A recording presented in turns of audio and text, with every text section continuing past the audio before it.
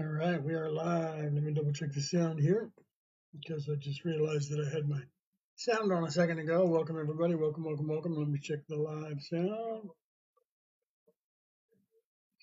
Sounds good, not reverbing at all. All right, welcome in, everybody. Welcome in. Welcome, welcome, welcome. Smash those hearts, champions, and ask me your spiritual questions. I didn't double check on resetting the camera here, did I? Well, that's okay. We'll just take it where it is. Welcome, welcome. All right, share this out, share this out. Welcome me in, smash those hearts, and ask me your spiritual questions. What are you guys up to? What are you doing today? I'm going late. I'm going live a little bit late, and I'm all kind of disheveled, running amok, getting stuff done. Welcome in, welcome in. Okay, so what are we doing today? What's going on in your world, right? Hit those hearts, smash those hearts. Let's get some people in here. Let's get some more people in here. Let's get some hearts going so we can get some people in asking questions. My beard is a disaster today, isn't it?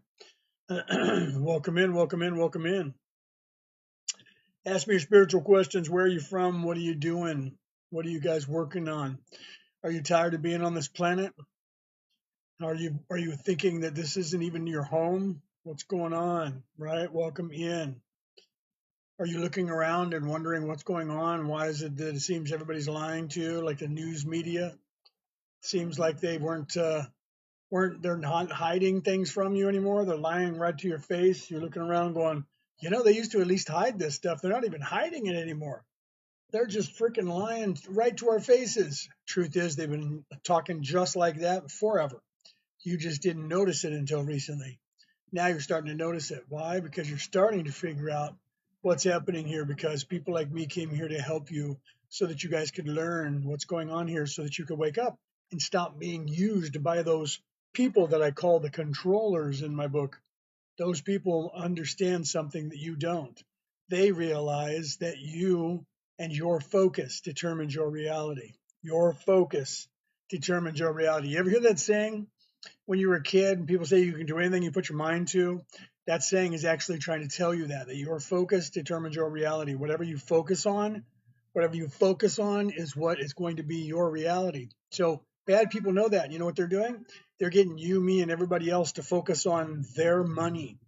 We're focused on a system that they set up so that they get all the money. And all of us around the world, all of our focus is kept on that system. Think about it. Think about what they do. They have advertisements in everything. And what are the advertisements? The advertisements are advertising things that they can make more money off of. Their things that they own that they make more money. They advertise that and they focus us on that. And then when we go to school, what do? They teach us that there's a map of the world. And in the map of the world, you have countries. And those countries are owned by their relatives, by the way, because they're all related. You can look that up. Little girl in the United States, back when Barack Obama was the president, was doing her lineage, her family. And she said, I wonder who Barack Obama is related to. You guys remember hearing that story? She found out that Barack Obama was related to every single president of the United States except one. And it's not Trump, because he's actually related to them too. Okay. So everybody was tripping on that. All the presidents of the United States except for one were all related. It was something like Martin Van Buren or somebody who was not actually related. Okay. Don't quote me on that. It could have been one of the other ones. It could have been Taft or somebody. But everybody was related. They're all cousins. So the guys over at the History Channels, when they were making the documentary Above Majestic, they said, okay, hold on. So all the presidents of the United States are all actually related. We know that all the monarchs in Europe, Northern Europe, Western Europe, Southern Europe, all of them are related. You can Google that, because they were all intermarrying. All the kings were marrying their princes to the princesses, and so they're all actually related. So if all the presidents of the United States are related and all the monarchs in Europe are related, they said, I wonder if they're related to one another and how far that goes. So in the documentary that came out in 2017 or 2018 called Above Majestic, they took a look at that, and not only are they related, but every monarch in every country is related to one another. Okay, going back as far as they could see. Right. So they know what I know. They know that our focus determines our reality.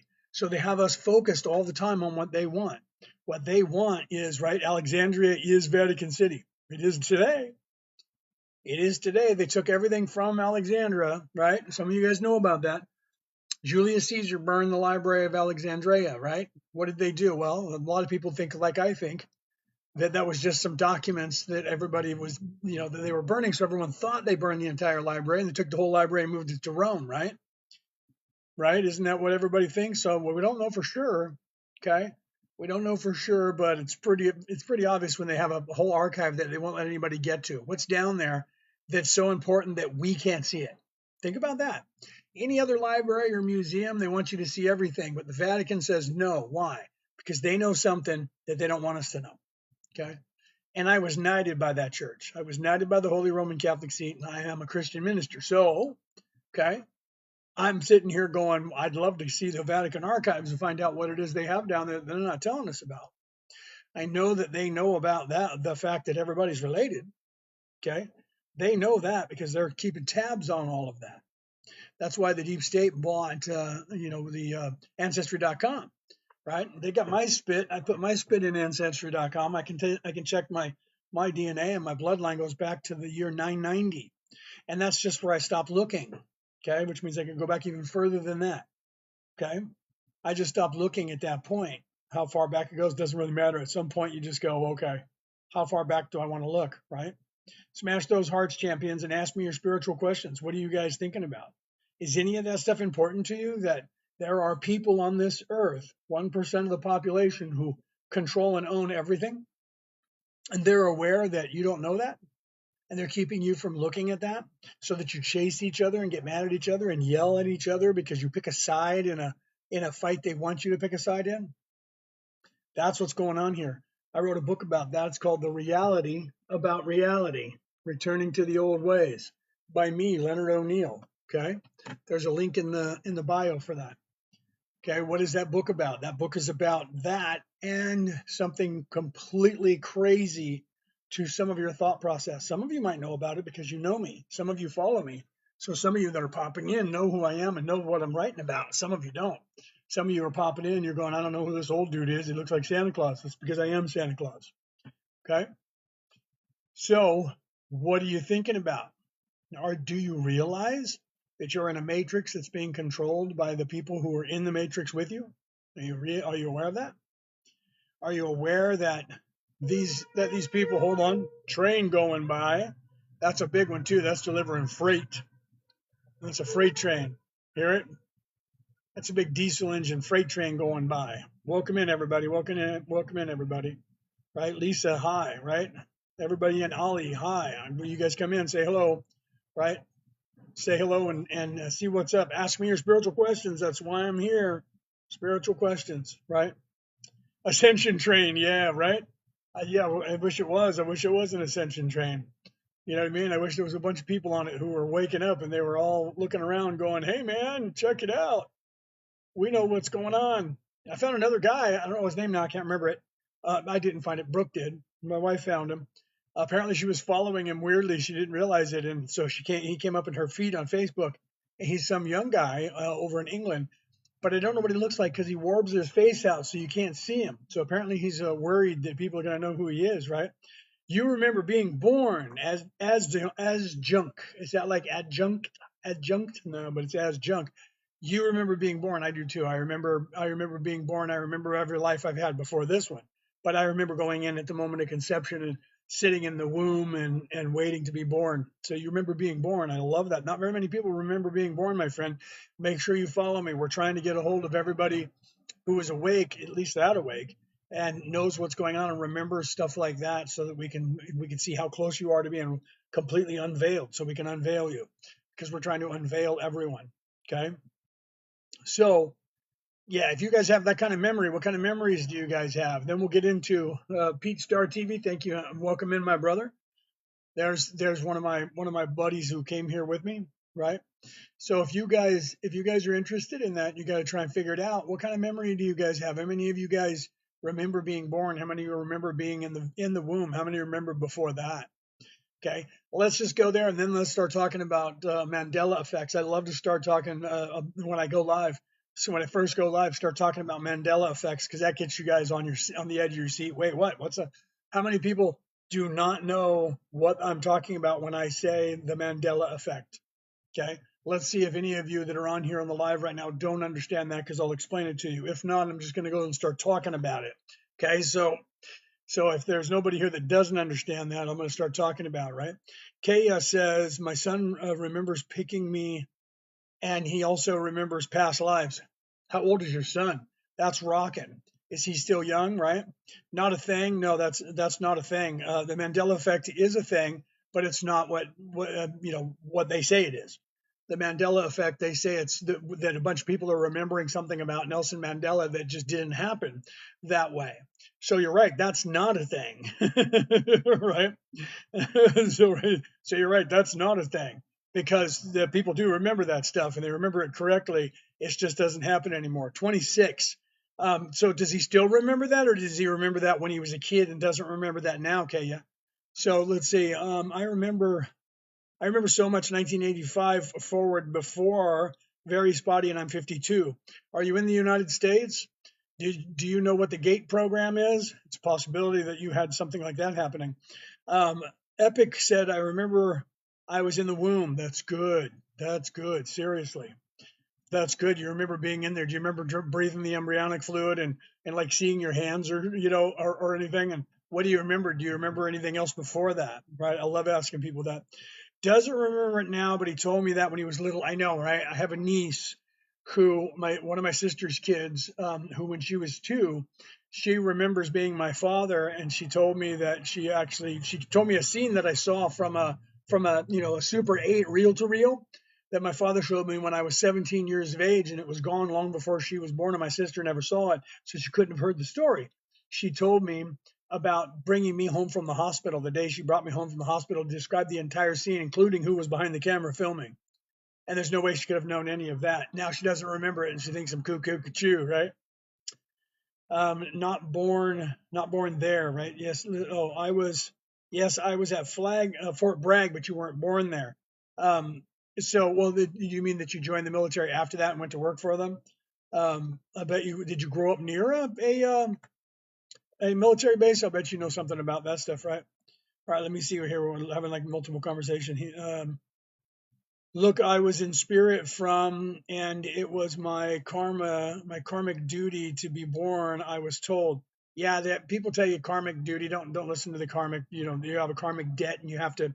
Don't listen to that. I'll describe that for you in a second. It's not what they think it is.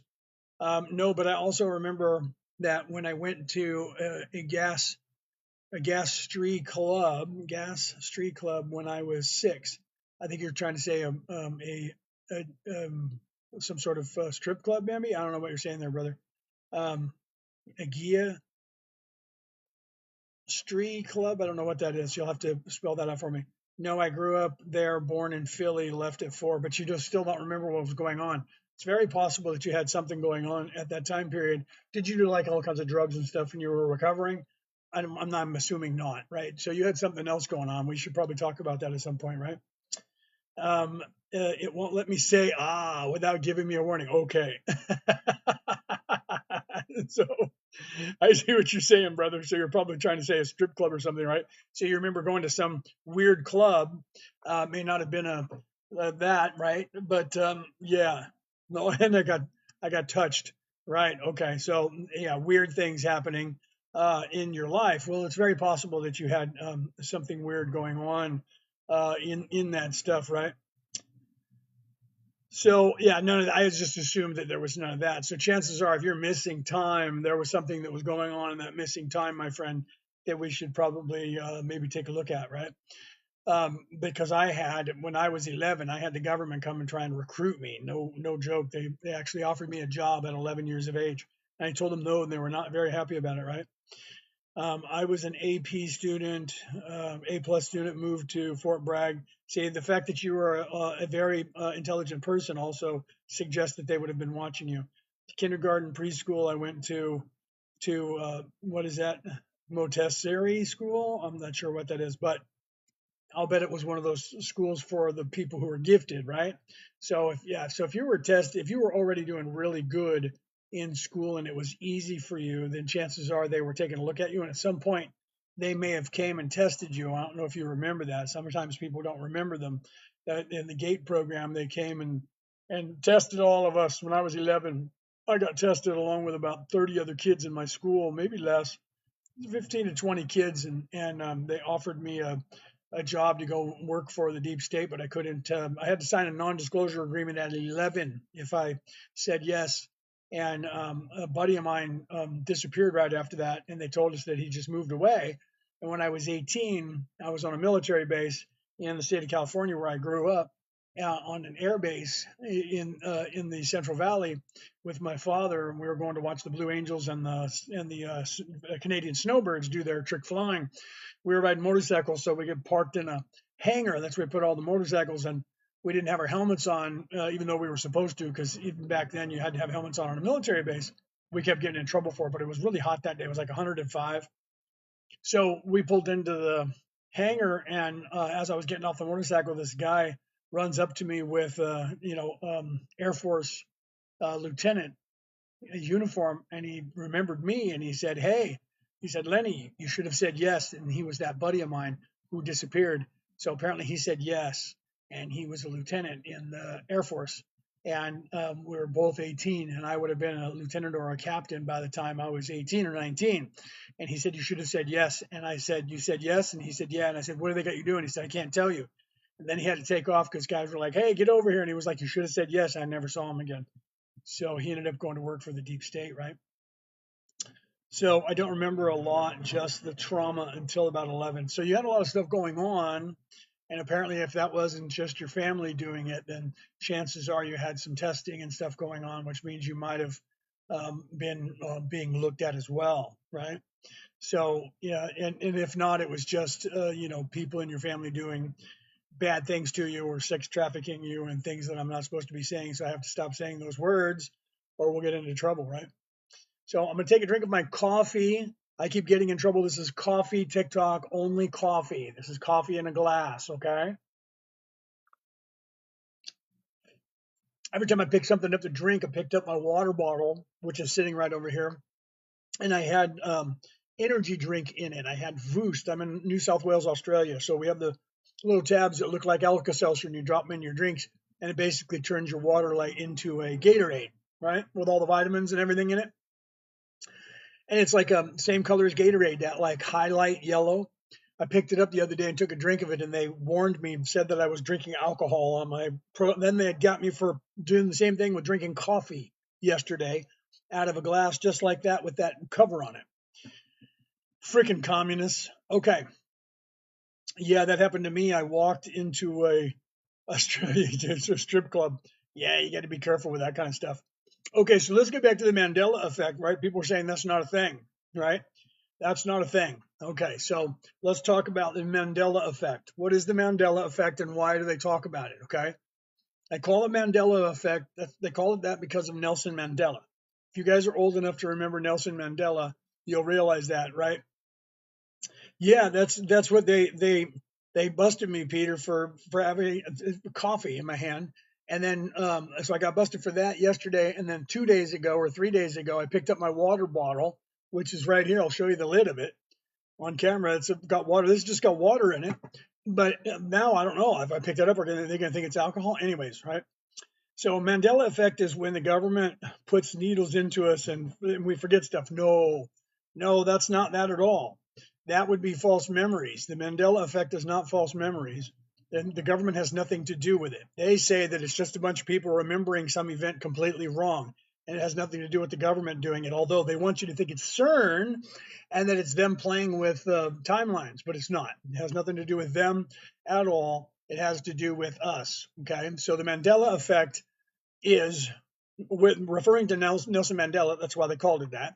There is millions of people on the earth who remember Nelson Mandela, but they believe, because of their memory, that he became unalive, because I can't say that D word on a communist platform like this one, because they change your words and then they start getting everybody to inform on each other. And the next thing you know, you're a socialist and a communist platform and government around your house. Okay, then the Gestapo's coming in to take people like me and unalive us someplace so that you guys don't know the information that I tell you. Okay, so the Mandela effect is Nelson Mandela. Some people have a memory of him going into prison in South Africa and then becoming unalived in prison. Okay.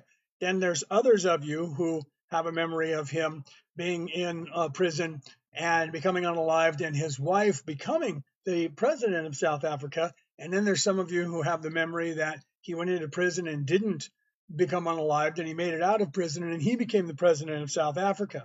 So because there's a couple of memories that people are having on there, it's usually just two that they have.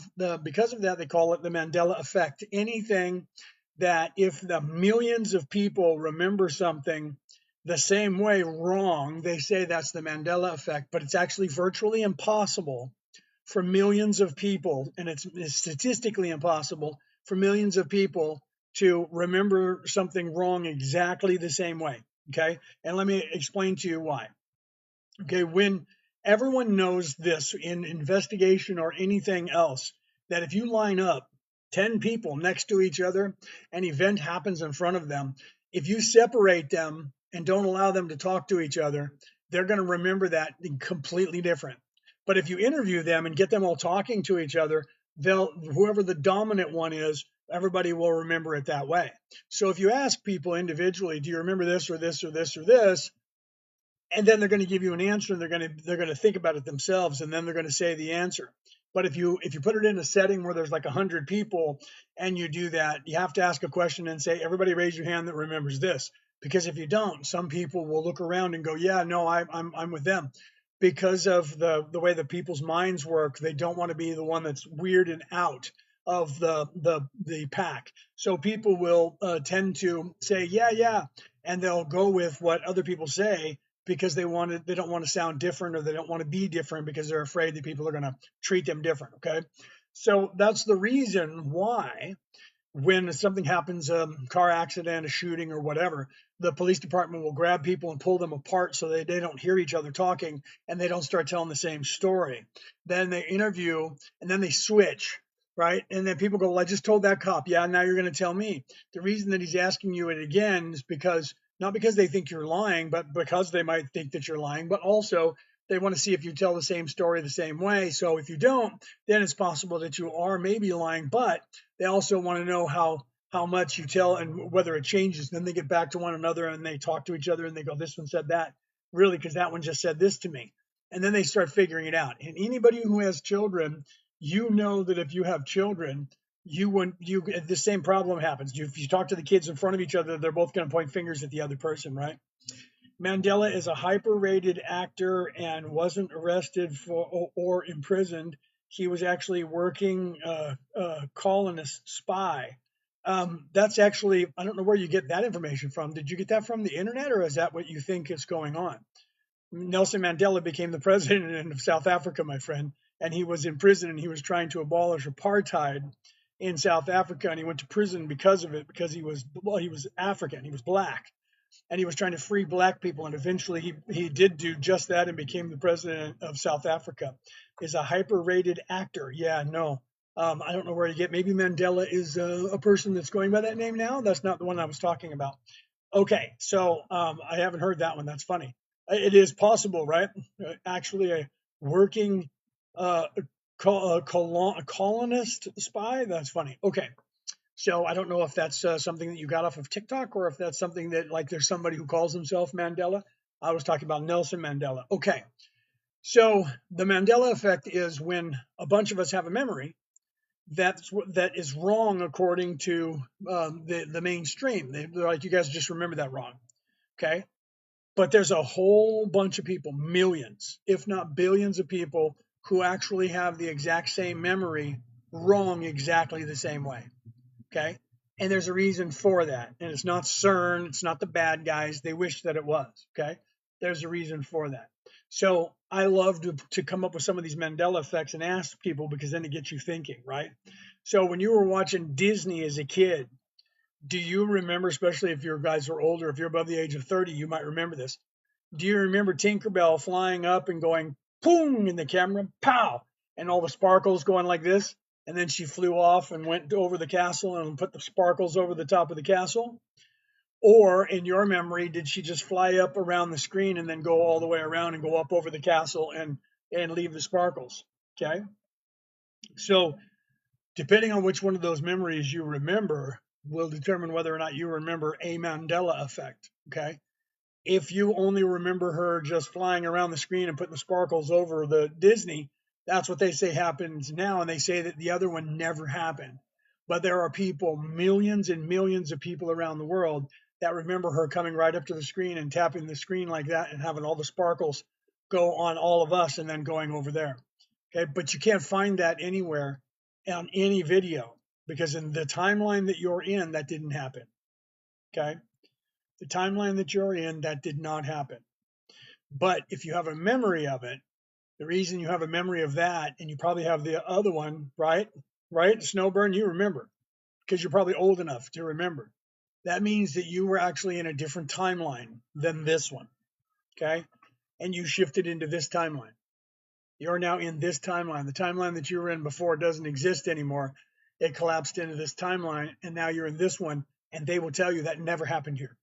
There's more. There's a lot more. Okay. Thank you very much for that. Right. Thank you very much for that. Do you remember the Monopoly guy? The Monopoly guy having a monocle on one of his eyes or no monocles? Okay. So the Monopoly guy today, they say never had a monocle. But there's still video out there of people pretending to be the Monopoly guy with a monocle. Okay. So they say never happened. I know, right? Look, yes, with one monocle, right? Cornucopia, Snowburn. Okay, then let's tell them what we're talking about. Fruit of the Loom, the underwear and the t-shirts, they have little fruit there. Do you guys remember that loom, the cornucopia behind it? Do you guys remember the cornucopia and the fruit was spilling out of the cornucopia? If you do, you remember a different timeline because Fruit of the Loom said that never happened. And that happened. So for those of you who remember that Pikachu, Peter, yep, Pikachu with the black tail. There's another one. Little Pikachu. Did Pikachu have a black tip on its tail? Or was it just yellow? According to them, he was yellow, always never had a black tip. Okay. Fruit of the Loom had it too, right? Fruit of the Loom had the loom. It had the loom.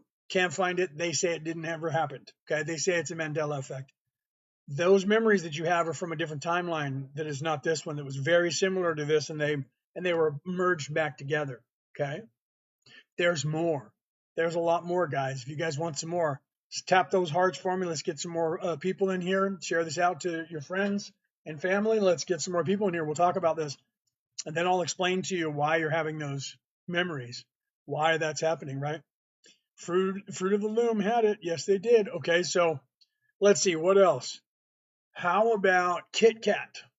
Kit Kat candy bar by Nestle Chocolate. Okay. Was it Kit with a little dash in between cat or just Kit Kat with the space in between? What is your memory?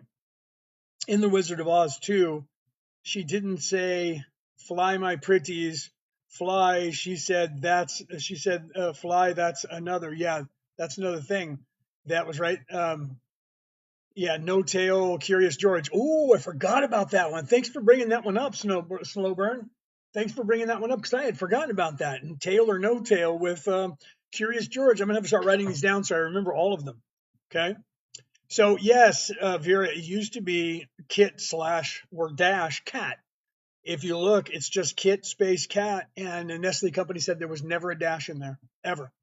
But we have memory of it. And then Tail or No Tail, Curious George. If you guys are old enough to remember Curious George, I remember he had a tail. He was a monkey. He had a tail. Now they have no tail on him. Isn't that what it is? I'm trying to remember that one the right way, right? Has a tail, right? He had a tail, but he doesn't have a tail now. Okay, so in a timeline where we were in, he had the tail. And Kit Kat had a dash. Okay, there's a lot more. Okay, there's a lot more. There's some that, these are older ones. As I'm going to start bringing you to closer to now events with Mandela effects, okay? So Chick-fil-A. Do you guys remember Chick-fil-A? If you're an American, you know Chick-fil-A because it's the most popular fast food restaurant in the United States. At least it was when I left there 6 months ago, right? Because I'm in New South Wales, Australia. But when I was in there, over there, okay, Chick-fil-A. So how was that spelled? C-H-I-C-K or C-H-I-C? Okay, that's the first part. And then the second part is the fillet, the word fillet. Was it spelled fillet like fillet, like a fillet, like a filleting knife? Or is it C or CK with a dash, and then FIL, and then dash a big giant A?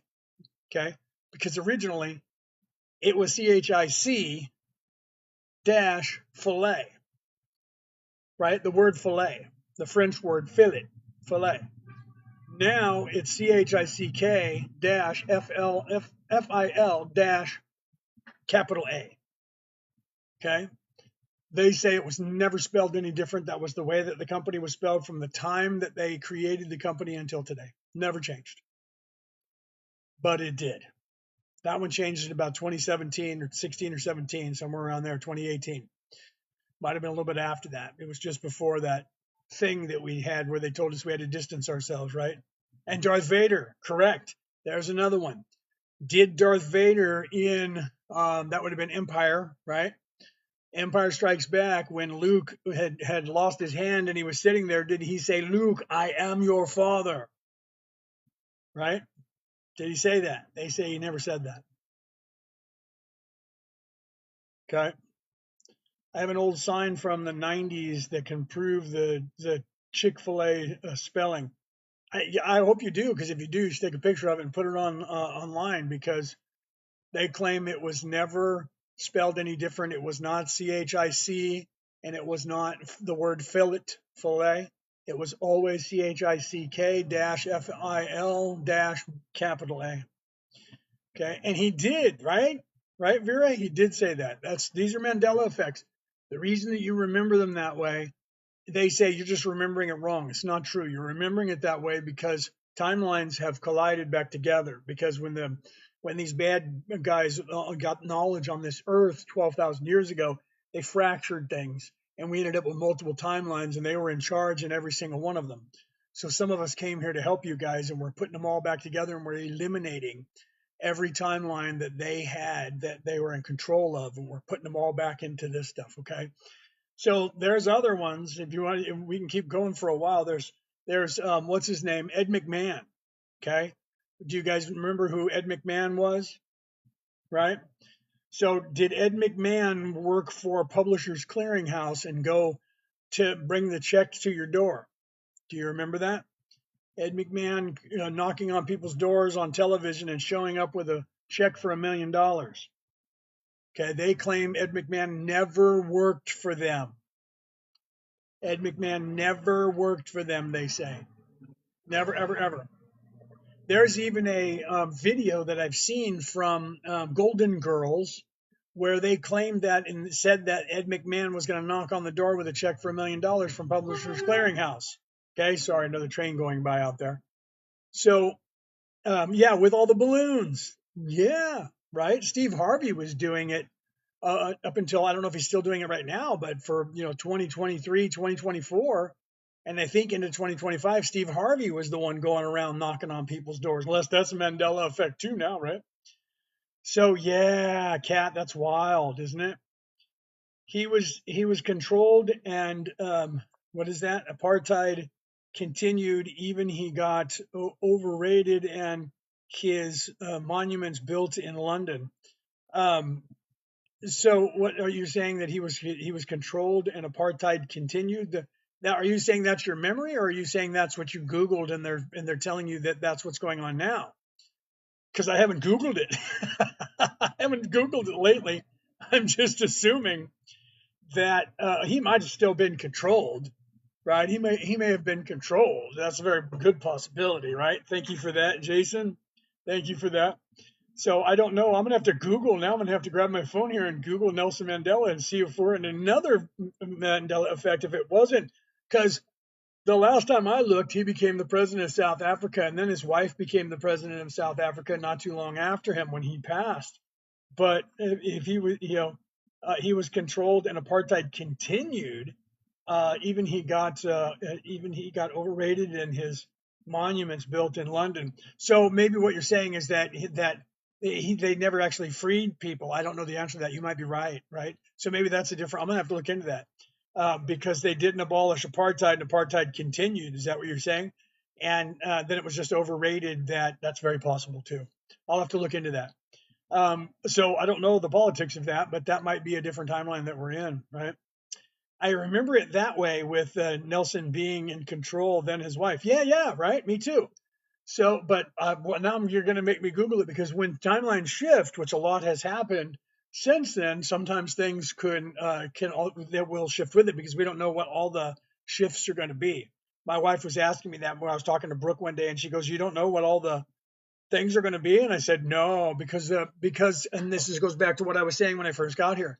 The total collective consciousness of the earth is what creates the reality. So if two timelines shift, depending on how many people in the reality that one timeline shifts into, if enough people believe that something is the way it is in this timeline and the other people aren't as many, then it doesn't equal out. And then then what will happen is that one timeline will take hold, and then some of you will still have the memory of the old one. The only way that you remember that, let me say that again.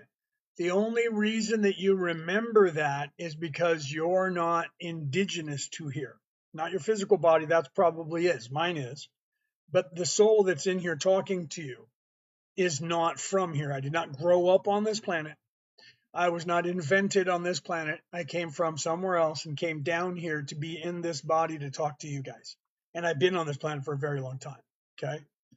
So if you're remembering these Mandela effects, especially these big ones, it's because you actually came from a higher plane of existence and you came down to be in a body, probably many lifetimes. You've been here stuck, veiled with everyone else, but you actually came here to help fix this place. That's why you're remembering those. Okay. His ANC government did not redistribute wealth, and there are many darkness in the overrated Nelson and Tutu. Very possible. I don't know the answer to that. Yeah, we're having a human life experience. Yes, you are. His wife was a spy too. I don't doubt that. Now you're going to have me going down that rabbit hole, bro. You're going to have me looking into that because anything's possible, right? And that they just got paid off, and then they went ahead and did what the deep state wanted them to do. Very possible. I'll have to look into that now.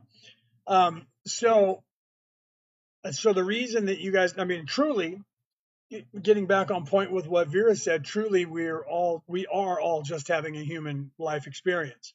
That's true for every single human on Earth, including cats, dogs, fish, every animal, every tree. Everybody's having this experience of beingness and being here, right? But some of you already did this and graduated from first, second, and third dimension, which is what the third dimension is made up of, the first and the second, and then the I think, therefore I am, the self-awareness of the beings on the earth. Okay. And that's what third dimension is. Okay. You have already done this a long, long time ago in a galaxy far, far away. Okay. To use a Star Wars term. All right. So you have to realize that that's why you're having these Mandela effects. And there's more, there's a lot more. There's some that are closer to now timeline. Here's one that's 2 years old. Here's one that's 2 years old. Where's your heart? Okay. Is your heart over on your left side? Like if you're American, you put your hand over your heart, it's over to your left, right? Is the heart over to the left behind the lung, or is it almost dead center, just barely behind the lung? Which memory do you have? And where is your kidneys? Are people's kidneys right at their, your butt crack ends and your waistline is right there? Is your kidneys right at that waistline? Or are they all the way up behind your rib cage, just sticking out barely behind the rib cage? So if you were to kidney punch somebody, you would have to punch them in the ribs. Or do you punch them down low, right at their waistline? Okay. Off center, left in the back, behind the rib cage. Okay, so if you're behind the rib cage, that memory is from this timeline. If your heart is over to the left, that's from an older timeline. But that one is fighting. There's just as many people. So if you Google that, you'll actually see the heart over to the left and the heart in the center, even on Google today. Okay, but in the beginning, 2 years ago, it tried to be way over or it tried to be dead center, and now it's moving a little bit. The kidneys, if the kidneys for you are about at the waistline, that coincides with the heart being on the left. But if they're way up under the rib cage, then that's this timeline, right? I grew up in martial arts. You didn't punch somebody in the rib cage in the back.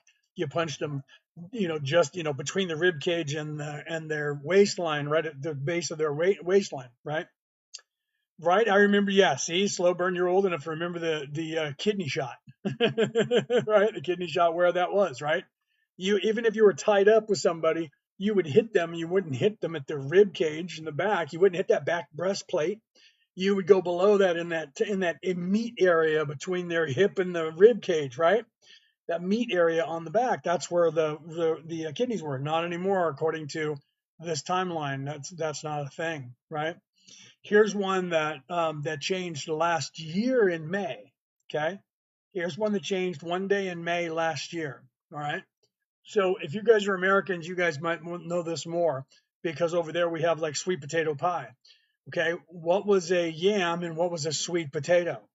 Okay, were they the same thing or are they completely different? All right. So the memory that I had that most people remembered was the sweet potato was, if you cut it open, was sort of a yellow color. It was a yellow orange color, and it had those little teeny lines in it that made you look like a potato. When you cut the potato, it had like a little circle that was in the center. And a yam, when you cut it open, was orange, like a pumpkin orange, right? So if you remember that, that's a Mandela effect, because today the yam is the orange one and a sweet potato is either purple or white on the interior, and the outside of the sweet potato is now dark brown skin that's hairy like a coconut. Do you guys remember that? Because that's the way it is today. You can Google that. So it used to be that the yam was, in fact, what the sweet potato is today. Okay, the yam was the orange one that was like, it was darker orange than that, right? It was a dark orange color. It was orange, like pumpkin orange, and that was the yam. And a sweet potato was kind of a yellow color, and it had the consistency of a potato, hence the term sweet potato. But now, if you get, like, say, sweet potato fries, it's what was a yam last year at this time. They called them sweet potato fries, but they were yams, and everybody called them sweet potato until the timeline shift, and then it switched. I remember being in the store and people saying a yam and a sweet potato is the same thing, and I would go get a yam and I'd go get a sweet potato, and on the outside they looked similar. I would cut them open and go sweet potato, yam, listed by the people who sold them, and then I would buy them, because I would do that around time, right? So I remember. So you grew up near a farm, right? So do you remember the sweet potatoes being purple or white on the inside, and having and having long hairs hanging off of them like a coconut? Because that didn't happen until last May, and then that changed. That was the same time. That was the same time that we had black chickens, and that one disappeared for a minute. We had black watermelon, a black apple, a black bell pepper. All of that changed last May, and you can find that stuff now. It's real, but it wasn't here on this earth. And when we looked up the black chicken, they were like, "Oh, they've been around since the 1800s." And I was like, "Wait, what?" But that one actually weirdly changed, because last May there was a chicken, not just the chickens that have the black feathers, but they also have black meat, right? And that lasted for, I'd have to ask Brooke, that lasted for maybe a month. And then for some reason, people rejected that. And now you can't find a chicken with black meat, but you can still find the black chickens that have the feathers that are black, right? Those have been around forever, right? I've never heard that. You say you never heard that? Yeah. So take Google what a yam and a sweet potato is today, and if you remember it, that was last year. So the heart thing and the kidney thing were 2 years ago, or maybe 3 years ago in May, and then last May that was the one that changed with all the yam and the black stuff, black apple, black watermelon. I was like, oh, this has got to be AI. And we started asking people. They're like, no, dude, that's a thing. There really are. And I was like, what do you mean? People actually remembered that. And when you looked it up, they said that it was around for a long time. And I'm like, I don't know about that, but at least the black chicken meat disappeared. I wanted to buy one just so I could eat a chicken that had all black meat. I wanted to do that. I told Brooke that. We were over in America at the time. And we laughed about it. But then we looked it up, and she didn't remember the yam being the same way. She didn't know what a sweet potato was, though. The sweet potatoes over here were different than the ones we had in America. That's why I asked if you were over in America. But even the ones in America now are a sweet potato is that orange, pumpkin orange yam that used to be a yam last year, and now the yams are white or purple on the inside. And ones that are purple on the inside are white on the outside. The skin's white. And the other ones are a brown skin that's like a russet potato, like an Idaho potato, only it has hair hanging off of it, like a coconut has hair. And I have no idea when that happened, except for that I just showed up in May. I don't know if it happened prior to that and I didn't notice it because I was already noticing that there was issues with yams and sweet potatoes for a bit. So the timeline collapsed. And then I didn't notice anything really big between then and now. And usually people will start talking about it on the internet. And the yam one and the black chicken everybody was talking about on the internet. One that happened a week ago. Not very many people have been talking about it because I don't know how many people noticed it yet, and I'm asking people about it because today is Monday for me. I'm in New South Wales, Australia, so it's the 2nd of March. The rest of you, today's the Ides of March. Today's March 1st. So a week ago, yesterday, because it was on a Sunday, a week ago, we had a market to go to because Brooke and I, with Merlin and Maeve, we sell jewelry that we make. We also do Reiki because we're Reiki master teachers. So we go to fairs and we sell all of our necklaces and earrings and bracelets and anklets and stuff that we make and pendants and all of that. And then we do Reiki, and then I talk to people. And most of the time I get up on stage with a microphone and do what I'm doing now in front of people at a fair and answer their questions.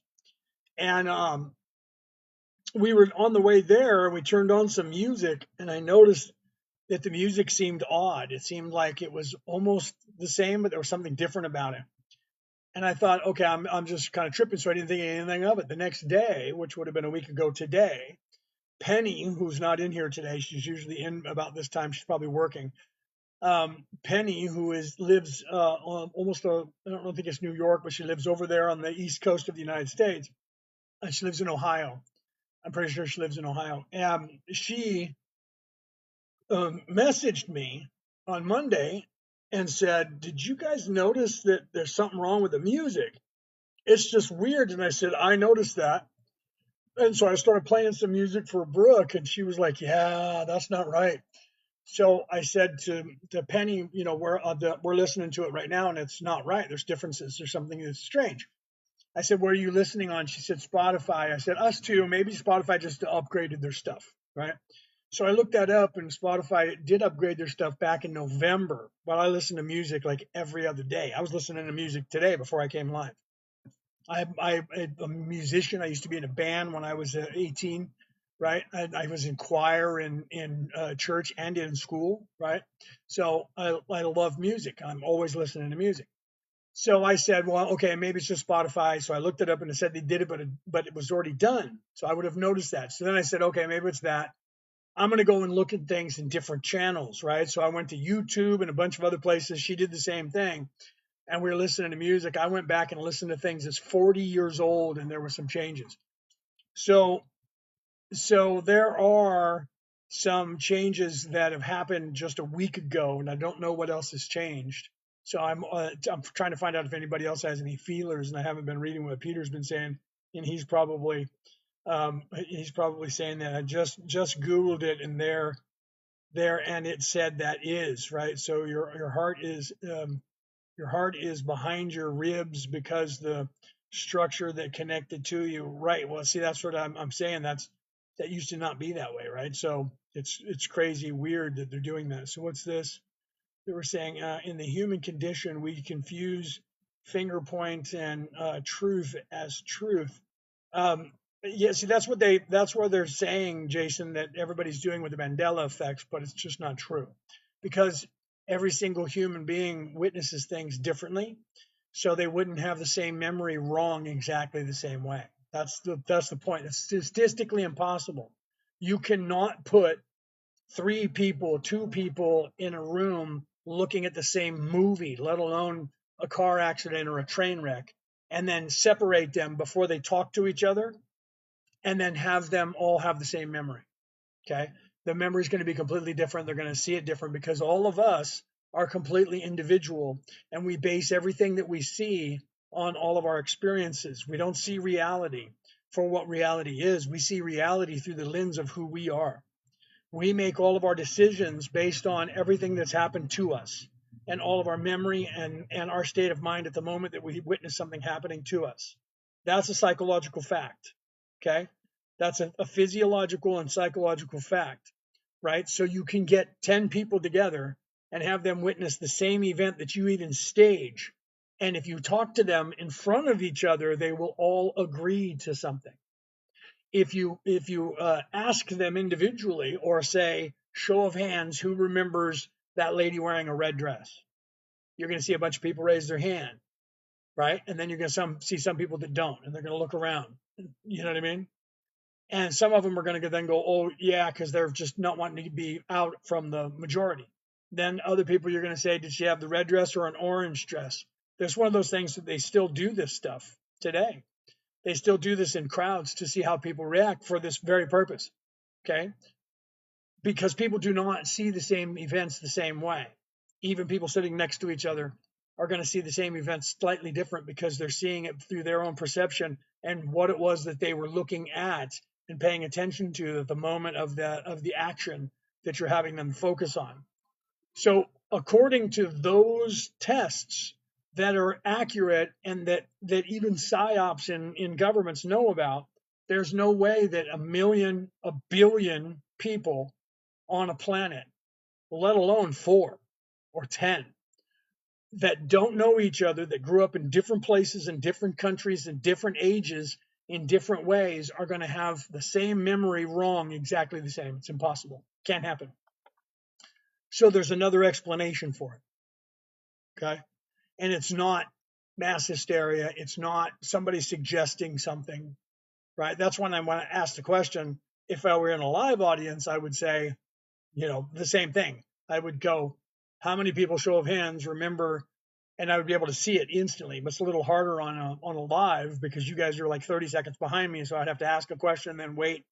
And not everybody's going to answer. But if we were in a setting to where you could see me and you knew that I could see you, you'd be more prone to put your hand up. Okay. So that's why I asked the question, do you remember the Monopoly guy with a monocle? Or do you remember him with no monocle? Right. And then people, they start thinking about it, and you guys all start typing. It's the same thing as putting your hand up. And then people are like, monocle, monocle, monocle, monocle. He never had a monocle. How is it that all those people are remembering a monocle? Because I suggested it to them. There's a bunch of people who don't remember that. And when I say that, they're going, no, I don't remember him with a monocle. So it's not a suggestion unless you want to say that all of those people are the only ones that are weak-minded and all the rest are strong-minded. Okay. And then we can test them to find that stuff out. So when you're sitting, as an armchair quarterback, people love to just say things and go, no, people are just that way. They just remember things wrong. That's just not true. People all remember things the way that they perceive them, and their perception is determined by their state of mind and what has happened to them in their life and what they were looking at when the event started. Okay.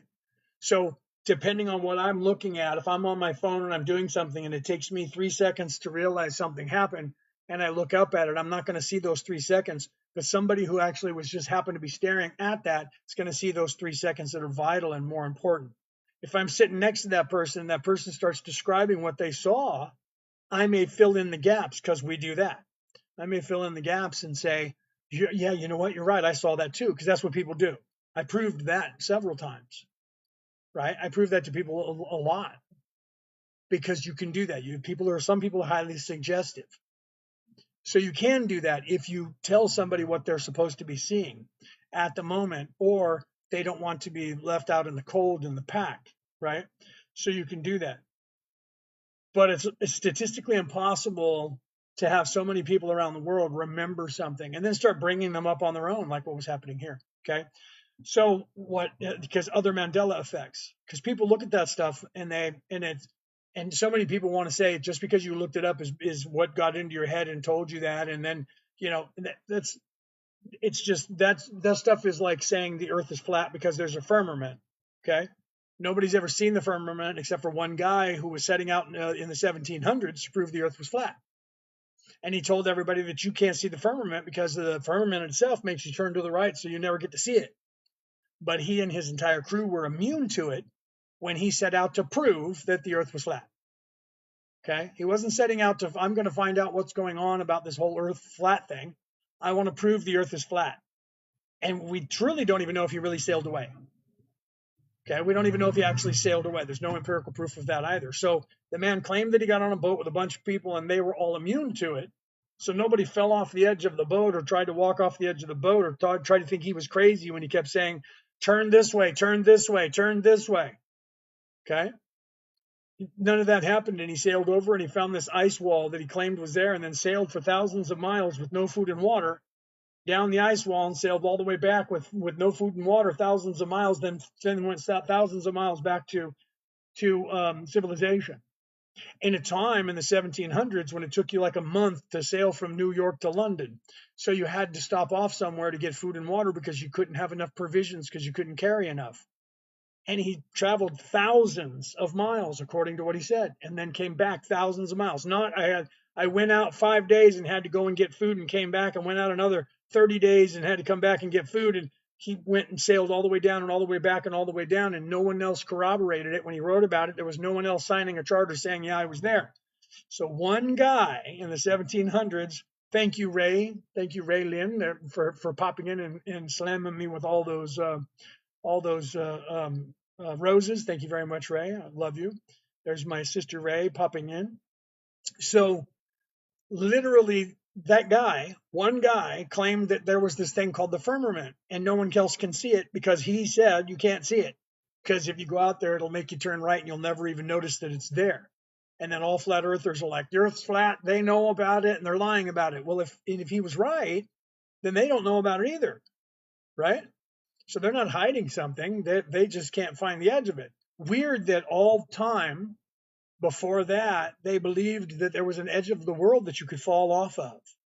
Not that there was a firmament. No one in the history of the world believed there was a big giant ice wall until that guy said it. Do you see my point? And now nobody's going out there to prove it. Because if he was immune to it, that means other people are immune to it. That means people can go out there and they can find the ice wall and they can go, look, here's my GPS and it's going crazy and the GPS is going in circles and I'm not actually up here at the glacier, at the ice walls up in the North Pole. I'm actually here. I'm at the equator and there's an ice wall here. Nobody's able to do that, right? And then they just like, never mind that. Shut up. When I asked that question, why don't you guys go out there and do it? Well, they already fired a missile at the dome and it bounced off, but they scrubbed that from the internet. Bullshit. Okay, bullshit. Because if there's still stuff out there that you guys say it was the moon landing that was faked, and we can still find videos of that, we'd be able to find videos of the firmament too. So I tell people, go out there and find it. Now that you have AI, somebody's going to create it with AI. I'm surprised it hasn't happened yet. I can't believe that it hasn't happened yet. Probably because when the second they do, people like me are going to prove that it's AI, and then they're going to look stupid, and all their money's going to go away, right? Firmament means the sky, which is even crazier. Which is, I don't know if it actually means that, but I'm going to look it up now to find out that if it does, the firmament. They claim that's an ice wall, man. Thank you for that, Marcella. Thank you for that. Thank you for that, Marcella. So I'm going to look that word up now. I don't know the etymology of that word. You're going to have me looking it up. And if it does, I'm going to laugh my butt off, bro. I'm going to laugh my butt off. I don't even know if you're a guy. Mirror, because it's Mirror Mania. I don't know if you're a guy or a girl, but I'm serious going to go, dude, for putting, I never looked that up. Never did.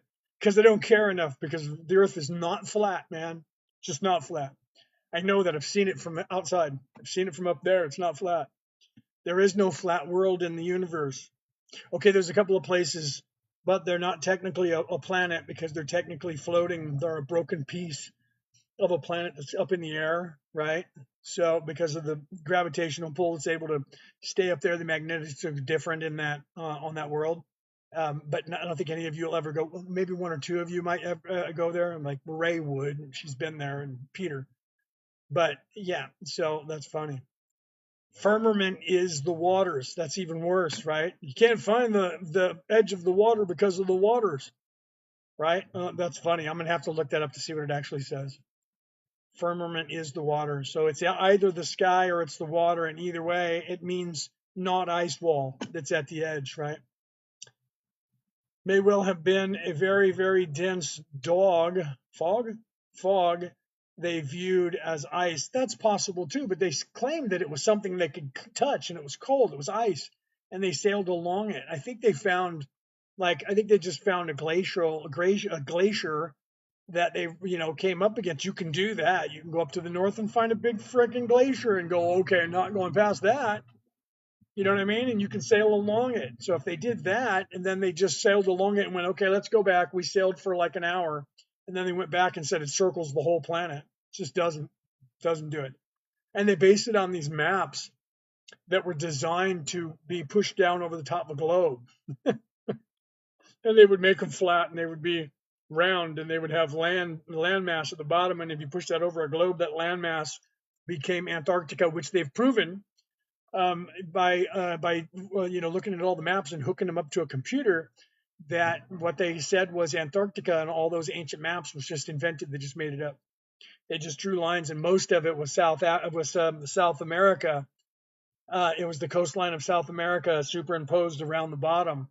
I just watched a video on that where they put it into a computer, and the computer recognized the topography and said this is actually this landmass right here. It's the South America, and somebody just turned it this way and became the bottom part of, or the top part of Antarctica, and it was literally the inside of South America going up towards Brazil, and then the other part that was going around the other side was the other side of South America going up towards Chile, also superimposed over it. So most of the ancient maps that have Antarctica had one side of South America going this way till the middle, and the other side of South America bent down that way, going that way, and that was what they said was Antarctica. And a computer realized that and pushed it up here and said that's not what's supposed to be there. So yeah, so that's going to be, and then Mandela effect. Let's get back to that.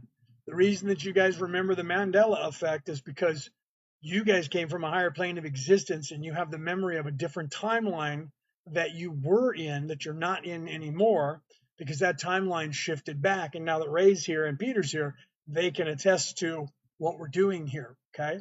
Some of us came from a very high plane of existence and we came down here to help you guys get unstuck. Part of what we're doing in what's called the temporal war, most people, when you type that in, they think that just means in time, in past, present, and future, because temporal means usually timeline to most people. It also means dimension. So not just past, present, and future, but third dimension, fourth dimension, fifth dimension, and other timelines that have fractured, that are above, below, and around and next to the timeline that you're currently in. And we're collapsing all those timelines back together so some of you have memories of things that don't exist anymore. Okay.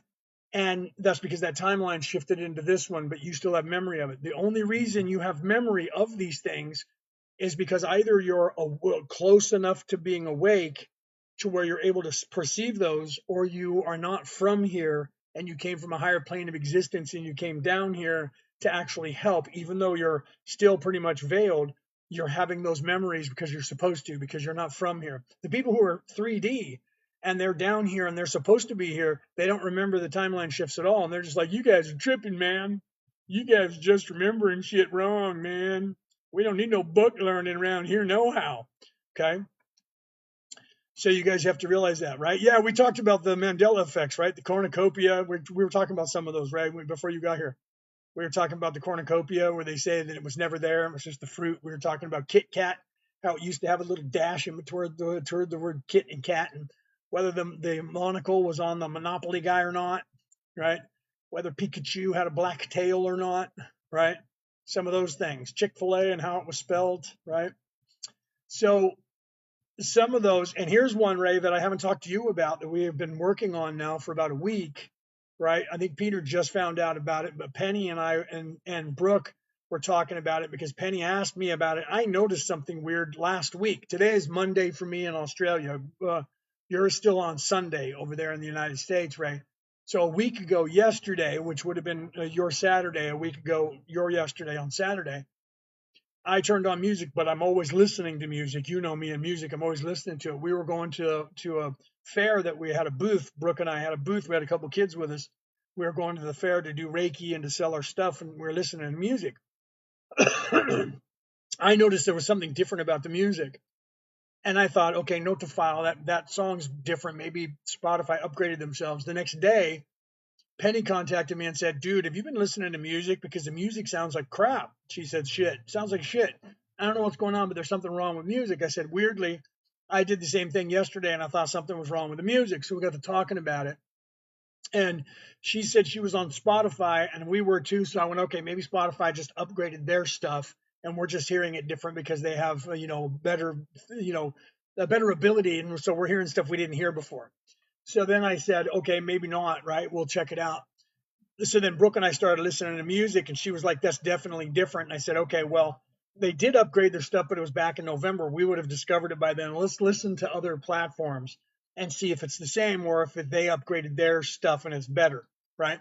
So then we started listening to it on YouTube and other radio stations and listening to music, and the music changed. So sometime either on Sunday or prior to Sunday of last week, our time, which would have been your Saturday in America, and something changed. There was a timeline shift, and the music and still is different. And it's not like big things like there'll be like a different way that they play the rhythm or a different way they play the solo, and definitely microphones are different now. There's sound effects that are another track of a microphone that wasn't there before. Some people do that anyways, right? But even the songs that some people don't do that, it seems like they do that in a lot of bands now, where before it would be like one or two singers would overlay their own sound on the album, and then the guys in the band would sing that part when they were live. That happens a lot in music. But now I'm talking about like The Beautiful People by Marilyn Manson now has a growl in the background while he's singing that was never there before, and it's on everywhere, and it hasn't been remastered, right? So something changed in that, and there's a growl now in his version of The Beautiful People when he's going, the beautiful people in the background. There is what sounds like a lion or a tiger growling in a soundtrack that was never there before. Okay, so something changed. There was a timeline shift, and this time it's affected music in just a very subtle way. And if you're musically inclined, you listen to it, you'll hear that there's something slightly off. Drum beats that are normally off drum beat here and an off drum beat there are now switched to where the drum beat was not off beat is now the off beat, and so now it's the cadence is slightly different, or a solo is played different now than it was just last week, right? Words are pretty much the same in the songs that I've found so far, but I've gone back and listened to stuff like the Eagles and Zeppelin and AC/DC from the 70s, and Metallica from the 80s, and now Iron Maiden from the 80s, and now we did Marilyn Manson from the 90s, and now we did Limp Bizkit, we did Green Day, we were doing like everybody we could imagine, right? Listening to music. I did Tool, I did Amon Amarth, I did who else? Judas Priest, I did who else? I've been listening to everybody. And check it out. Go and listen to some music when you have some time. Listen to something that you know really well because you've been listening to it a lot, and see if there's something different about it. Just started a week ago. We're trying to figure out what else was a timeline shift, because usually it's not just one little thing like that. It's usually a few other things that happen. So we haven't figured out any of that, but we do know that music has been changed. Lyrics are the same, but like I said, there's like a soundtrack now that's slightly different, and nobody else seems to notice it. But when I ask people, they start listening, and some people are going, "Yeah, there's some weird stuff going on."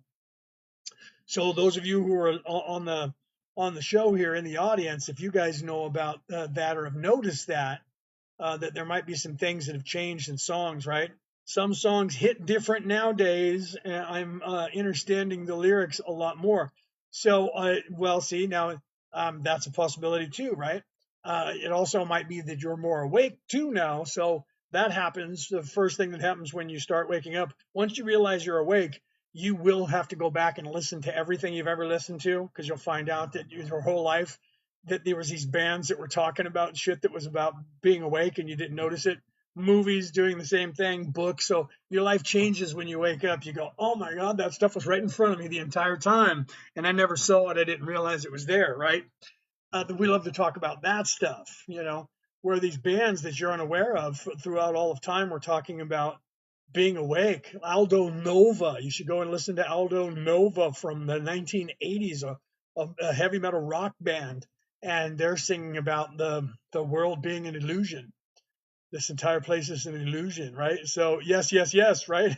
So yeah, I tell people all the time, you can go back to any genre. You can go all the way back to the 1970s, 1960s, Led Zeppelin, Stairway to Heaven. 1970s, the Eagles, Hotel California. Go to the 90s with Red Hot Chili Pepper, Californication, Red Hot Chili Peppers. Even further, now, I mean, Prince, anything by Prince, Tool, from the 90s until now, every song by Tool is about, even Prison Sex is about waking up. So everything, Stinkfist, same thing. Every song that Tool ever wrote is about ascension. It's about waking up. The entire band always. Limp Bizkit, just about, like, you would be surprised. There was one that I forgot what it was, and Brooke just noticed it, and it was a song she loved, and it was, I don't remember who was singing it. And the song was, the guy was actually saying that it's time to go home because the bar is closing, and saying you don't have to go home but you can't stay here. And she looked at me and went, I love this song. And this is the first moment I realized it's not talking about being drunk and who you're going home with and having to leave a bar. It's actually talking about being awake and waking up in the dark night of the soul. I was like, yes, it is about that. And she was like, closing time, yes, right? Closing time. Ozzy Osbourne, anything from Ozzy, but Over the Mountain, Crazy Train. Those songs are all about waking up. Crazy Train, listen to that one. He even says in the song, you got to listen to my words, right? That's part of the chorus in there. Closing Time, Ray, that was the exact song. We were listening to it, and Brooke went, wow, my God, I haven't listened to this song in probably 10 years, and I didn't realize 10 years ago I was asleep. This song is about the freaking dark night of the soul and waking up. I said, yes, it is. Let's see, what is it? The other one, Alice in Chains, Man in the Box. Everybody thinks that's like a defiant rock song. It's about the dark night of the soul. That's what he's talking about. He's sitting in his box, sitting in his shit in his box, and he's literally talking. And the band is singing as the ego, and so the band is saying, "Deny your maker," and he's saying, "Can you sew my eyes shut?" Because he doesn't want to see 3D. Right? You guys should see that video and listen to the song. Right? Why are we thinking that at the same time? I wonder, right? Yeah. So, right. So there's so many bands that have been out there, and movies that are doing the same thing. They're trying to tell you all this stuff, and you don't realize it until you start waking up. I'm about to take a drink of my coffee. TikTok. This is a cup of coffee in a glass. Thank you. Don't say that I'm drinking alcohol, because TikTok has been flagging me say I'm drinking alcohol when I'm drinking water or my coffee. Yesterday I took a drink of my coffee. TikTok, coffee. I didn't say I was drinking coffee, and I picked up my water bottle, which is over here right now. It's clear, but in the last couple of days I had Voost in it, which is the version over here in Australia of Gatorade. They drop a little capsule, a little thing in there, a little, like a pill, like Alka-Seltzer. Drop it in there, and it fizzes, and it puts all these vitamins in it, right? And so we drink them all the time. So I was drinking those because we don't buy Gatorade over here. They don't have Gatorade in Australia. So, I think you can find it over here, but why, when you have this little thing you drop in there? And I picked it up and take a drink, and guess what happened, right? Bang, right? Have you watched The Chosen? Yes, I have. I watched The Chosen. We're up to I think right now we just stopped at the Last Supper, so we haven't finished the rest of that. But if you guys are interested in The Chosen is the most accurate, except for they, of course, have Mary Magdalene like 100 feet away from Jesus at all times. Other than that, it's actually pretty accurate, scary accurate, Ray. Am I right? So yeah, it's scary accurate, right? Goo Goo Dolls, yeah, there you go, right? Slow burn, Goo Goo Dolls, yep, right? Alice in Chains music, right? Oh, you said that, and I was saying that. That's what you were talking about. Yeah, there's like more bands than anyone realizes that their songs are about waking up, not just some rock song or a defiant song or a love song. And then you don't realize it until you're awake, and then you go back and you hear it and you go, really?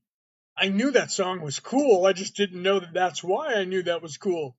So I always tell everybody, when you know that you're either waking up and you're almost awake, or you wake up, you're going to have to go back and relearn everything that you re-listen to every music, rewatch every movie, reread every book, reread every poem, because you're going to be like, what? No way, man.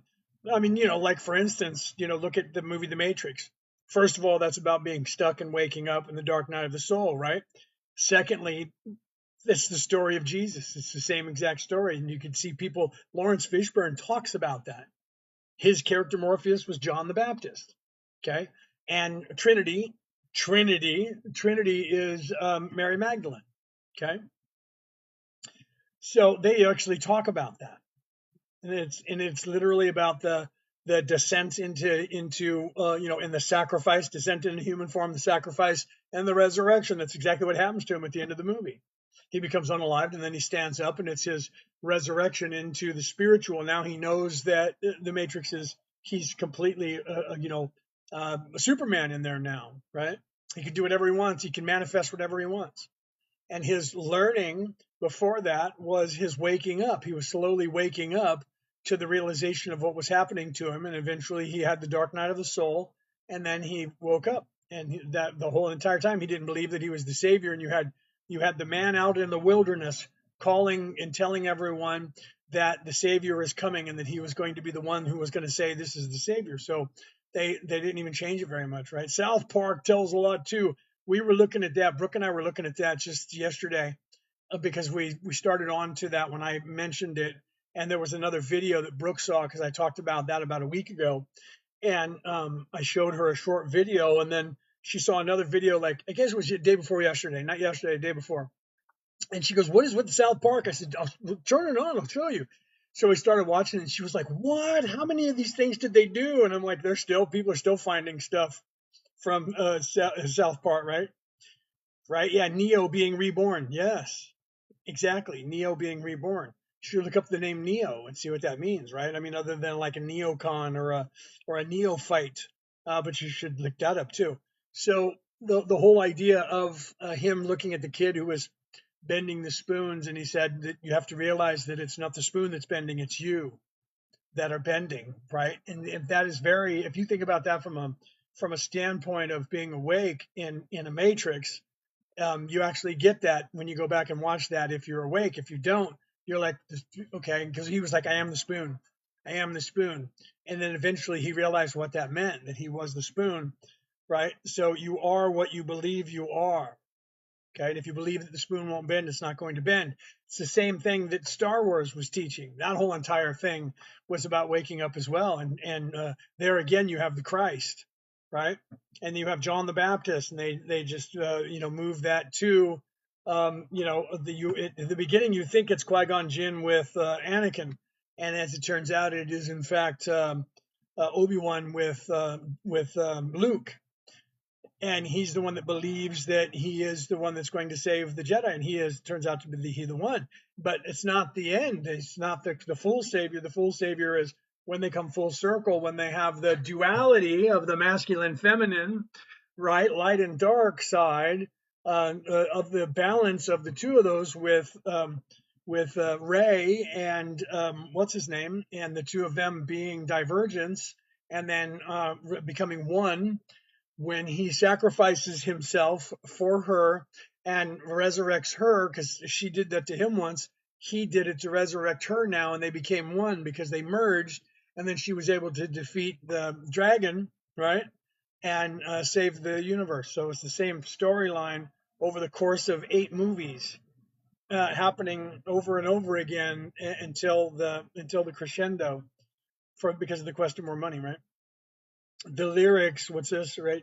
He didn't say that. What is this we're saying? He didn't say what? He didn't say that. Not sure what we're talking about there, right? The lyrics, yeah, you bleed just to know you're alive. If one of my favorite lyrics of all time, right? He said there is no spoon. He said, well, see, now you're going to have to go back and look at it. He said, you have to realize there is no spoon because it's you that bends. So it's not the spoon that bends. You're absolutely right. That is what he said. He said, you have to realize that there is no spoon, that it's not the spoon that bends, it's you that bends. Because there is no spoon, because they're in a matrix. There is no reality because you're not in a reality. Reality is in you, is the truth of what he was trying to say to you. Because none of this is happening. You think this is happening, but it's not. All of this is just in the mind of the creator. You don't exist and I don't exist. And that was exactly what the kid was trying to get across when he said that. It's not the spoon that bends, it's you, because there is no spoon. Because there is no this place. That he didn't go on to say that, but that's what he was saying to Neo, and Neo had to wake up to that. This place doesn't exist because it's within you. And that's the part that they actually took out of the movie, because the people who made the movie stole it from the guy who wrote it, who has videos out there where he's interviewed by people and explaining to people that the deep state stole it from him, right? So, but he was trying to tell you exactly what I tell you. None of this is happening to you. First of all, it's all happening for you. Secondly, if you look back, I talked about this yesterday. If you look back at the creation stories of all of this place in all the religions, the Viking religion, the Japanese religion, Tiamat, the dragon, that religion, all religions before they talked about let there be light. Okay. Because that's another wording of it. We'll go there in a second.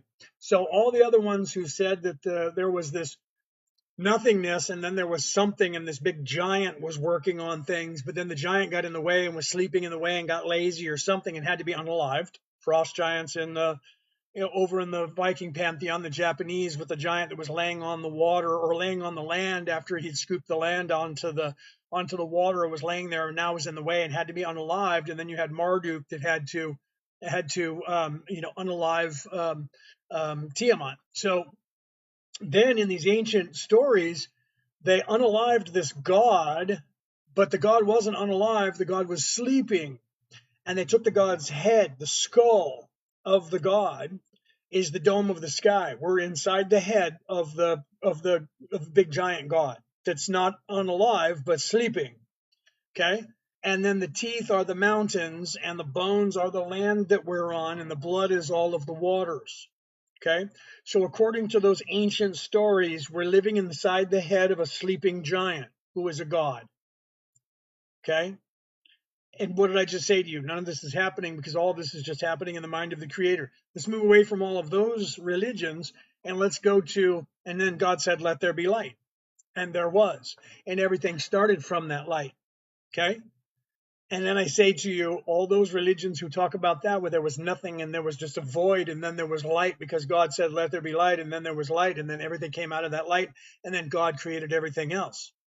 And then I tell you, go to YouTube and Google the video where they show the moment of insemination, when a sperm goes into an egg and what happens. When a sperm goes into the egg, when it penetrates that egg, there is a explosion of light. And then everything begins, and then that cell starts to generate, and it starts to then replicate itself. Okay, so we have religions that say there was nothing and then there was light and light created everything. And then we have science who says there is no religion, there is no God, and none of that's true. But how the universe got here was there was nothing, then there was a big bang, and then everything came out of that, and everything moved out from the center from that big bang and became all the things that we have now. Sound familiar? Okay, so if I am put into a body at the moment of inception, and then there's nothing and it starts to create a baby and I'm inside there, and some of you remember being in the womb, what are you doing mostly when you're in there? Most of the time you're in there thinking, or you're in there sleeping because you can't do anything else. Okay. And then what's happening? All your entire body is multiplying, and all the cells are moving from one place to another, and they're all multiplying, and there's expanding out. So let's go back to the science. The science said there's certain building blocks of the universe, and those building blocks expand and multiply. And weirdly, they expand and multiply exactly the same way cellular division expands and multiplies. I even made a video on that. That's on every platform that I'm on. If you go back far enough, you'll see it. The building blocks and how they change and how they go from 1 to 2 to 4 to 8 and then on and on and on until they're the flower of life. Okay. Now, let's think about that. So science said there was nothing, then there was a big bang, and there was a spark of light, and everything came out of that. Religions, thousands and thousands of years ago, that science says don't listen to them because they're fake and they were made up. They say there was nothing, and then there was a spark of life, and then life grew from that. And if you look at the sperm going into an egg, there's an explosion of light that starts everything, and everything acts exactly the way science says the universe acts, exactly the way these ancient religions said that things acted. And then when you come here to people who are awake, and we're saying none of this is actually happening because all of this is just you, and you're not in the universe is within you, because all of this is just in your mind, and you're actually the creator of the universe, trying to figure out who it is and what it is that you are, and you're becoming aware of yourself in this third dimensional place. Okay. There's more if you like. If you go and watch my podcast or Google this, okay, you can Google it, because the image that I have is all over the internet, not because I created it. Okay, someone noticed in science that if you took a radial image, a picture of one single brain cell, and you put it next to a picture, this radial image of the universe itself, they're identical, except the universe has more neural pathways than the little cell does. One brain cell, one universe, exactly the same, with a nucleus and everything else that we have, ganglia cells and everything from that. Okay, so it would appear that science is starting getting onto the idea that as above, so below, as within, so without. And then when you couple that with crazy things that went on in the different religions, like the actual translation of "Let him who hath understanding reckon the number of the beast," because the way you see it now, if you look it up in the Bible, it says, "For it is a human number, and its number is 666." So it's the number of the devil. 666. What does that mean? What does any of that mean? In translation, they translated one word differently, and there's a reason for it. Okay, if you go by the original translation, which you can still find out there, "Let him who hath understanding reckon the number of the beast, for it is the number of man." Not a number of man, but the number of man. Why is that important? Well, because man's evil. No, not necessarily, because we have a choice. But I do know that from science, I do know that we're a carbon-based unit, that this reality is based on 6 electrons, 6 neutrons, and 6 protons, 666. So how is it these people 20,000 years ago realized that the beast, the physical plane, is the beast? We, living in physicality, is what every single person in every single religion who came here to teach us, we're supposed to stop living in the flesh and ascend to living in the spirit. So we're supposed to become unalived in the flesh, or give up the flesh and start living in the spirit. How do we do that? Well, first way we do that is realize this is not me. I am not the physical body. I am something else. I am an immortal soul. I am an immortal spirit. And this is an avatar. That's the beginning of your awakeness into 4D. So it's weird that all of these spiritual practices and everything that they were saying, scientists who tell you that none of that stuff's true because it was all just made up, are saying the exact same thing to you and denying that it has anything to do with anything else. Let's look at a black hole. Does anybody know what a black hole is? A black hole in space, it's theory because we haven't been there, but a black hole in space appears to be an area where everything is getting pulled into it and nothing can escape it, not even light. And it seems that things are going into that black hole and we don't know where it goes. cellular division from one cell to another cell, when it replicates itself, weirdly, all of the information that's in there starts to duplicate itself and moves it over to one side, so that the cell itself has two sides. And then guess what happens? Then the cell starts to move like this, and watch what it does. It goes like this, and then eventually becomes two different cells that are identical to one another. But in that last time period, it's moving everything over to the other side, isn't it? And nothing can escape it that goes over there, and it's going through this little teeny hole that we don't know where it's going, and there's information going from one side to the other, and it looks like it's collapsing on itself. Just saying. Okay. So did this universe happen because there was a big bang and we moved, all of our information came into this universe and expanded out from there? Right? We don't know the answer to that, but it would appear that we are, and our physiology and our brain is identical to the universe on a very small scale. And here's the other thing science is working on, guys. Smash those hearts for me. We only have 10K or 12K hearts. We should have far more than that. I've been online for an hour and a half. That means nobody's hitting those hearts. Smash those hearts for me so we can get some more people in here. Here's another thing. You can look this up. There's a man by the name of Michael Talbot. He wrote a book called The Holographic Universe. Science is starting to realize that a lot of this universe seems to be acting like AI, and it seems to be acting like a hologram. And guess what other thing science figured out? They figured out that reality acts like a hologram, and so does our memory. Weirdly, our brain and our memory acts exactly like a hologram, the exact same way the universe seems to be acting like a hologram. Again, as above, so below, as within, so without. Just saying. Science is getting scared because they don't understand what's happening, but what they do understand that is happening is that they think that it's very possible now that they're trying to figure out what's happening to us, and what they're discovering is that all of this is happening in the mind of the creator, and we're in the mind of the creator, and what we think is our universe, our entire vastness of this universe, not just the Milky Way galaxy, the entire universe could be one single brain cell in something really, really, really big, because it's what it looks like. From our perspective, it looks like that. Okay.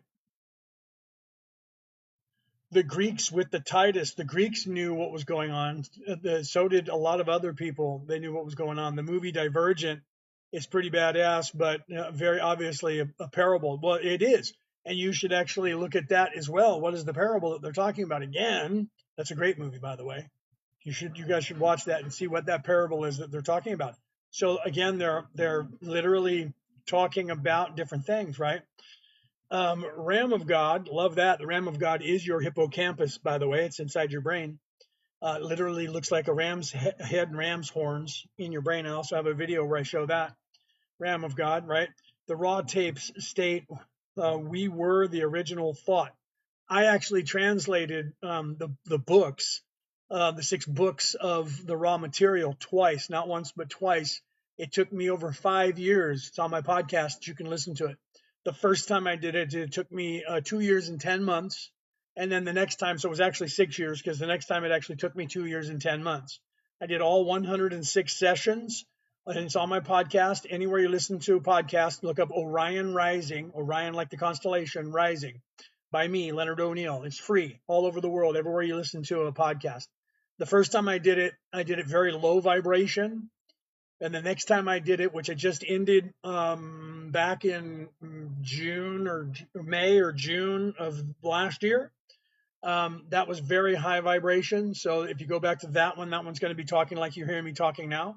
And I actually played it on the screen for you to hear and see, and then I would stop it and interpret it for you into English. I did that twice. I interpreted all 106 sessions 2 different times, from start to finish. Spent 6 years doing it. You should go and listen to it.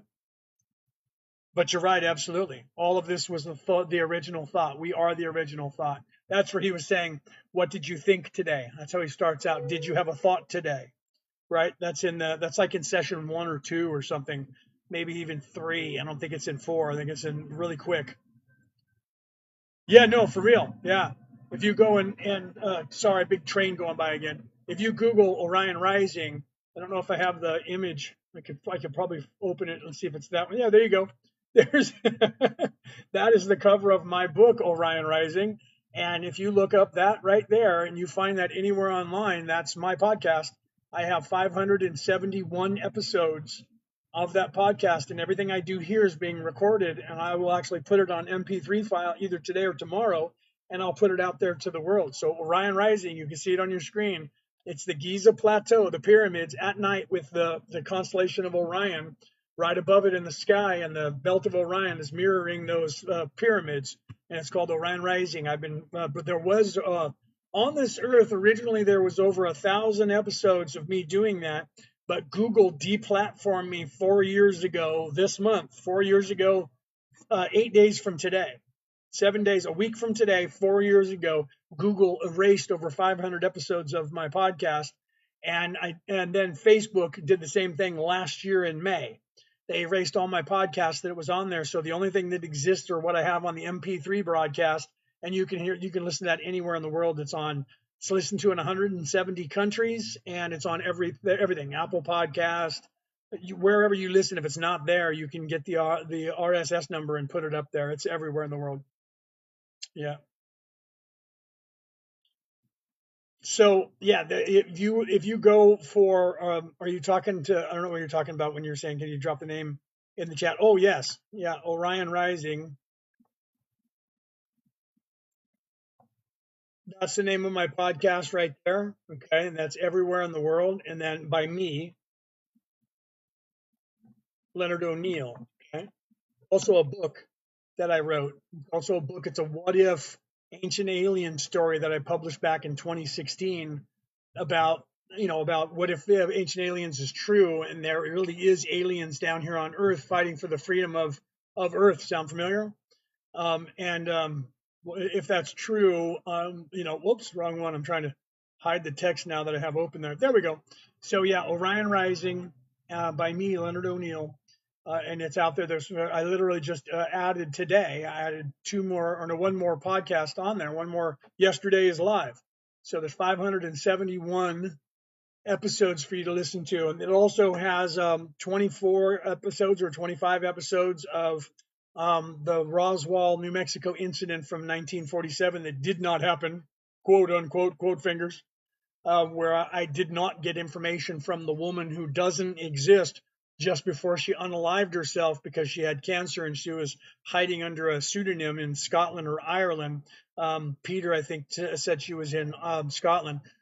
And just before that, she compiled all of her evidence and said, this is what really happened. I had to sign a non-disclosure agreement, but I'm about to be gone off this earth, so they can't do anything to me. So here, do something with this and tell the world. And the guy grabbed a hold of that and put it all together and made a video where he's speaking all of the words to everything that she gave him that she wrote down.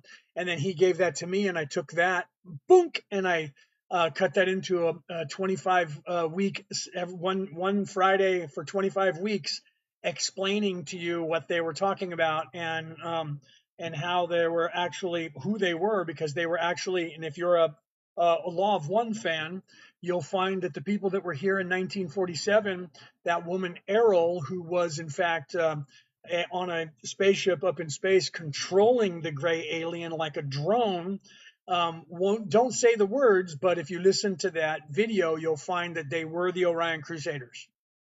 If you read the whole 106 books or listened to the audio files of the Law of One, the raw material, you'll know what I'm talking about.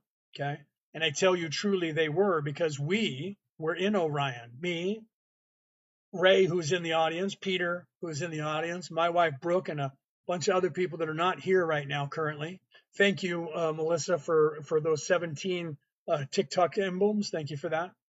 I love you guys for doing that. Smash those hearts for me so we can get some more people in here and share this out. We were also in the belt of Orion, and we chased those yahoos out of the belt of Orion, and they came to this sector of the Milky Way galaxy, and they started taking over, and they took control of 23 different solar systems over here, and we came over here because we are the Patal. We came here and we kicked their asses, and they ran like little scared bitches towards the center of the Milky Way galaxy while they were on their conquest. And some of us came down here to help you guys fix this place and get unstuck. And that's why I'm here, and that's why Ray's here, and that's why Peter's here. And my wife Brooke, who is not actually here right now because she's at work. Or she would be going, yep, right? And a few other people that you guys never heard of. Reese normally pops in, and Penny, who's usually here. Who those two aren't here right now. They usually are though. She was in Ireland. Thank you, Peter. She was in Ireland, and she was sent to a mental institution in Ireland. This was the only way that they were able to hide her. Thank you very much for that. Who just gave me that? Peter gave me that. Thank you. That. Woohoo! Love when I get that cowboy hat and those mustache. So yeah, so she was hiding, and before she left the earth, she said, "You guys need to know this. This is what really happened. It was real, and it really happened." And for 3 months, she was interviewing that alien called Errol, a female, and she was telling her all kinds of information. Mostly, you guys are stuck and you're slaves and we own you and there's nothing you can do about it. Oh, by the way, it's actually an easily escapable prison if you're paying attention. So she was trying to give us information without looking like she was giving us information. So she wasn't completely self-serving. You should listen to my podcast and hear that stuff because I talked about it. Yeah, I've been doing this my entire life, and I've been on the air like this talking to people since 2016. For 10 years now, I've been doing this, and I wrote 4 books. This one is about spirituality, the reality about reality. Returning to the old ways is about spirituality and about why you're stuck here and how you got stuck here and how you get out of being stuck here and how you look into the Christ oil that is within you, which is in every single religion on the face of the earth, that they were telling you that until it was taken from them. And it's still there. They're in the books. You can just look it up. Thank you, Peter, for that. And what is that? Is that money? Oh, and it says oldies. I'm not sure what that means. Like records and stuff. I'll take it either way. Thank you, Peter. He's sending me, what's that one? That second one that just came up. Freestyle. That's one I like that. Thank you for that. So, yeah, guys, the information is there. You just have to look for it and find it. Okay. It's been there. It's been there forever. And it's in every single religion, so-called religion. Remember, religion recruits you. Spirituality waits for you to find it. Somebody asked me earlier today, and I'm going to have to do this as I was talking to Brooke about it, because I have a shirt. I'm not wearing it right now. I have a shirt on the front of it. It says the reality about reality returning to the old ways. And on the back, it says religion recruits you. Spirituality waits for you to find it. And that's in my book. And the first thing, as soon as people are reading it, they highlight that. He asked me today, do you have shirts with that saying on it? I said, no, I don't, but I'm going to start doing that. I'm going to make a hat. I'm going to make some coffee cups, and I'm going to make some shirts because that if people are asking now, and I've always thought about doing that. So I'm going to start doing that. When Brooke and I get our website up, which we haven't done yet, we're going to get it up soon. We'll be able to sell them on there, but I'm going to start making them. Right. And thank you for that. Who just gave me that? Oh, look at that. That's cute.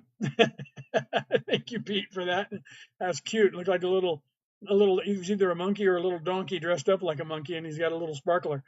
So, yeah. So if you guys were out there, because I've been asked several times, I'm going to start making the T-shirts, and I'm going to start making the T-shirts with on the front saying "Religion recruits you, spirituality waits for you to find it." Now maybe I'll put it on the back of some other one so people can have stuff on the front or the back, depending on where they want it. Because I thought about it when I made the first, when I made my thing first. Looks like my wife's calling me right now. She doesn't realize that I'm live, and she's calling me. I'm going to answer the phone and let her know that I'm live. Okay. So I'll be doing that live when she comes on. Hello. Oh yeah, let me guess. You're going live, honey. Yeah, say hello to everybody. I do apologize. All right, I'll let you go. I love you. Love you. All right, bye. As soon as I answered the phone and looked at her with that smile, she said, "Let me guess, you're live, right? You heard her, right?" So I showed her to you guys, right? Thank you for that. Who was that? Was that Natalie that gave me that? Thank you very much for those. And Pete's giving me a bunch of roses too. Thank you for that, guys. So, yeah, right. So Brooke will probably hop in. There she is. There's Brooke in the audience right there. So I forgot to tell Brooke that. Thank you very much for that. Now my wife's giving me a bunch of cool shit. Thank you for that, guys. So I forgot to tell Brooke. I forgot to tell you when you were here maybe I found out afterwards. I don't remember now, but when somebody else asked me if we had T-shirts with my quote on it, "Religion recruits you, spirituality waits for you to find it." And I said, you know what, I'm going to have to make them. Remember, you and I were talking about that. It was weird that your ears must have been burning because I was talking about that when you called. That we were talking about that. So we're going to have to start making those T-shirts so that we can sell those to people because people are now asking to buy it. Thank you very much for that, Marcella. And thank you for the or was that the heart? Well, you gave me a bunch of roses. Pete gave me that. You gave me the roses. Thank you for that. So we're gonna have to start making those T-shirts so you guys we can mail them out to you. Okay. So we're gonna have to start putting that together and order those so that we can get that paraphernalia out to you. And I even said that I wanted to get this, the cover of my book, put on a T-shirt to walk around town with that quote in the back. So we're gonna have to do that, right? Thank you for that cake. Who gave me that? Marcella, thank you for that. Thank you very much. And Natalie gave me, what did you give me? You gave me a, what is that? Is that one of those little cute bears? One of those cute little bears with a heart head? I think that's what that was. Thank you for that. I love you guys. Yeah, right. That would be great. Email us if you guys are interested. So we already had a few people ask. So if you guys are listening now, anywhere around the world, and you guys want a T-shirt that has that quote on it, has my quote from my book, from my book, The Reality About Reality, Returning to the Old Ways. The quote being, "Religion recruits you, spirituality waits for you to find it." If you guys are out there in the world and you're interested in buying T-shirts, send us an email at merlinandmaeve@gmail.com. And if you're listening on the MP3 broadcast, that's Merlin spelled MERLIN as in Nancy, the word and, AND, MAEVE, Merlin and Maeve at gmail.com. And let us know that you guys are interested in buying one of our T-shirts that has that quote on it. And then we'll get back to you and find out your size, color, and we'll make sure that we get you a price and then send that stuff out to you, right? So, yeah, right, Koala's cute, little koala head. Right, world postage we will quote you back. Yeah, we'll get you back on the cost because if we're going to send it, we're in Australia. If we're going to mail it to you guys overseas, we'll either have to have it made overseas to come to you quicker, or we'll have to have them made here and then shipped to you, which means that that'll cost us a little bit more to get it to you over there until we get worldwide with our production line of that. But it's obvious that we need to get stuff up and running, coffee cups and drink mugs and and hats and pullovers and stuff like that with that quote on it. So we're going to have to start getting that stuff ready for you guys to ship out to you. So if you guys are interested, send us an email telling us that you are, because if we know that you guys are interested and it's a lot of people want them, and then it'll make us a lot faster start making those T-shirts for you guys so we can get them out to you. Okay. And then of course we'll need to have your size and color and all that stuff, right? We'll be having them the next market too. I would like to do that. We got to get some for next month, for the next market, because that way I didn't, we talked about that before, but we never really planned it, bringing that to the market and showing people the T-shirts that say that, and we can do the reality of reality, reality about reality, returning to the old ways on the front, and that quote on the back, or just that on the front, just that on the back. Maybe we'll toy with it. And that way people can have it where it says it on the back or on the front, and we can do that, right? Busy working tonight, right? Right. So yeah, so literally it was before I went live, so I didn't see it yet, Brooke, when you were home earlier for lunch. I hadn't saw it until I was sitting here getting ready to go live when I was went to take the bins out. And somebody messaged me and I looked at it and that's what it said. And I was like, that is not the first person to ask me that. So we're going to get that stuff out for you guys. Stay curious, question everything, people, right? Yeah. Another one saying, stay curious, question people. That's another one that we need to get on there, right? Yeah. Another one saying, stay curious, question everything. We'll get that one. We'll get that one, and we'll get religion recruits you, spirituality waits for you to find it. Get those hooked up so people can buy them. Maybe some tie-dye ones too, right? Because tie-dye, for whatever reason, seems to come in and out, in and out. All right, TikTok, I'm about to take a drink of my coffee. My coffee, not alcohol, no alcohol in here, just coffee, caffeine, a little bit of milk. That's it. Non-alcohol coffee.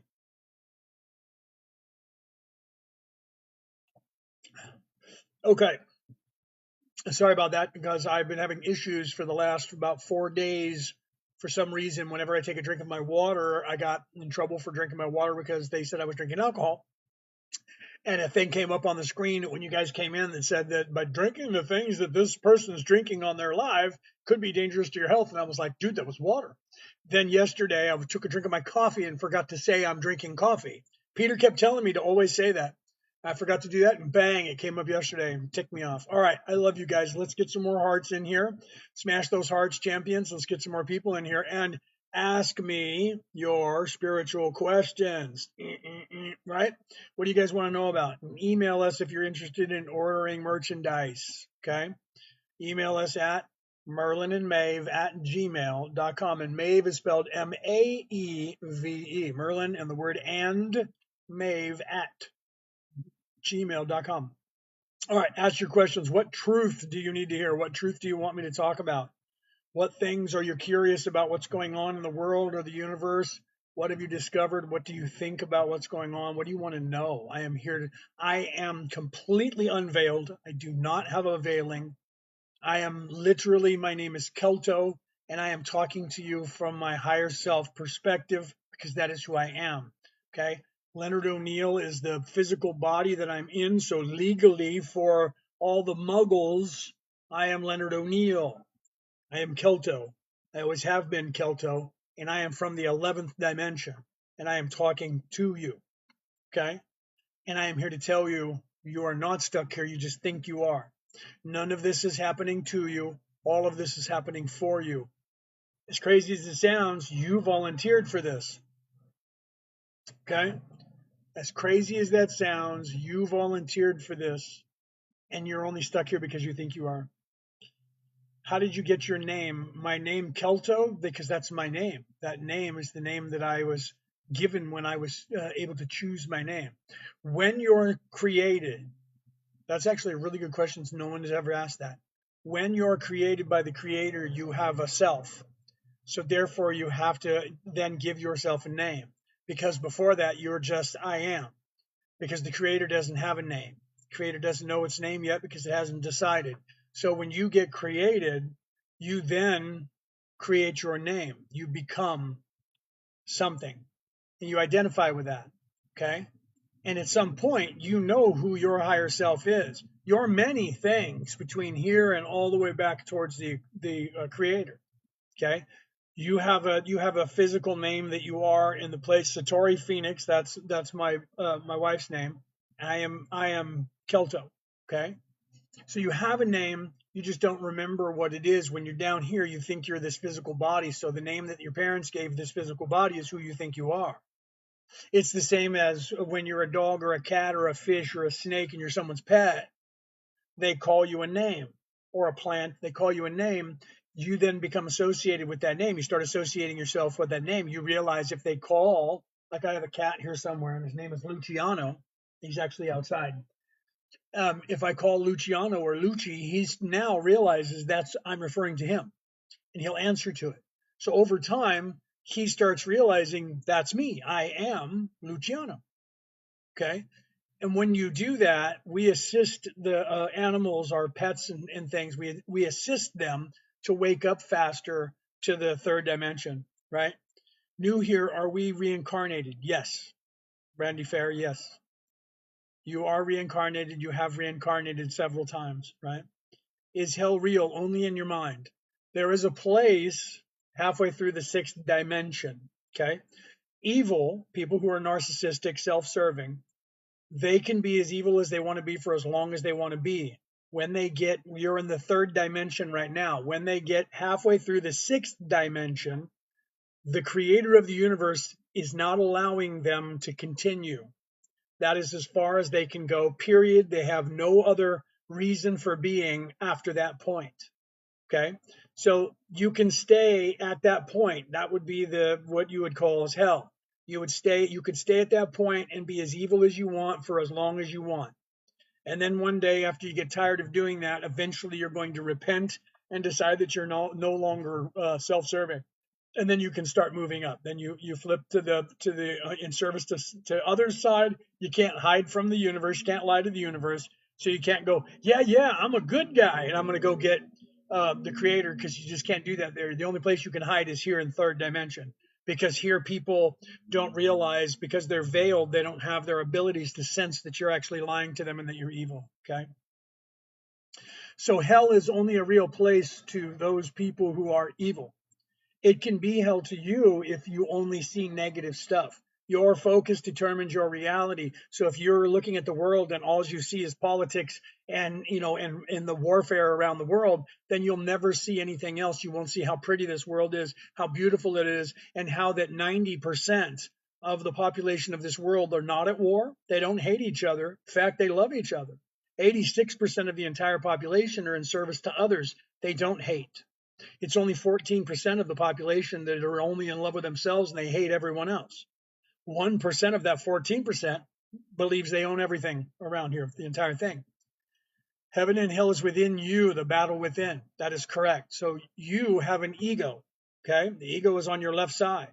That's the devil on your left shoulder. You also have a conscience. Not your consciousness, conscience. That's the angel on your right shoulder. Those are dichotomies within you that are two personalities of you, and which one of those you listen to the most is who you're going to become. So if you listen to your ego and your ego says, take that shit, fuck them, just do what you're going to do, man, screw them, who cares, get out of here, then a portion of your brain is actually going to enlarge and you're going to become more self-serving. If, on the other hand, you listen to the conscience and you go, I'm going to just take that, and your conscience goes, you wouldn't want somebody to do that to you, and you go, yeah, maybe I shouldn't do that, that was wrong, or you do it and then you go, look, I'm sorry, I shouldn't have done that. You're starting to listen to your conscience. That portion of your brain that was getting bigger from listening to your ego, but it gets smaller, and there's a different portion of the brain. They know this physiologically. It gets bigger. Okay. Jesus was trying to tell you this. Every single person who came here before me, that came down here to tell you any of this that a religion has been made from, was telling you this. Jesus, Thor, Osiris, Moses, Shiva, Marduk, everybody. They were all telling you the same thing. The dual aspect in between the people, between you and you, is either heaven or hell, what you focus on. So if you focus on yourself, you're going to hate this world. You're going to hate everything in it. You're going to hate God, or you're going to say there is no God, and that this place is the only thing that there is, and it's shit, and I'm going to take it over because I'm in charge. But then you're going to realize that your pills are only this big compared to the people who think they own this place now, and you have to get really big pills to get up there. Okay? Or when you got here, you were already going, I am not in service to self, I'm in service to others. And then you're going to love yourself, and you're going to love others, you're going to love this planet. And what you're going to see when you look at this planet is a bunch of crazy people doing crazy things, but the world itself is going to be beautiful to you, because now you're living in heaven, not hell. Your focus determines your reality. Okay.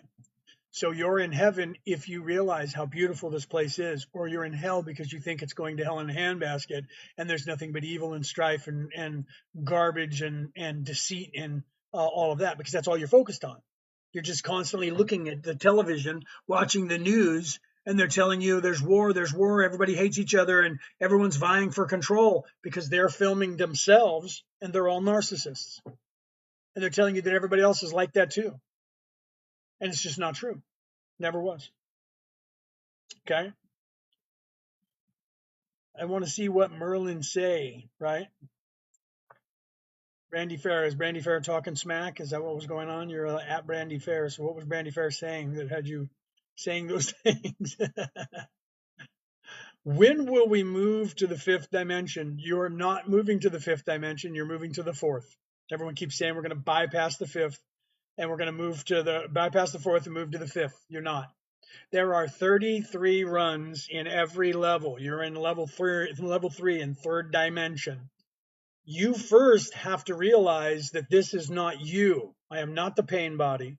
I am not the thinking mind. This is an avatar. You have to expand your consciousness to the realization that you are something else and you don't exist in this body.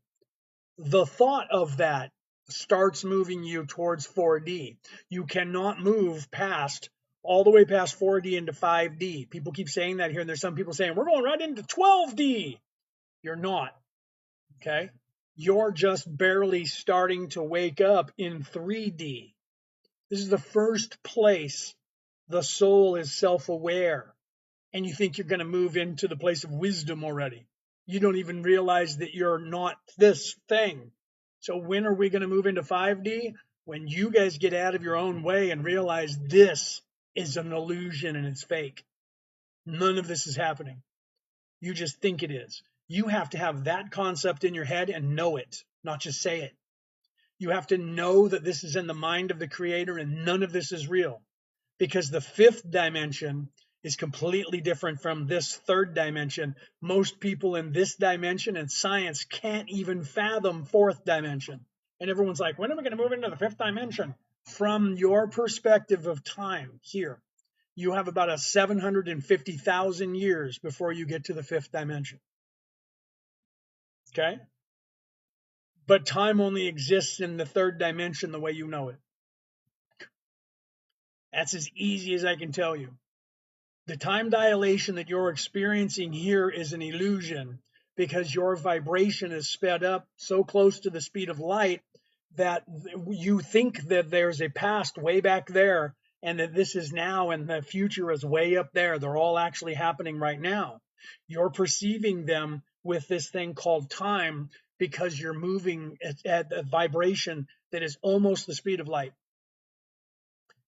As soon as you stop doing that, you're going to realize that everything is just now, and that 750,000 years becomes a lot less because you move out of this physical plane into the astral plane where your energy body is, where your light energy spirit is.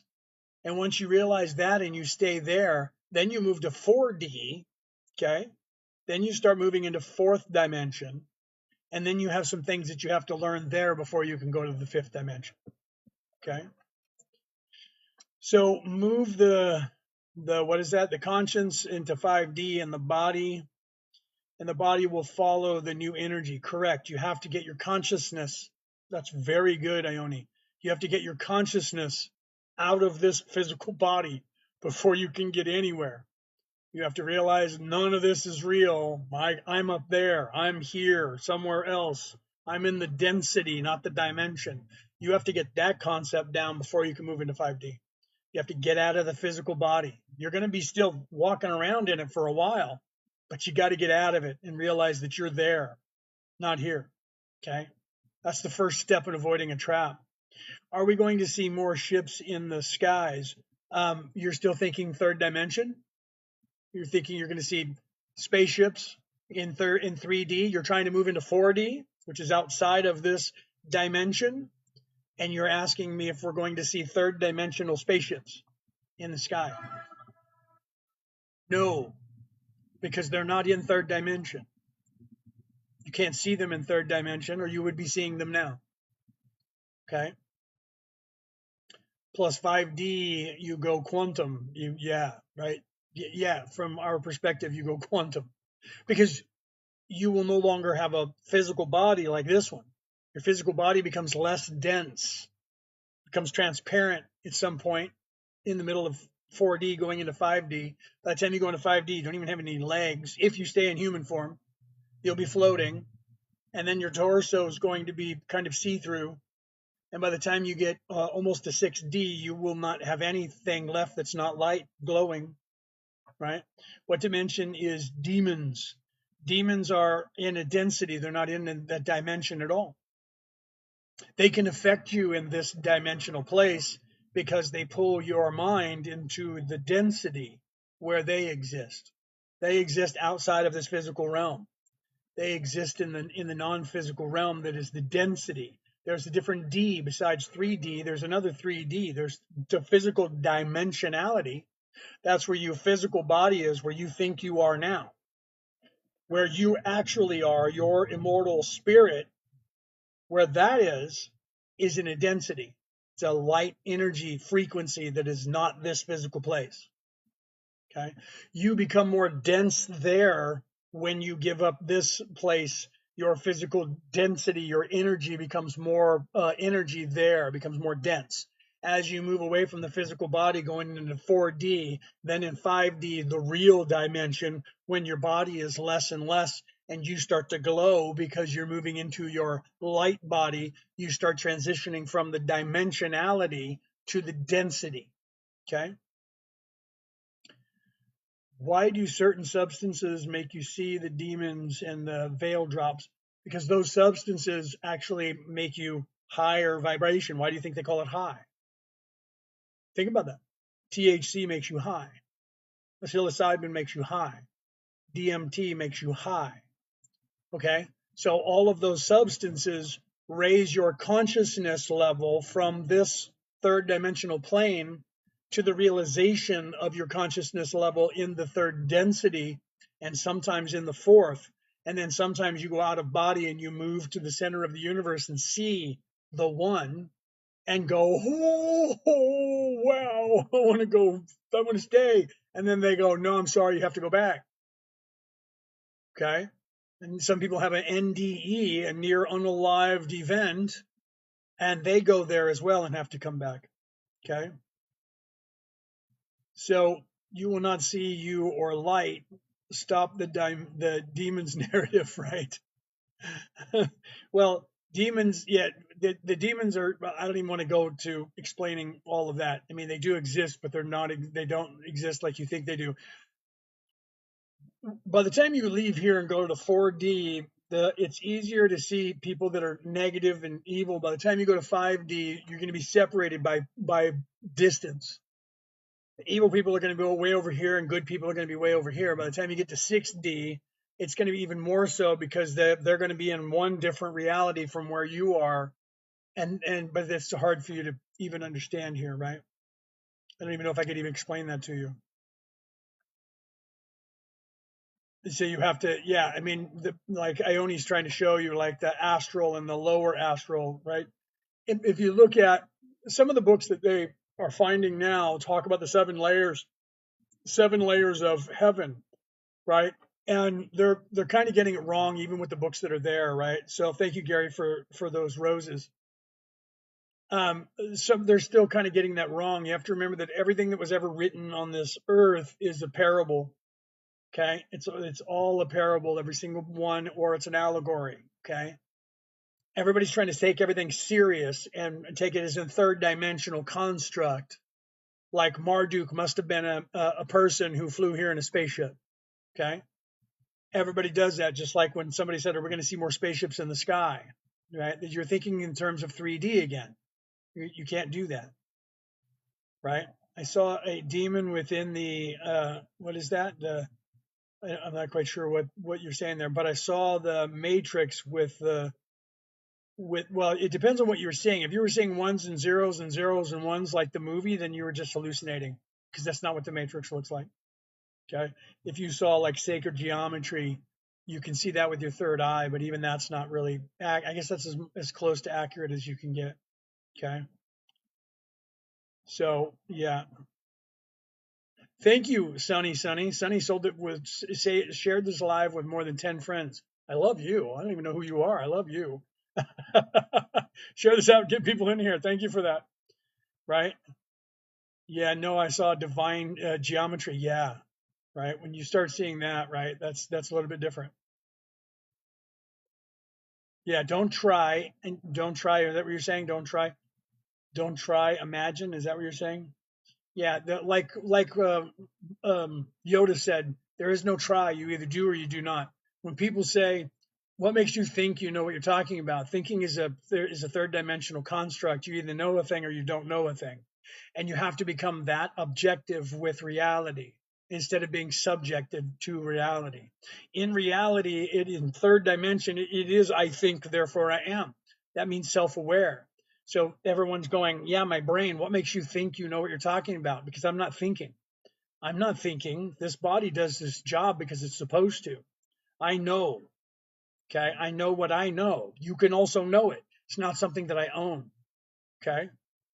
It's not something that I own. Thank you. You guys, I love this group. Thank you. It's what I'm here to do. I'm here to try and teach you guys. I literally came here to this planet to do what I'm doing now. And I've been doing it behind the scenes without your guys' awareness for more than 30 lifetimes. just in this cycle. Yeah. Okay. I was here in the cycle before that too. So from your perspective, 60 lifetimes on this earth, but then I was here for another 77,000 years before that in the societal structure that died out on your younger Dryas event. I was helping them as well. I'm doing chores and listening in the background. Thank you for that. Thank you very much for doing that. So that's why I wrote this book, okay? The Reality About Reality, Returning to the Old Ways. I wrote this because this is telling you all the stuff that I've been telling you here. I have that for people so they can have a reference of where to go back and look to and listen to. I also have a podcast called Orion Rising that you guys can listen to, and you can hear me saying all this. This stuff that's here right now will be up on there tomorrow. All of this right here, I will convert to an MP3 file and put up there on that as the episode dated today. Okay. So that's what I'm here for, right? We also we do life coaching and spiritual life coaching as well. If you're interested in booking me or my wife to do just exactly that, you can email us right here at merlinandmaeve@gmail.com. If you send us an email or an instant message, make sure that we know who your handle is on TikTok so we know who it is that we're talking to, because otherwise we'll just get your email and your name. We'll know your name. That's okay. We just won't know who that name associated with in the conversation that we had online, right? But yeah, you can see, I mean, we teach this class right here. The reason I have it on the screen is because this class right here, the Defense Against the Dark Arts, is the most popular. That should be taught to everybody. By the time you're 10, you should know everything on here. Okay, you should know everything, how to defend yourself against this place. You should know how to live here. You should know what you're doing to live here. And I'm not going to teach you, like, I wrote a book about that too, though. I'm not going to teach you survival skills, right? But I'm going to teach you survival skills. I wrote a book called Prepping / Survival for Beginners, right? Nobody wanted to have that because I was telling the truth about, look, some people are evil and they do evil things, and you have to be able to safeguard against that in a physical way. I also wrote a book about how to get out of debt and surviving in this 21st century, and no one wants to read that because I keep telling everybody, you're not poor, you're just, like America poor if you live there, or European poor if you live there. You're poor because your captors are keeping you poor, and you can play their game. Donald Trump paraphrased my book, and I thought that he actually quoted right from my book, but it wasn't knowledge that I invented. Okay, when I was talking in that book, How to Get Out of Debt, because I said in there that every single one of you doesn't have to pay taxes. You just have to know the game that's being played on you, and you can not pay taxes. And he said that, and I was like, that was from my book. That was from my book, right? But he didn't, quote it. Hold on a second. Come here, buddy. What do you got? Drop that. Put that down. He's good. Sorry, my cat's meowing, and it sounded like he was proud of himself. He's got a lizard in his mouth. Put that lizard down, buddy. You're not bringing it in the house. Leave it out there. You can play with it if you want, but leave it out there. Okay. So I'm going to ignore my cat who's playing with the lizard right now and caught it and has it in his mouth. And yet, well, you're trying to back away from it. You have to set it down, buddy. Okay, let me get back to what I was talking about. Okay, so yeah, you got to play their game, and in a sense, you play their game. You learn their game, and then you can play their game, and you don't have to. I tell you truly, I am 58 years old, and I have only ever had to pay a federal tax once in my life. Okay, and that was the first year that I got married to my first wife, because she had no idea and she wouldn't listen to me until after the first year that we were married. And then she was like, how is it that you never paid taxes? And I'm like, you got to know how to play their game.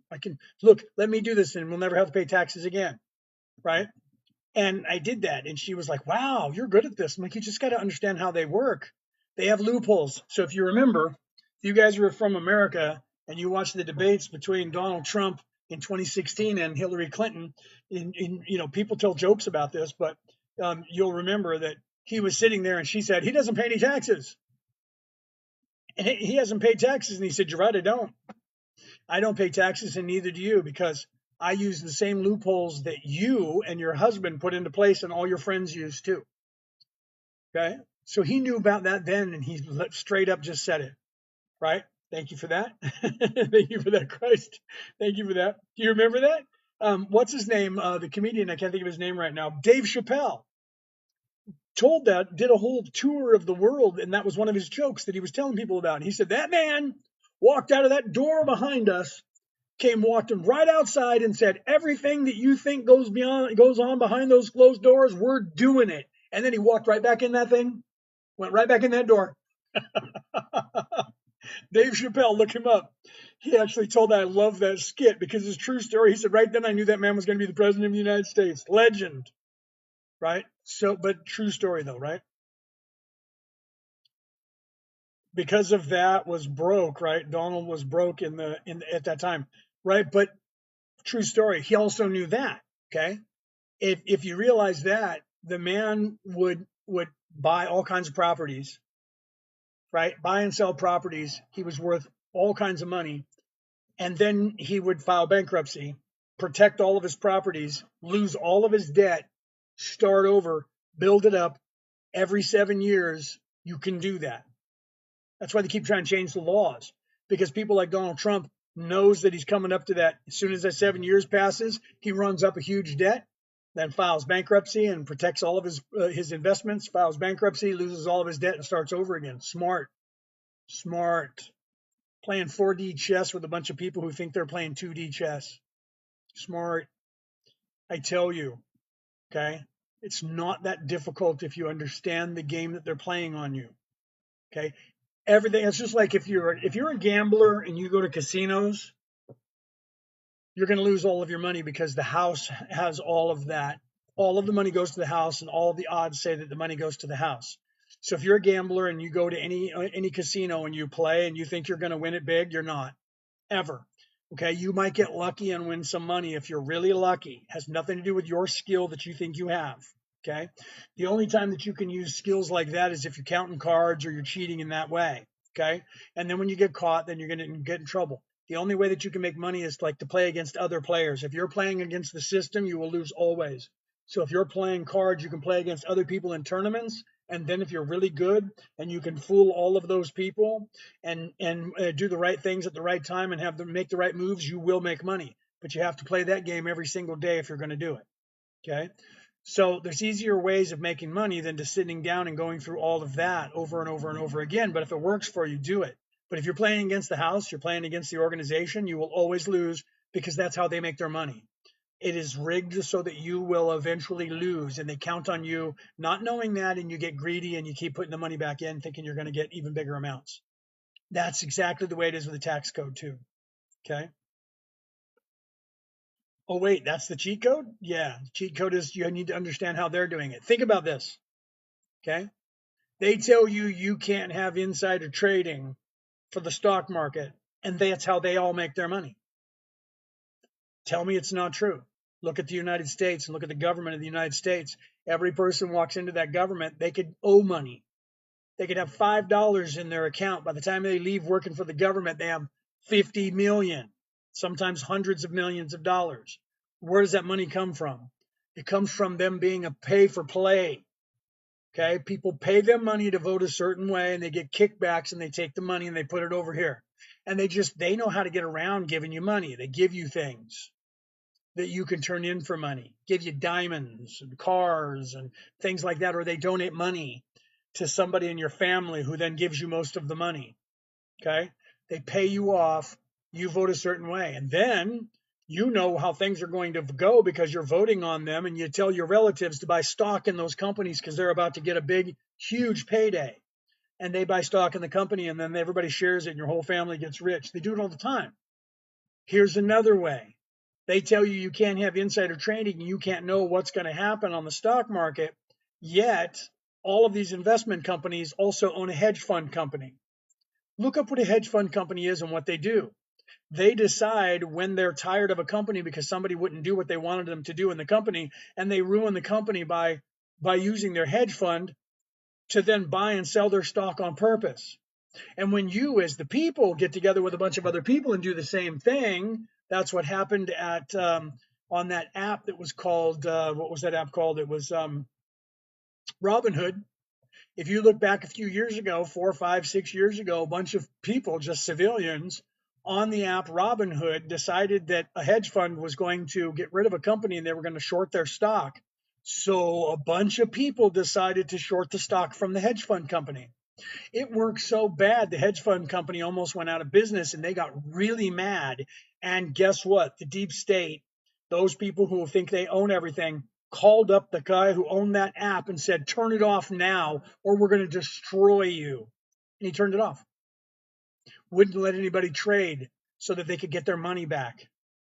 So they can rig the system, but if you try to do it, it's illegal, and they do it. So the system is rigged for them. So they know when to buy and when to sell. And if you read, there's people out there that know this. I've read several books on it.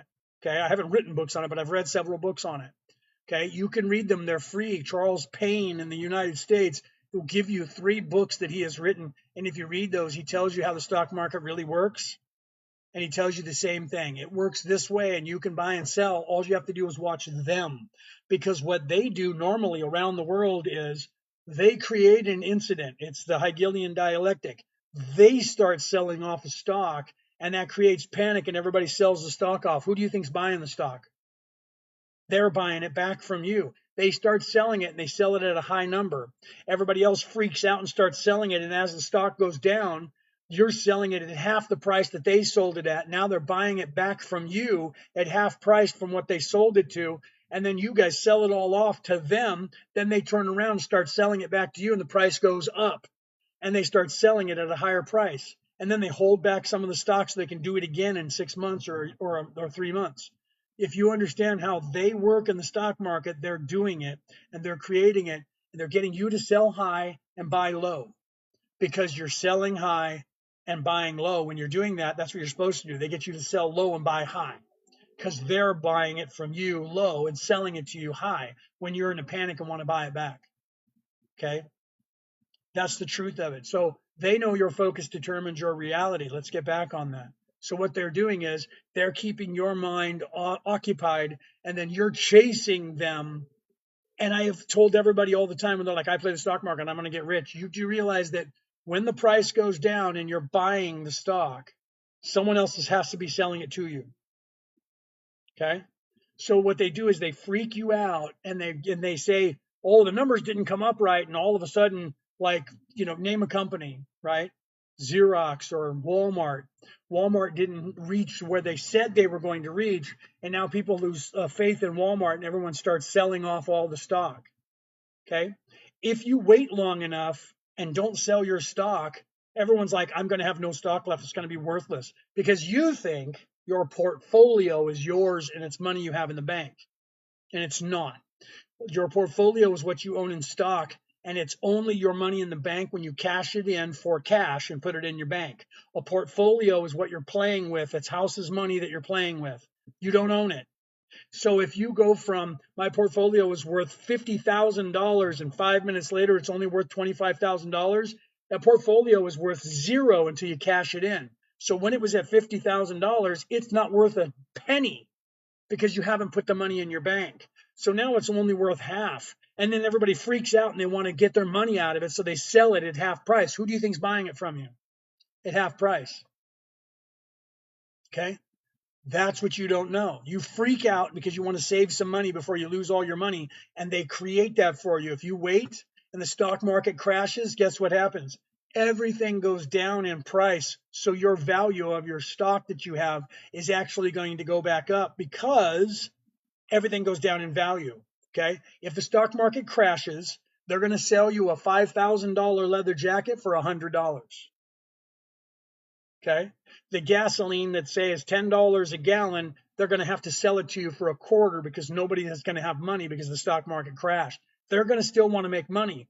So they're going to sell you products. And if you don't believe me, go back to when the housing market crashed and the stock markets crashed under Barack Obama and watch how when they were giving money to the corporations to keep them from dying, everybody was selling you $500 leather jackets for $50 because they were trying to make any money they could. Okay. That's what happens when the stock market crashes. The whole world doesn't come undone. Rich people start getting desperate and need you to keep buying their product because the dollar that you have is fake. The money that you have is fake. It's caveat. There is nothing that backs it up. The only thing that gives it value is you think that there's value on it and you keep giving it to people.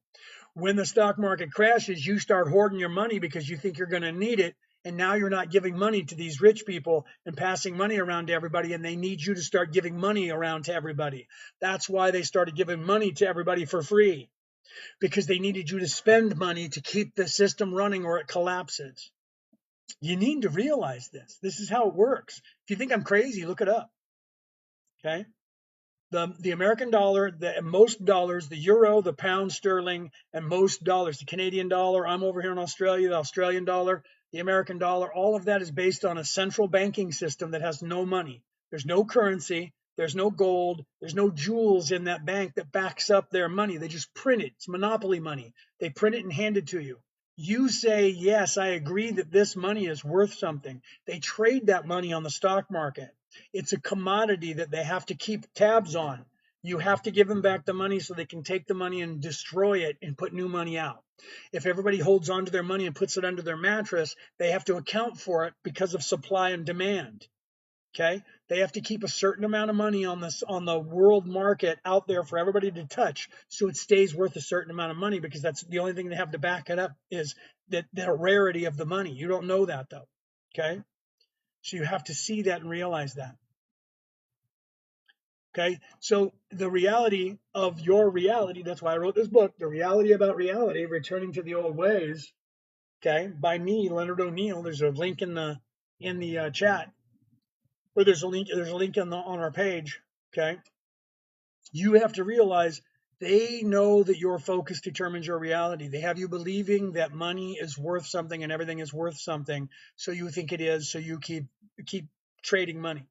Okay, they've done that with the religion as well. They've taken the spirituality out of all religions, and they leave the orthodox religion in, and you start lining up and doing the same thing. Your focus is on the system. You go and sit in a chair, and they say, give us some money, and then they tell you, praise Jesus, he's coming back for you. Wait here, but be ready. You're a sinner. You suck. We all suck. We know we suck. Wait right here. Jesus is coming back for us. And there's nowhere in the Bible that he said he was going to do that.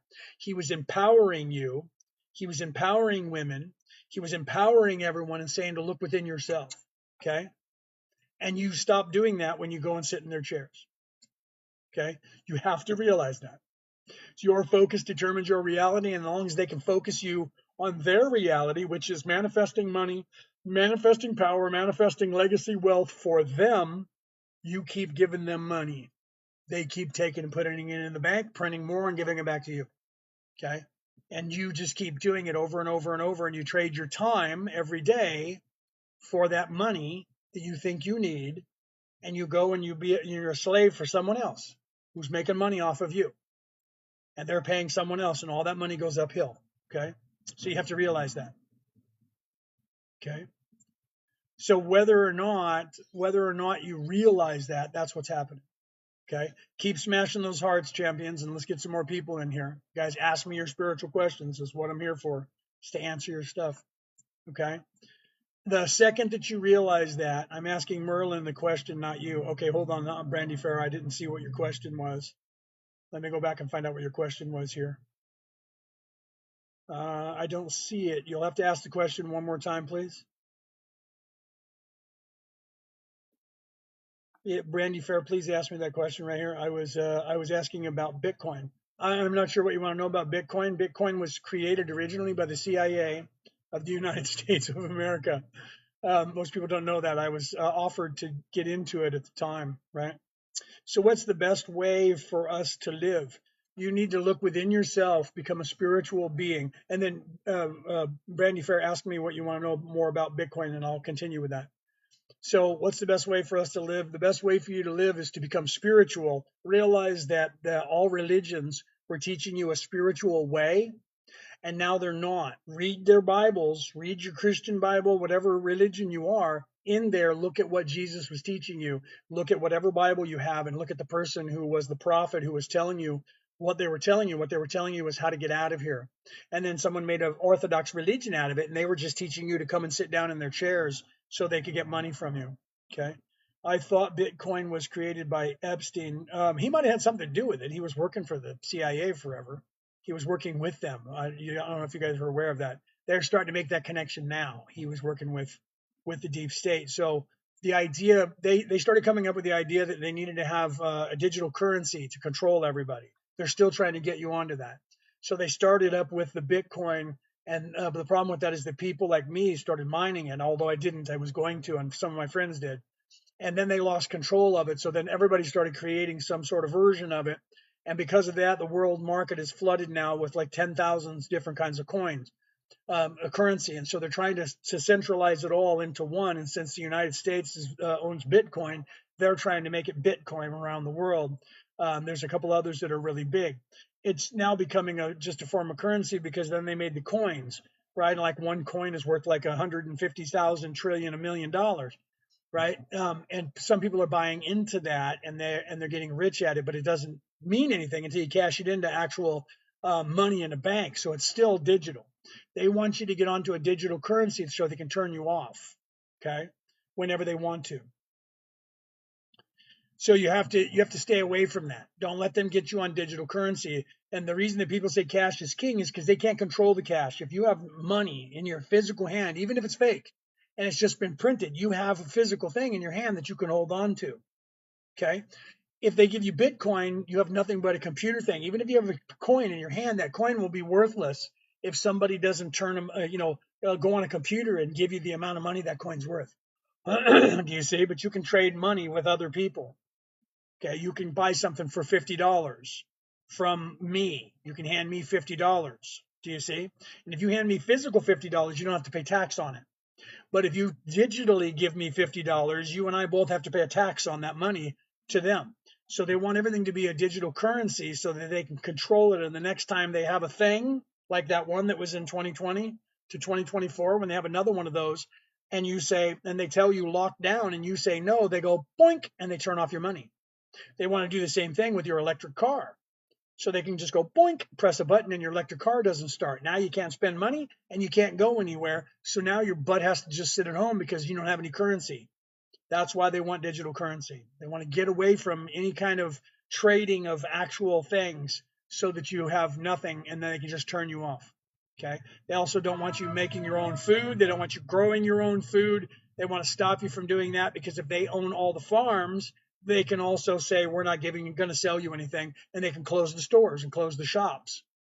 And then you can't get anything and you have to do what they tell you to do. Okay. That's an oligarchy. That's a polyarchy. That's communism. That is being controlled by a small group of people, everyone on the planet. Is what they're trying to do to you. They're desperate for that. Don't allow them to do it. The first step in avoiding a trap is knowing of its existence. Know that what they're trying to do is get you to where you manifest having them be in control of everything for you. We'll take care of it for you. You will own nothing and you'll be happy. The president of the United States, not Trump, but Biden, said those things. Those are communist words in the Communist Manifesto. You will own nothing and you'll be happy. So that's telling you that the corporations will own everything, your house, your car, everything. Okay? But you'll be happy because we'll give you everything for free. We'll give you a car and we'll give you a house. But you can only do what we tell you to do when we tell you you can do it. You can only travel when we tell you to. That's called being a prisoner. That's called being a slave. Okay? It's almost that way now. You can't leave a country and go to another country without having a passport and asking permission from your government and the other government. You know why? Because your government says they own you. And if you go to another country, they don't get your taxes anymore. The other government will get your taxes. So therefore, your government has to be aware of where you are because they think they own you and they'll let you go to the other government because it's just their cousin. Okay, so I left America and came over here. I have to apply over here and make sure that I'm not running from them, that I don't owe their cousin all kinds of money that I'm trying to hide from. And so they all do a background check on me and make sure that I'm a good little slave. And then they go, no, he's cool. He doesn't owe us anything. And they go, okay, because we're going to have him over here and we're going to start charging him a tax for living here. That's okay, because as long as he's paying one of us, it's all right. Okay, cool. So he's over here and he's also over there and he's both of ours now, right? And that's what you have dual citizenship. That means that your fealty is now you have two slave masters, and they're both going to charge you money for anything you do in their country. Do you understand that? That's what they're doing. That's what's going on here. Okay, so we got to get to 5D. We won't have to worry about it. You got to get to 4D before you can get to 5D. The utopian society that everybody is thinking about is not a 5D utopian society. It's not that far away. Okay, your focus determines your reality. Our entire focus, the focus of every single human on this planet, is what creates the reality here. Everyone was telling you that. Lao Tzu was telling you that. Jesus was telling you that. Everyone who came before me was here to tell you that. Okay. Jesus said to you, let's just go to Jesus because he was the last one. Let's just go to Jesus. He said, if you had but a mustard seed amount of faith, you could literally tell that mountain to move from here to there, and it would. Your focus determines your reality. If you want $1,000,000, focus on it long enough, you'll create that $1,000,000. Okay. If all of us on this earth don't want all of these bad guys to be in control, all we all have to do is focus on the fact that they're not in control and they won't be in control. Okay. That's why they lie to you on the legacy news media on television, because they're trying to make sure that you keep focusing on what they want. That's why you see people when Donald Trump and the evil Jews bombed Iran, you find that everybody's running out and telling you that they're evil empire and that they're unaliving everyone in Iran and everyone in Iran is ready to fight. And then you see people filming everyone in Iran and they're partying in the streets and dancing around, and women are taking off their hijabs and burning them, and they're all jumping up and down and saying thank you. And then people have to tell you, no, that's a lie. That's not what's happening. Because if you realize that and you believe that, then all of a sudden there's no war and the people of Iran are going to rule themselves. Or you believe that the people that are in charge over there are the good guys and we need to put them back in power, and the bad guys are over here. But you have no idea what it's like to live as one of those people. You should ask somebody that you know that's Iranian. And unless they're being paid to tell you otherwise, they're going to tell you the reason I'm in your country is because they're evil and they don't let us do things.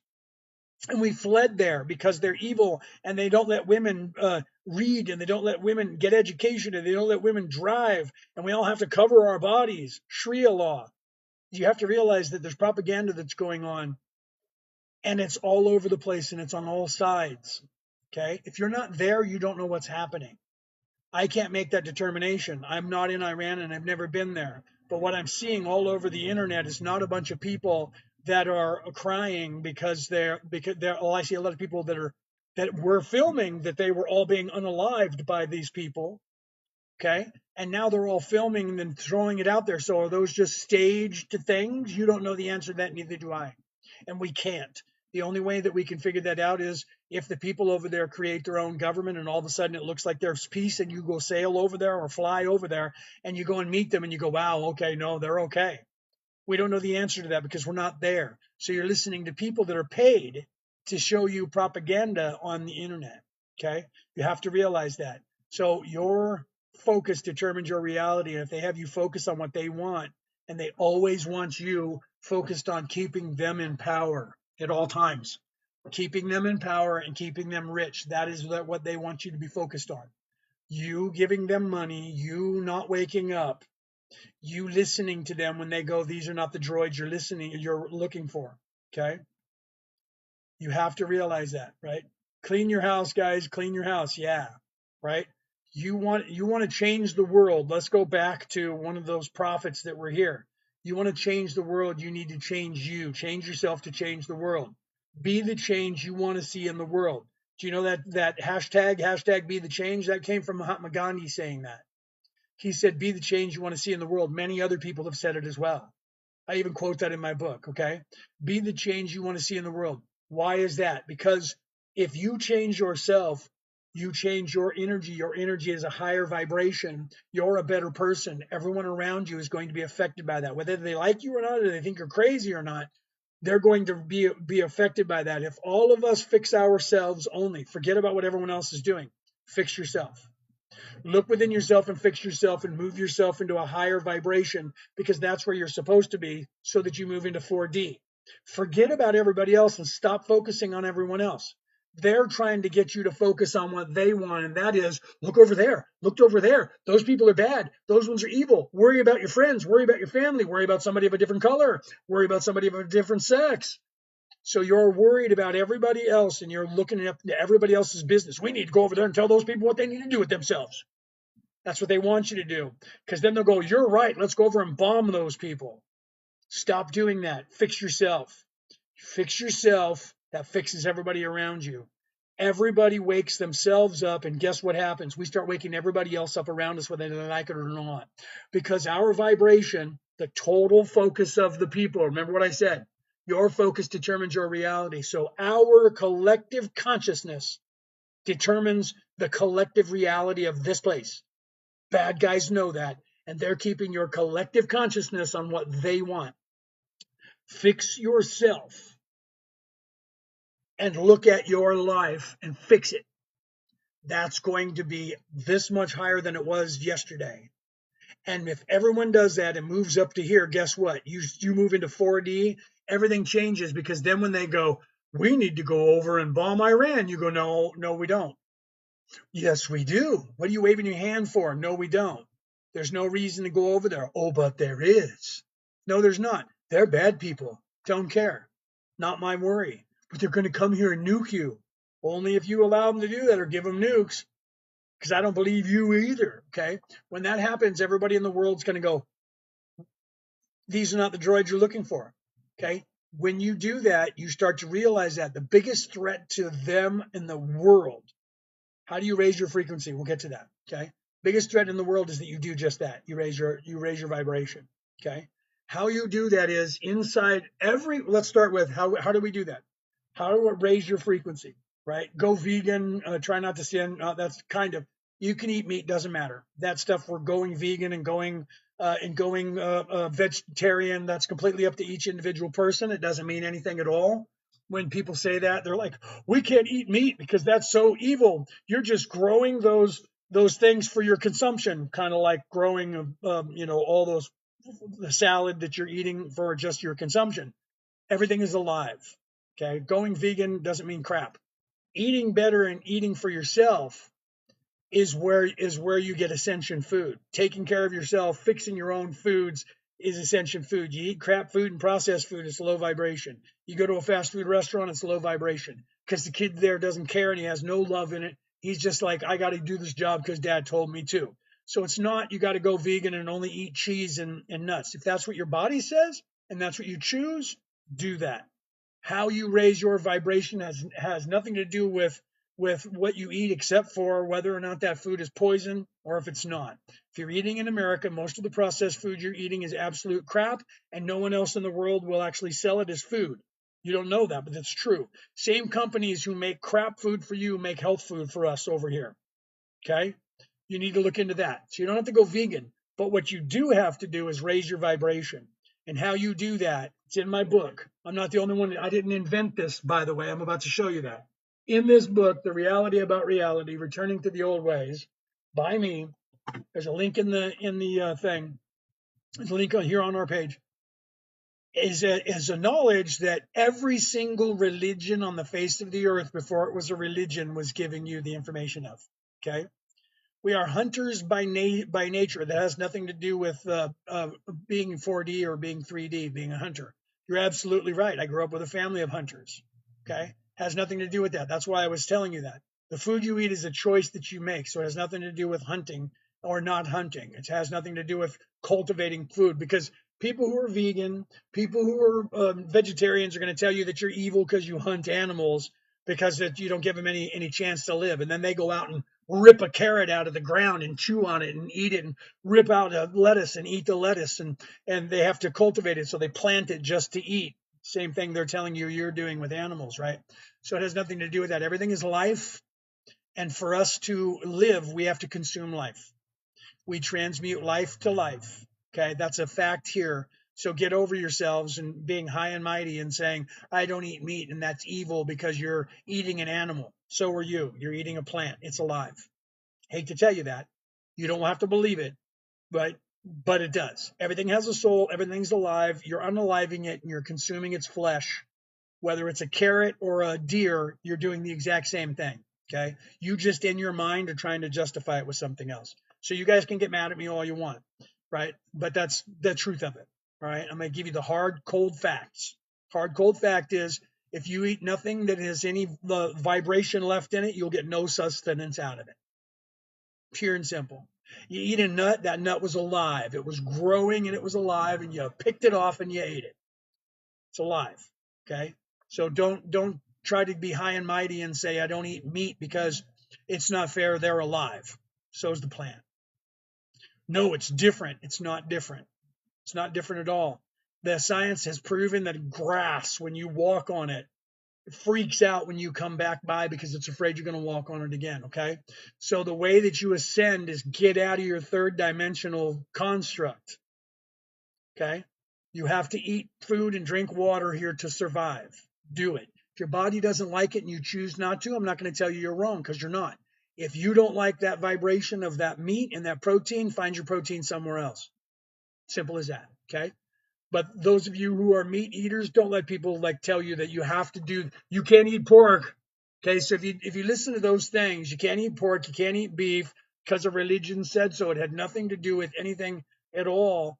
Pork back 5,000 years ago, 2,000 years ago, 1,000 years ago, 500 years ago, we had no way of preserving pork. So if you killed a pig, you had to cook it and eat it today because you couldn't, there was nowhere to preserve it. Okay. So if you took the meat and you didn't cook the meat, it got snotty and it got poisoned, and it happens in 24 hours because of the bacteria. That's the way pork is. Today we have refrigeration. We can take pork and we can hold on to it and we can keep it from turning bad. And if you cook it, you can do the same thing. You can even freeze it. Slows down the molecules and it doesn't go bad fast. Okay. So that was something they were telling people a long time ago, because the same people, this is going to make some people mad. I tell you this all the time though. In the same places when people say you shouldn't eat this, and then they say things like you shouldn't get a tattoo. I got tattoos. You're going to go to hell if you get a tattoo. Really? Because the next line in that book that you're quoting from me says, don't cut the hair at the sides of your head. Just saying. If you've ever gotten a haircut, you're rowing right next to me. Sit down here and grab that oar. Okay? So if you buy these things and they tell you that stuff, if you play with yourself and you ejaculate in somewhere in those books, they'll tell you you're going to go to hell. Okay. You get a tattoo, you're going to go to hell. They have more reasons for you to go to hell than they do for you to go to heaven, because it's a control mechanism that people gave. So Moses comes down the mountain with 10 commandments, 10 laws from God. The Hebrews made 6,000 out of it. Okay. I tell you truly, those are semantical things that human created. Don't say God's name and say a bad word after it. Don't draw a picture of God. I'm going to have to stone you to death because you did that. Don't take the Lord's name in vain. Don't walk over here on a crack or I'm going to have to take you out, man. If you're a woman, 6 paces behind me and cover your freaking face, or we're going to have to stone you to death. That's crap that men made up to control women and to control people. None of that is anything whatsoever, and it's all a lie. Okay. The truth of how you get out of here is inside your body you have a Christ oil. You have 2 oils that secrete once a month inside your body and go down your spine, get together and merge together and go back up your spine and sit dormant in your head for 2.5 days, 3 days, unaliving and resurrecting for 3 days, and then they go pow if you're a good person and you don't eat of the tree of life and you don't do bad things and you don't have sex or ejaculate in that 3-day time period. It lifts up your vibration by putting DMT in your brain, and it goes and all of your brain cells illuminate and you become a higher vibe person, and you get smarter.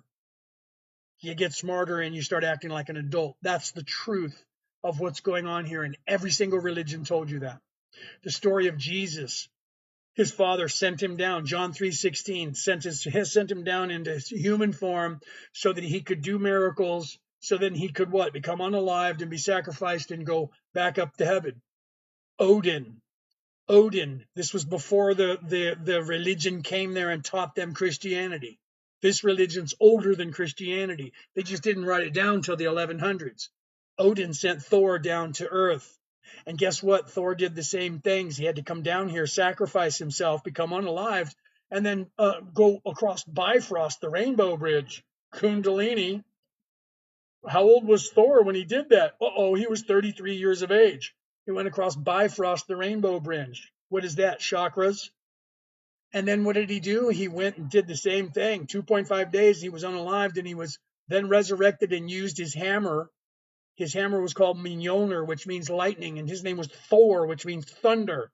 And he cracks the sky and illuminates the sky and scares off Fenrir the wolf, who's covering the world in darkness, becomes the light of the world and gets elevated to God status. Okay, that story happens in every religion on the face of the earth, where they're telling you that you were supposed to follow in the path of that person who told you that. Osiris did the same thing. Shiva did the same thing. Moses did the same thing. Marduk did the same thing. I don't care what your religion is. The person in your religion was a savior character in that religion with a different name, with a different dichotomy, who had to come down to earth, sacrificed themselves, did miracles, walked on water, did all kinds of stuff like that, fed people, did these miracles, then had to fight a serpent or a dragon, and then went up into, crossed 33 runs of stairs like Jacob's ladder. Jesus, your vertebrae in your spine, 33 vertebrae in your spine. Okay. Santa Claus going down the chimney and up the chimney. You guys need to learn these stories and what they actually meant. Okay. The way you get out of here is not what you eat. The way you get out of here is, if you eat bad things, it's going to take you longer. Doesn't matter if you eat meat, doesn't matter if you eat chicken, doesn't matter if you eat fish, doesn't matter if you only eat tofu. Whatever keeps you alive is what you eat to stay alive, whatever you choose to. There is nothing that God's going to say when you get there. He's going to judge you and go, you ate that trout from California. That's it. You're going to hell. That doesn't happen. God's not going to judge you. You're going to judge yourself. There is no judgment day where you're sitting there and God is going to say, come up and we're going to pull up in the book and see what you did in life. Thank you for that. Who gave me that? Thank you, Nadine. Haven't seen Nadine for a minute. Welcome, Nadine. Love you. So literally, that's not what's going to happen. You judge yourself. Your judgment day is when you realize that you did some shit that was bad and you need to atone for it. There's your karmic debt. That's when you say, well, maybe I didn't do all good things and I need to repent my ways and be a good person. Then you come back down. Thank you, Nadine, for those roses. Then you come back down to earth, or if you're up at a higher plane, you then repent your ways, and you can't lie to the universe. You can only lie to humans. So you can't pretend, because some people try to do that here, and they literally will say, I'm neutral. I'm neutral. Those people are evil. They just don't want you to know that. And so they say they're neutral when they're not really neutral. Okay. You have to realize these things. Your focus determines your reality. You decide what you're going to do. You're either in self-serving and you only love yourself and you hate everybody else, or you're in service to others, in which case you love yourself and you love others the same. Okay. I'm going to drink the rest of my coffee TikTok glass of coffee. Okay. So how do you get out of here? You learn about the Christ oil that happens in your body. Whatever your zodiac sign is currently, okay, the moon moves in and out of your zodiac sign once a month for 3 days. Right now, the zodiac of Virgo is where the moon is in. I know that because I'm a Virgo. So the moon goes into Virgo today. Well, if you're in the United States, tomorrow, the 2nd of March. Okay. The moon moves into Virgo. That's the beginning of your Christ oil. If you're a Virgo, you abstain from sex. You do not ejaculate, because it starts tonight or tomorrow if you're not in Australia or New Zealand. Okay. And you wait 3 days before you eat of the tree of life. So no alcohol. Try to abstain from drugs unless they're the ones that raise your vibration. Okay. And no ejaculation, no sex, right? Meditate if you can, if you know how, or pray if you know how. Eat right, get good rest. At the end of 3 days, if you haven't done those things and you've done all of those things right, Santa Claus will give you a present instead of leaving you a piece of coal. Okay. That oil, which is sitting in your head dormant right now, will then move from your hippocampus up to your optic thalamus, and then it'll explode with a large amount of DMT and a few other things that your body creates naturally. And it will illuminate you, and it'll illuminate all your brain cells, and your vibration will go up a little bit. Okay? If you do that every single month, when the moon goes in and through your zodiac sign, you can track that. You can buy a calendar. Hold on, I'll show you. Here's a calendar called a moon calendar. They have these all over the internet. Okay? Moon calendar. What a moon calendar does, let me go here to March. Current month. Moon calendar has all of the sun signs on top telling you what they are. Okay? And every single day, look here, right here, second, let me come back over here, move it this way. Okay, the second, let me get it into focus. The second of, wait, am I in the wrong place? I'm in the wrong place. There. Virgo, okay, Virgo in the corner, 11:33 p.m. at night on the 2nd of Monday, the 2nd of March, Virgo, the moon goes into Virgo. There's the full moon. And then the moon goes out of Virgo right there on the 5th, on Thursday at 5:55 a.m. and goes into the next sign, right, which is right there on the screen, right? Tells you what it is every single month. You can buy those every year, and you can plot your Christ oil. And Christ oil are two oils that secrete from your brain, and they literally go down the two nerves that are down through your claustrum, where we get Santa Claus from, the chimney in your brain, which is your brain stem. Okay, they go down the Inga and the Pingala nerve. There's two nerves that go down your spinal column. They go all the way down. One is a milk-like substance. The other one is a honey-like substance. One is charged with magnetism. The other one is charged with electricity. They go down your spine, all the way down to the 5 vertebrae at the bottom of your spine that's fused together, that in the ancient times was called Bethlehem. Whoops, wait, what? Those two oils, masculine and feminine oils, were called Joseph and Mary. I'm not even making this up. You can Google this, okay? Those two go down to Bethlehem and become one. Those oils mix together, the land of milk and honey that everybody's looking for out here in the third dimension. Then they go back up your spine, charging with the Kundalini and Kunda buffer, masculine, feminine, Kundalini, Kunda buffer energies, go up your spine and hit every chakra and illuminate, going across Bifrost, the rainbow bridge, and goes back up through your claustrum, the chimney in your brain, okay? And then they go to your hippocampus and they sit there Christed of John for 2.5 days on the cross.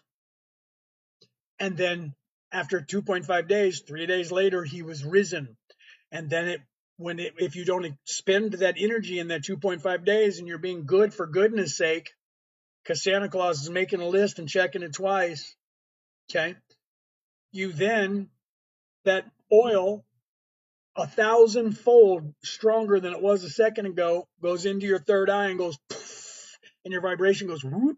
And if you do that for 3 months in a row, 4 months in a row, you're going to feel a big difference in yourself. And if you keep doing that every single month for the rest of your life, you will wake up in less than 4 years. Okay? But every time that you lower that and live in 3D, it lowers it. And if you do, physiologically, crazy, if you do eat of the tree of life by having sex or doing something else that you're not supposed to be doing while that oil is sitting right there, that reward hormone that you get, that endorphin that kicks in, that is a reward endorphin in your brain, that endorphin in the brain reacts to that oil and it destroys that oil, and the oil turns to a coal-like substance in our brain. The ancients actually knew about that. Physiologically, doctors know that that happens today. Coal-like substance. Santa Claus, way back when. Santa Claus, the word claus comes from the claustrum. The word claus was the grommet hole that held the sails and the hole in the roof, the chimney in the roof in the ancient Viking tongue. And Santa wasn't the word saint from the Latin. It was their word for wise one, grandpa, uncle. Today, even in 3 languages, the word tenta, Santa, tenta, means grandma or auntie. Santa didn't mean Saint Nicholas, Saint Claus. It meant the wise one who goes through the chimney with the Kundalini fire and becomes the light of the world. Wait, what? The Christ, not Jesus, before Jesus was even brought to them. And when they were trying to convert everybody to Christianity, they realized, hey, listen, your guys are talking about that Christ and the Christ oil and that sacred thing. Our God is the same way. Our Jesus is that. That's how they sold them on Christianity. When St. Patrick over in Ireland, when they converted the Irish people to Catholicism, they have a day on the 17th of March called St. Patrick's Day. St. Patrick, they say, drove the serpents out of Ireland. Peter lives in Ireland. There's no snakes in Ireland. It's too cold there. Snakes don't live there. So they didn't drive all the snakes off the island. What's the serpent? The serpent is what they called the devil, okay? Because you have to fight off the serpent. So the serpent became the devil, so they drove the serpent out. That's why he converted everybody to Catholicism. So St. Patrick's Day is for St. Patrick, who was a Catholic priest, who used to be a slave, who was sold into slavery, who became a priest, and he converted everybody to Catholicism. He was the father of Catholicism in the Irish Catholic way. Okay, so it had nothing to do with killing all snakes. It had to do with converting people. And how did he do that? Same way. He told people the beast that they knew of, the beast which was flesh, they knew that the beast was us in sin. So that's how they converted people, because everybody was being taught spirituality. I know that's crazy. Most people didn't know that. Okay. How can we amplify it? By taking care of it. Okay, truly. By taking care of it, treating it as if it's sacred. That's why they're all of them in every religion were telling you that you were the temple. Okay. You make sure that on that 3-day time period, you are doing the right things. Not having sex, not ejaculating, not getting drunk, not eating of the tree of life. You're praying or you're meditating, sleeping right, eating right, doing those things, contemplating by meditation. You do these things and it uplifts you. If you don't then squander it, right? Because a lot of people say that they worry about the Catholics because they go out in the world and do all kinds of crazy stuff, and then they just show up and go, "Forgive me, Father, for I have sinned," get a clean slate and run back out and do it all. For that reason, you don't run back out and do it all and sin and do all the craziness. I'm not saying you should abstain from like sex or anything like that. That's why I didn't become a priest. The Roman Catholic Church wanted me to become a priest, and I'm like, no, I like sex too much. I'm not going to give up having sex because some man who 2,000 years ago was homosexual and was in love with Jesus and didn't like women took control of the church and then said, nobody has to get married. Whoo, I don't have to be married. Okay? And if you think that's not true, look into it. Because Peter, who took over the church, said, I hate her, pointing at Mary Magdalene, and her entire kind. So either he was a racist, okay? And then he said right after that, but it's better to marry than to burn, which means he didn't want to marry a woman. That's actual documentation, okay? So Peter was gay, and he was secretly in love with Jesus, and Jesus was married to Mary. And he hated that because he wanted to be with Jesus. And he couldn't be, so he had to get married so that they wouldn't think there was something wrong with him, because that's the way it used to be. You can look that up. In that religion at the time, you had to be married by the time you were 30. It was law. And if you were going to be called a rabbi and have students, which Jesus was acknowledged by the Sanhedrin, that's the Holy Church, to be a rabbi, you had to be married and you had to have children. I'm not making this up. That's law in the Hebrew religion at the time. Anybody that's Jewish, when they pop in here, they go, no, yeah, he's telling the truth, because they know it's true. Okay.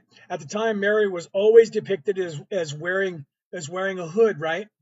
Today, people will wear a hijab because it's part of the religion.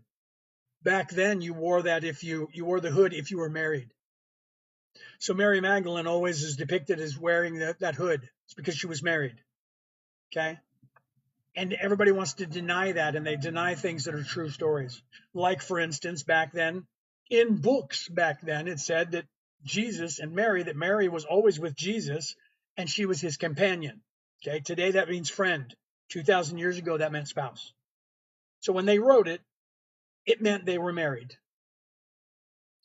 but they wanted to remove those books because they didn't want you to realize that. Okay. So Jesus, who was 33 when he was put on the cross, had to be married 3 years earlier than that. Mary also had to be married. So people are trying to say that she was married to John now. First, they were saying John the Baptist until people like me said she never met him. There's nowhere that ever tells that she met him or talked to him or anything. How could she be married to John the Baptist? She didn't even react when she found out that he was gone, except for she was worried about Jesus and how he was going to react to it. Sounds like a wife worried about her husband, don't you think? So they always try to keep her as far away from Jesus as possible. They even did that in The Chosen, which is a great show. But they make sure that she's the farthest away from him everywhere when someone is standing. She's literally the farthest person away from him. If he's walking, she's the last person walking almost always. If they're standing in a group and he's up front, she's way in the back. If they're standing like this, she's over there. If he's standing here, she's over there. They make sure she's nowhere near him. He sits down at a table, she's all the way at the other end. Okay? Why are they doing that? Because the church wants it done that way. Because they elevated Jesus to God status, so he couldn't be a man who had children. However, at that time, he had to. You can look that up in their religion. On top of that, there's even more proof. I talk about this every time I'm live. There's even more proof. You can look this up, empirical proof. At the time when the Romans would be punishing somebody and whipping them, if they bled on the ground, the Romans didn't clean it up after they were done. They didn't have maids that came in. Send the maid to clean that blood up. By law, it was mandated that the family members of the person that they tortured have to clean up the blood. They have to do it. Okay? So go back in your Bible and take a look at who cleaned up the blood from Jesus on the ground. And it had to be his direct family members. So there were 3 people who were there cleaning up the blood from Jesus, wasn't there? Does anybody know? Show of hands. I'm a minister. I know this. Some of you may not. If you guys saw the movie, you know this because even Mel Gibson showed you that. 3 people. Holy Mary, Jesus' mom, Mary Magdalene, and John, Peter's brother. No one else. Why was there no one else? They were all watching it. Where did they all go? No one was helping except for those 3. Why? Peter wasn't there because he was off doing something at the time. He missed it. But John was. Why I brought Peter up is because Peter and John were brothers. So why did John go and help, but not Peter? Peter wasn't there. John went and helped. Why would he do that? He has to be related to Jesus. Mary Magdalene also helped. Mary Magdalene helped because she was Jesus' wife. John helped because John was actually Jesus' brother. Peter was Jesus' other younger brother. Because Joseph and Mary had other children, not just Jesus. But to kind of conveniently leave that out, it's just like Moses. When you first hear about it, you think Moses didn't have any brothers. Well, then he had brother Aaron because Aaron was with him. Okay, so he realized that Aaron was his brother, and Aaron was with Moses when he went to talk to the Pharaoh. But you don't realize, even in the movie, until you read about it, that when Moses went back to the place where his mom was, and he met Aaron, there was other people in there. There was another brother, and there were 2 sisters. Wait, what? Okay, so they have you thinking that Moses is just one single person too, and then you realize, well, wait, Aaron was his brother. Okay, so Jesus had 2 brothers. That was John and James. So John was there to help. So was Mary. Mary wasn't married to John. They all say John the Baptist. But because I say this, now they're like, well, no, she was married to that John. Wait a minute. Okay. They still have to be married to him. So now they can't make that John the Baptist, because John the Baptist was Jesus' cousin. So they can't make that John cousins with, and they're going to try, because people like me keep going, that's not how it worked. Okay. I love you, my wife. There's Brooke telling me that she's on her way. She said that she's going to cook dinner when she gets home. I love you too. Because normally right now, when I found out she was home, I would say, okay, I'm going to have to probably get off here because my wife's on her way home. So she's telling me in the chat, stay live. I'll cook dinner when I get home and then we can eat. Okay. So I don't know if you guys know that, and I haven't really been looking, and I apologize if you guys were making comments and I wasn't saying anything about that, right? I apologize for that, right? Complicated, you can eat anything. Yeah, you can eat anything that you want, guys. You just have to realize if your body likes it or your body doesn't like it. okay, then if you don't like it, you don't prefer it, that's okay. There's nothing wrong. There is no right or wrong. Here's the other thing. Oh man, I'm going to get the churches mad at me again. Here's the other thing, okay? There is no right and wrong. There's just experience. Okay, there is no right or wrong. The creator of the universe didn't say you cannot do this or cannot do that. You're given complete free will here. You're the only one who judges you. Okay? You can do whatever you want to do here. And if you want to be evil, you can be as evil as you want. They don't want me telling you this. They do. But the people here that are making money off of the whole dichotomy, the church is trying to control you, so they don't want you knowing this. There is no right and wrong. There just is experience. So if you want to be be as evil as you want to be. You're going to be getting in trouble because people here don't like that. And so they will put you in jail for doing bad things. Okay? Your purpose, right? And you said, I know, but it's so difficult to find a purpose. Your purpose, that's the meaning of life. When people say, what's the purpose of life? Life has no purpose whatsoever. You're supposed to give it purpose. What is the meaning of life? Life has no meaning at all. You're supposed to give it meaning. Let me explain that. Okay? The creator is not quite sure how the creator became. So the creator wants to know what it means to not be immortal. So the creator created this place and imagined us in it so that we could do the one thing the creator is not capable of doing. But we couldn't do that if we remembered that we were the creator. So we were veiled. Our memory was taken from us so that we didn't know that we were the creator, so that we could have an organic experience of this place. You're supposed to just live in it. The creator made a house, and you're supposed to make it a home. So there is no right and wrong way of how you live your life. Just live it. Okay, Mickey? So Mickey, if you're not happy with your life right now and you need a purpose, change your life. What do you like doing? Look within yourself. What do you like to eat? Eat that. What do you like to watch on TV? Watch that. What do you like to listen to? Listen to that. And if you don't know what any of those things are, start. Because you know what you like, you just don't know that. I had the same problem because in my other marriage, I was always trying to please the other person.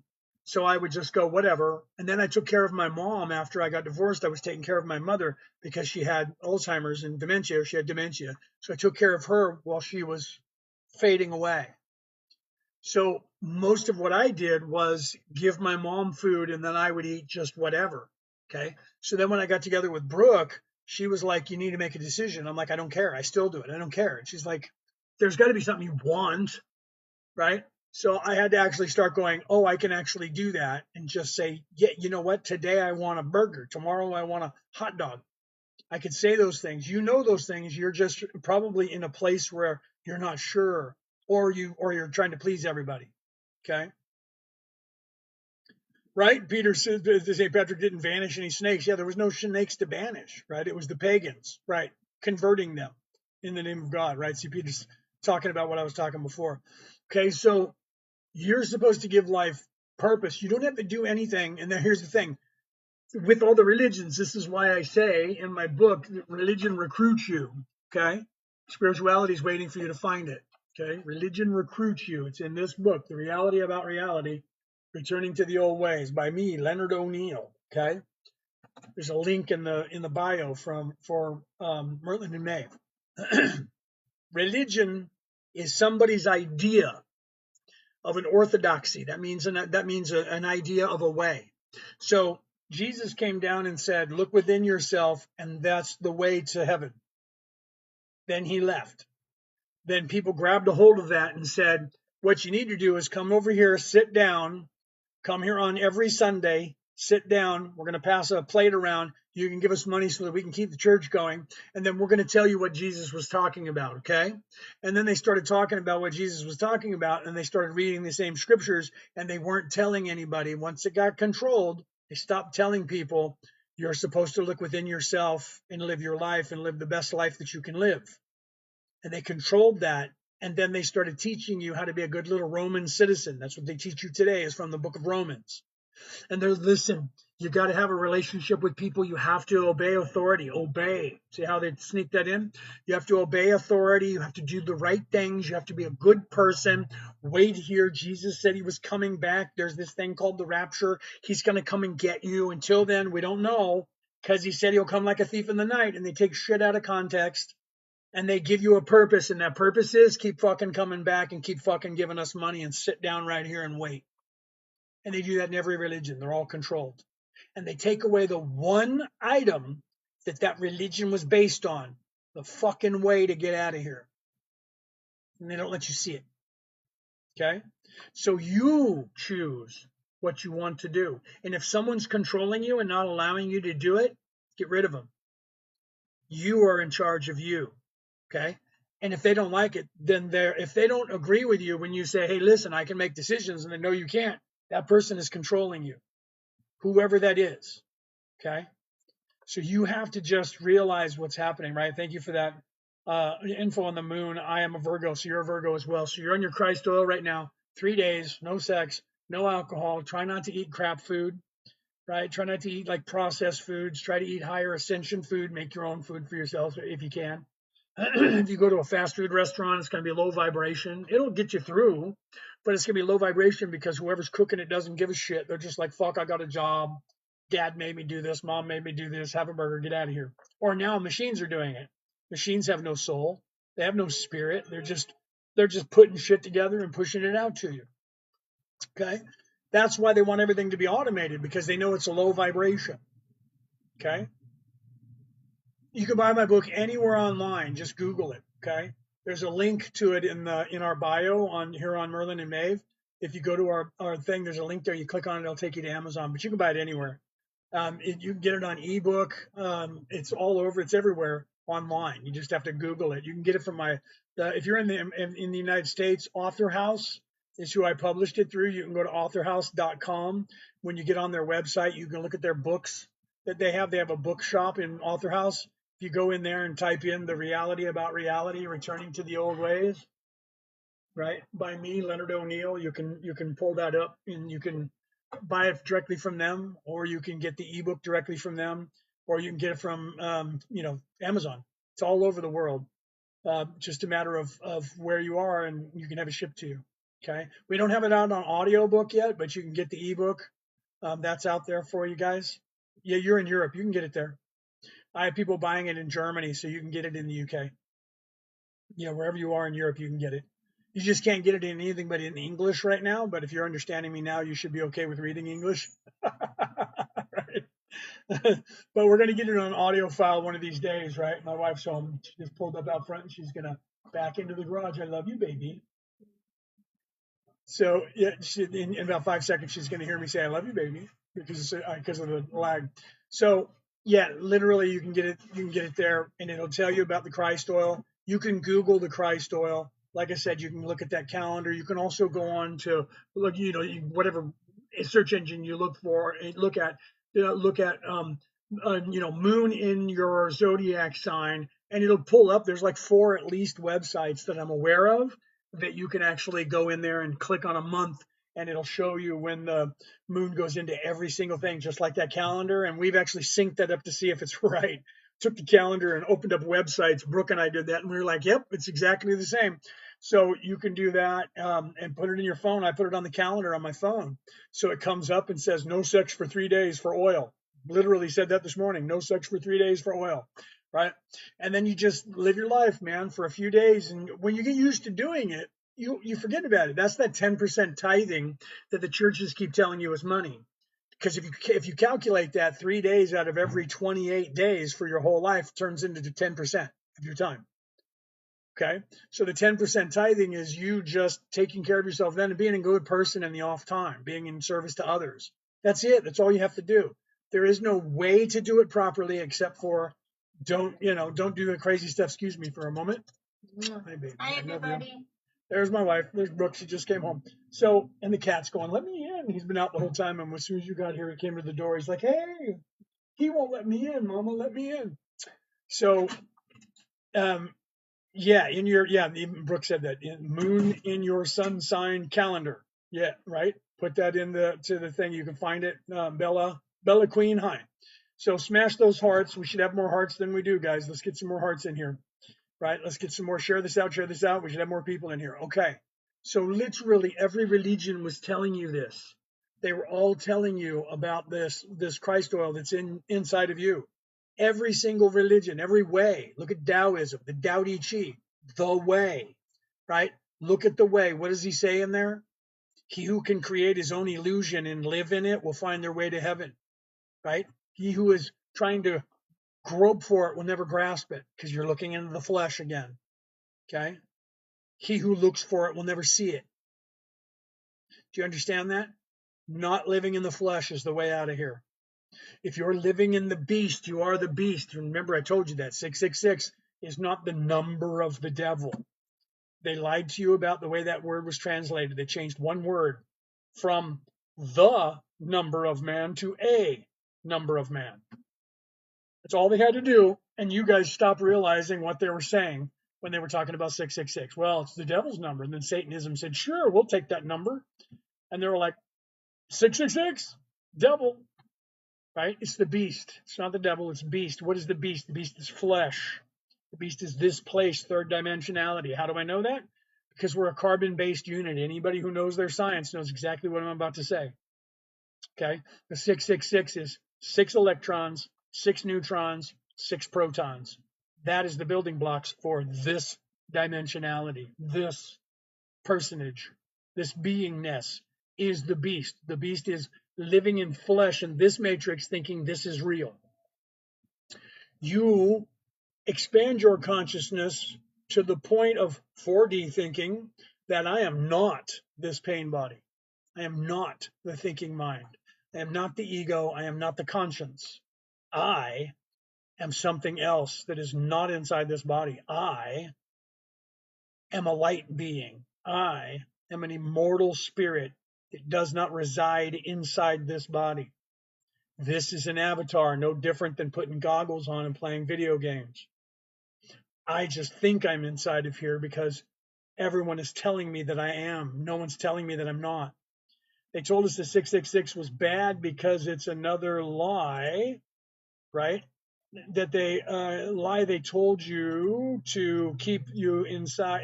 Yes, asleep. Yes, because then they have you believing it's flesh again. You don't think that it has something to do with expanding your consciousness and spirit. They just say it's 666. It's the devil, the number of the beast, and that's the devil. And then they show you this red guy with a goatee and horns and a tail and a pitchfork, and you say he's just all evil, see, and he's equal to God, and they're sitting on 2 mountaintops and they're playing chess for the control of the humans, see, and that's the dichotomy that they want you to believe in. That is, that idea that they're telling you is the Greco-Roman, Greek-Roman gods. Their entire god pantheon were these people who lived on top of a mountain somewhere in a palace that you couldn't see, and there was good and evil ones, and they were playing with humans on a chessboard. Do you see? Greco-Roman. Okay, so they took the concept of all these religions and they put it into a third dimensional construct, which is what they did with the Greek and the Roman gods. The Greek and Roman gods were 11-year-old children in god form that hated each other, fought with each other. It was a soap opera, and they all went undercover and had sex with women, even the women. Okay, and they pretended that they were humans and came down and bred with the people down here. That's why the ancient aliens people fucking love that, the whole genre, because they look at that and go, they weren't really gods, they were actually just people in a spaceship, because they were acting like people, because they are, because that pantheon, I'm not saying they are aliens, but they're acting like people. That pantheon is bullshit. Okay, 666, my wife says 666. Religion, or realign your thoughts and actions, right? Okay. Because that's what would happen if you learned from ancient people that the beast was physicality, and physicality, they knew something that it took science 2,000 years, 4,000 years to learn, that we are 6 electrons, 6 neutrons, 6 protons. and that that's what makes up this reality. They knew that. Who told them that? How did they know that? And how come it took us 2,000 years to figure it out? You know why? Because 12,000 years ago, they took that knowledge away. And every time that reoccurred, so 2,000 years ago, when it reoccurred, they had to take that knowledge away again. Okay, so Jesus shows up here on the earth 2,000 years ago. 200 years later, in the year 325, Constantine starts rearranging the Bible. 2 councils of Nicaea. 50 years later, another council, they start moving stuff out. 30 years after that, another council, they start moving more stuff out.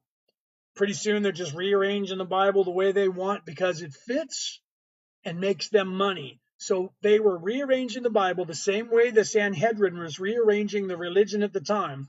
Whatever kept their power and appeased the people and kept the people on giving money to them is what they turned the Bible into. Until eventually they just convinced themselves, they realized, you know what, we just tell them. Instead of trying to rearrange the Bible to fit them, we just tell them this is the way it is. Control the narrative. And that's what they've been doing ever since.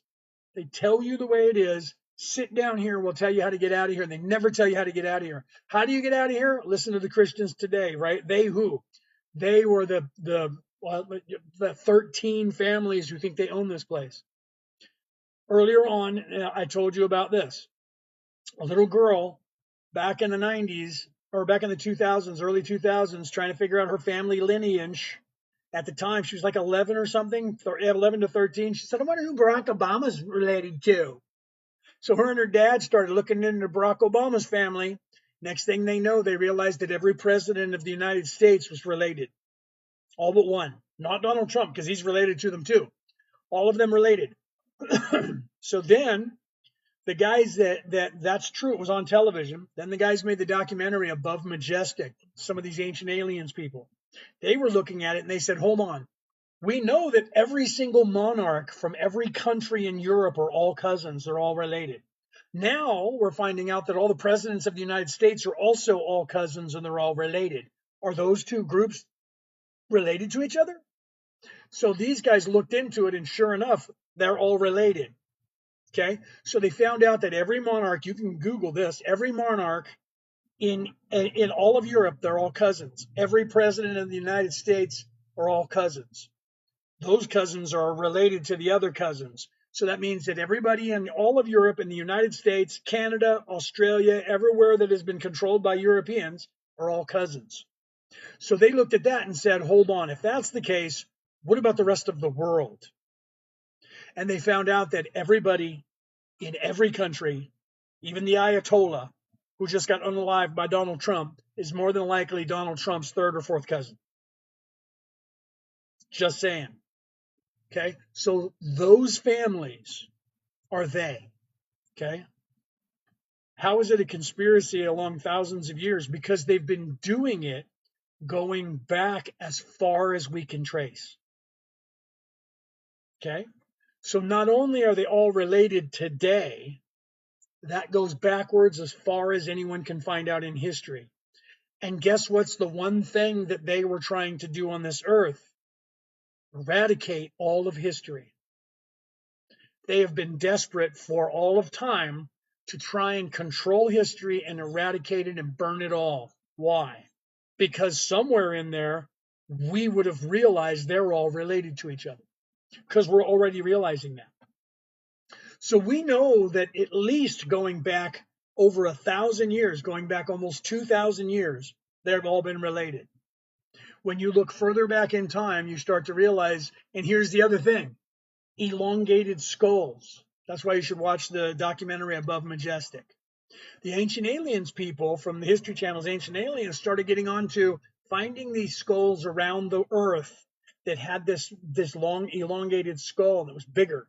And they kept trying to look at them, and everybody was hiding them from them. Official governments were saying, you can't see those. You can't see those. Alien race related, very possible, but we don't know for sure. And we think so because when they finally got a hold of some of the skulls, they don't have the sutures that we have. Okay? Every human has sutures in their skull. The people with the elongated skulls do not. That means they're either not from here or it's a race of people that we're unaware of. Okay? And it looks like all of these people that are in charge of the world go back to in the 1500s. So just literally, we're in the 2000s. 500 years ago, they all had elongated skulls.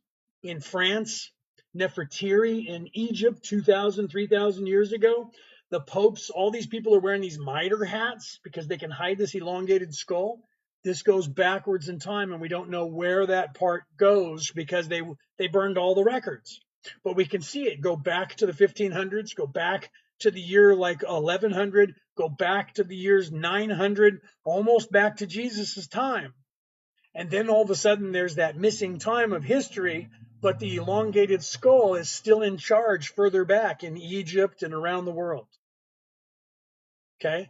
So it looks like, even though there's a little bit of a gap of the actual history that we have contact with, could be in the Vatican archives or somewhere else in a cave we haven't found yet, okay, we find that the same skull was around, elongated in all of these countries before then, even though right now we can't genetically link them, only because we haven't started grabbing people's DNA and taking a look at it.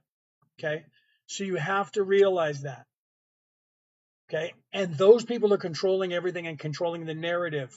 1% of the population taking 99% of all the money, and they're programming you with everything, and they're gaslighting you along the way and not letting you know that. So the greatest trick the devil ever pulled is not to make you think he didn't exist, because we know about him, we're talking about it. The greatest trick the devil ever pulled was to not let you realize that there is another thing going on with a group of people who believe they own you, me, and everything. And they all know they're related because they're making sure that only their people get in charge. Okay. So how do we defend against that? My wife's putting that up there. We teach a course that everybody on the planet should be taught before they're 10 years of age. Okay. And that course is right here on the screen, the Defense Against the Dark Arts, also in the chat my wife is putting there. Okay. That should have been taught to everybody, and it should be, and we should teach it to everybody. Okay. We're teaching this course right here. Okay. If you guys are interested in that, it's 88 Australian dollars for a 2-day Zoom call, which is 4 hours a day. That's an 8-hour course. Usually turns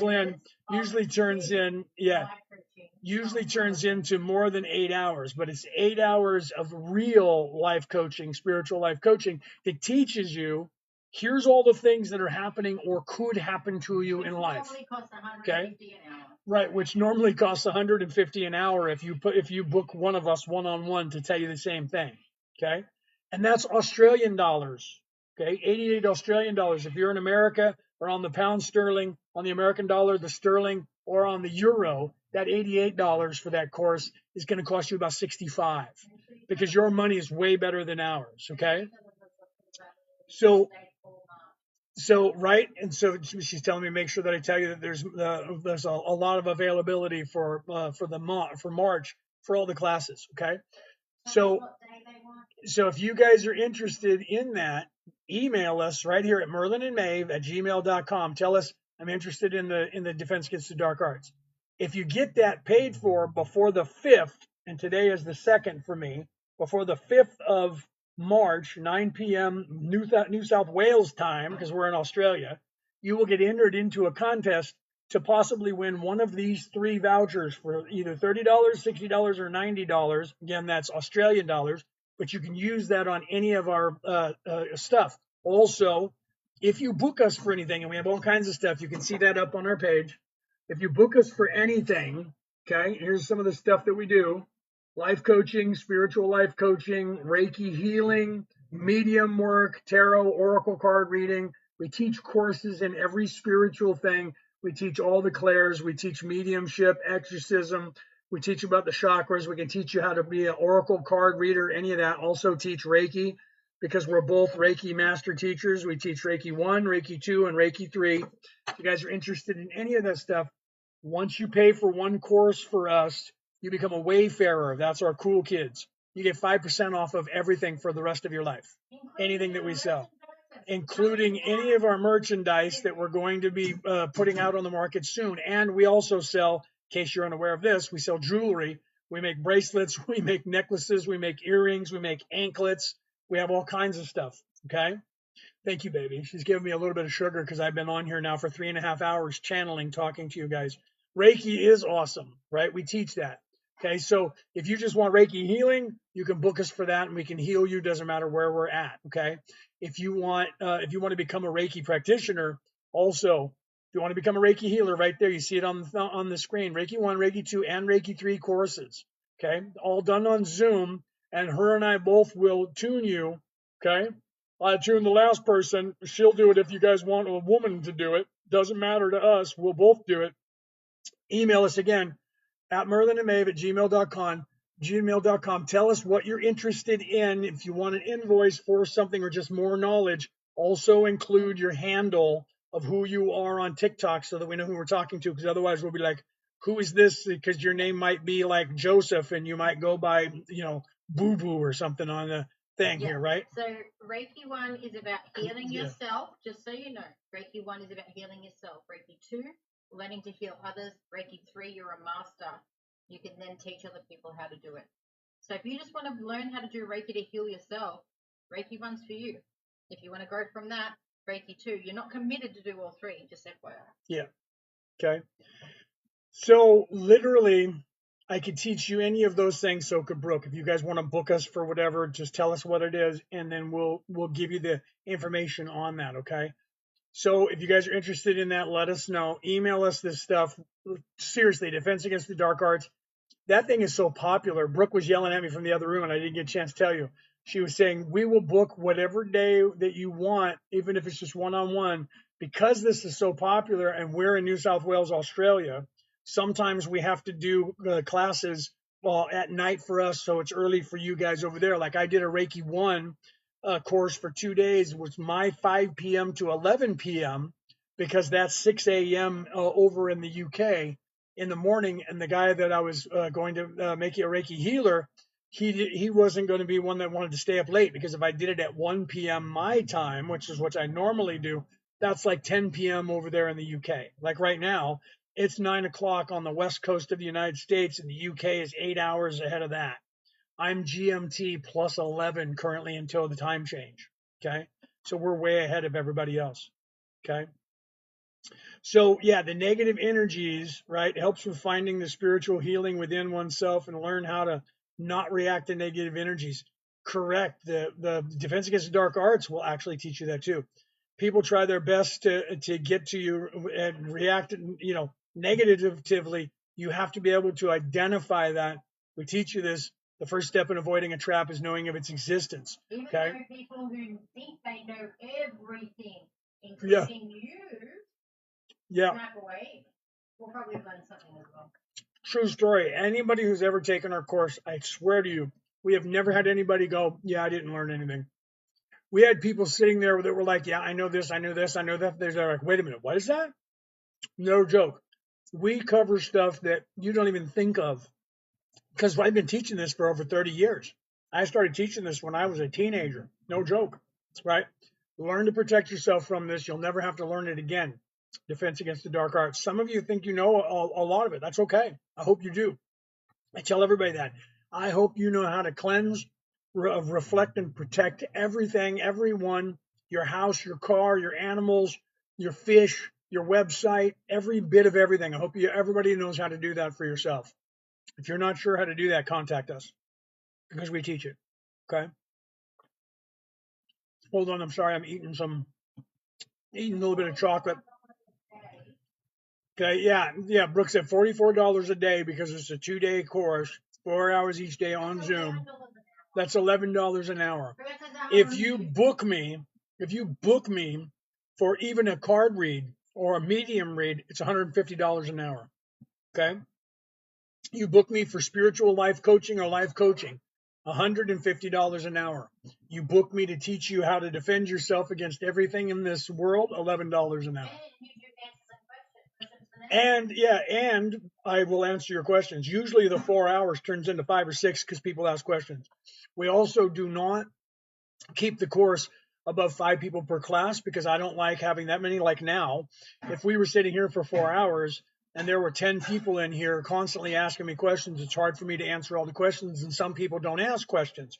Right now, there's a bunch of people in here and I'm getting only 2 or 3 people talking about stuff, right? Are orbs good or bad? Depends on who's behind the orb. That's a good question. Depends on what the orb is and whether it's a good energy or bad energy. You have to realize that in the third dimension, 14% of the population is evil, 86% of the population is not. Orbs are existing in a slightly different energy field than this third dimension.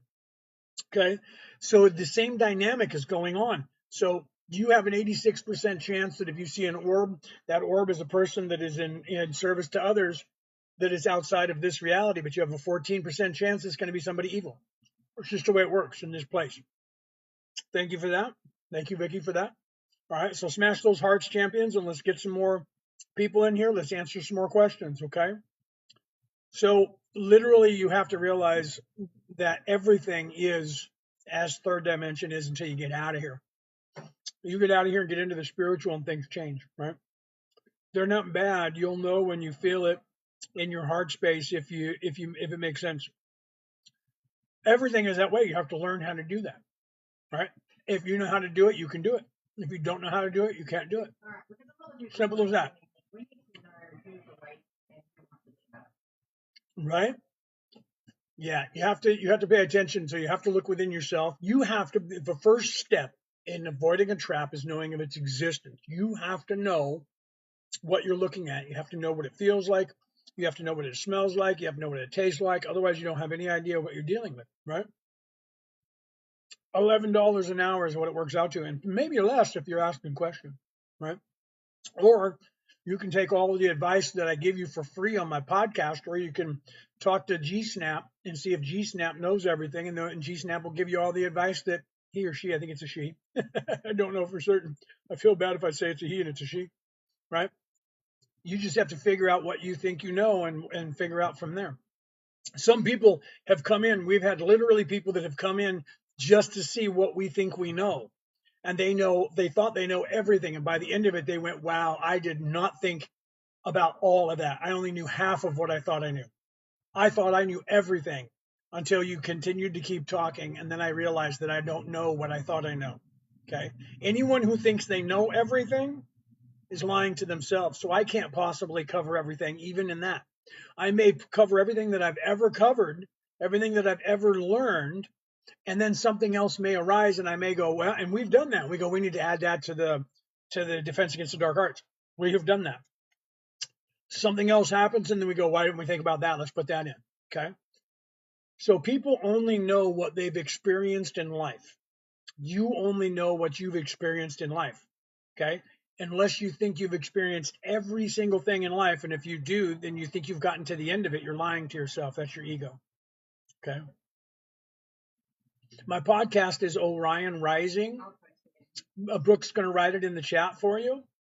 I have 571 currently episodes up there for you to listen to. All of them are at least 3 hours long. Some of them are even longer than that. I've been doing this since 2016. You can, okay, there it is on YouTube. You can watch it on the MP4 broadcast on YouTube. If you write down the name Orion Rising, you can find that wherever you listen to an MP3 broadcast.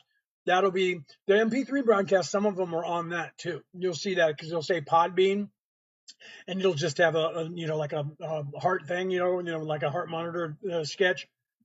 Otherwise, you'll be able to watch the video of me talking, okay? Because that MP4 file goes up on that YouTube channel, right?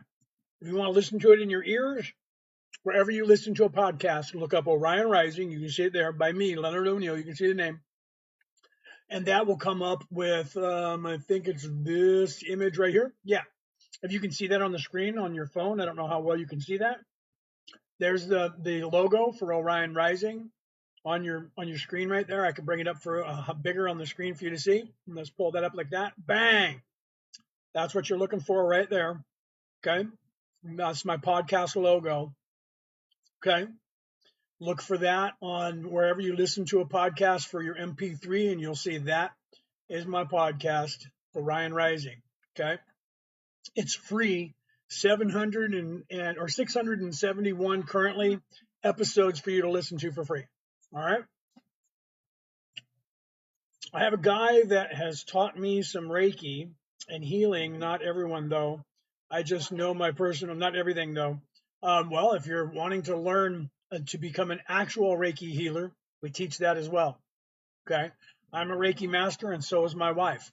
We actually teach Reiki. And if you're interested in actually learning real Reiki, we actually have books for that we will teach you from, that we have created for exactly that, because we are Reiki masters. Okay, so if you're interested in that and you actually want to get attuned, instead of just having somebody teaching you a little bit of Reiki, actually making you a Reiki healer, if you're interested in that, merlinandmaeve@gmail.com. Okay. Yes. To manipulate energy. Everybody can manipulate energy. If I Reiki you and just heal you, you can actually manipulate the energy that I'm healing you with, and you can play with it. So that's up to you. Right? Right. You got Brooke talking about when she was Reikiing people, taking a ball of energy and smashing it into people when she was Reikiing them, pulling energy out of people. I was doing that when we were at the fair, and I was Reikiing this woman, and she was laying on the table, and I was Reikiing her in person, who was selling products across the aisle from us. Had no idea what I was doing. She was sitting there looking at me, and I didn't see her. I was too busy Reikiing, but Brooke saw her, and she was looking at me, and she was like, her mouth's dropped open, her eyes, she's looking, and Brooke says, "Are you okay?" And she said, "What is he doing?" And she said, "He's doing Reiki." "Why?" She said, he went like this, and I saw all this energy come out, and he went like this, and he threw it away, and it dissipated. And then he went like this, and he put this energy, and I saw this energy go into this woman. And she was like, "Yeah, he's Reikiing." She said, "You can see that?" And she goes, "Yeah." And so she had to explain to her everything that I was doing, but she was able to see the energy of what I was doing. She had no idea what I was doing, and she was tripping on that. And Brooke and I were both like, "Wow, I wish I could see the colors that you were seeing," right? Because she could see the colors and everything. It was kind of cool, right? It's freaking awesome. It is. It literally is crazy, right? I can sense the energy, but I don't see color when I do it. I sense the energy and I feel the energy and I pull the energy out and I'm dissipating the energy and I'm taking more energy and I'm putting it back in. I can sense the energy. I can see energy, but I don't see red and orange and purple. And unless I close these eyes, because these eyes don't see the colors, I actually have problems with colors. I'm actually colorblind. I only see 28 colors in the spectrum, so I don't see all the colors that everyone else sees, right?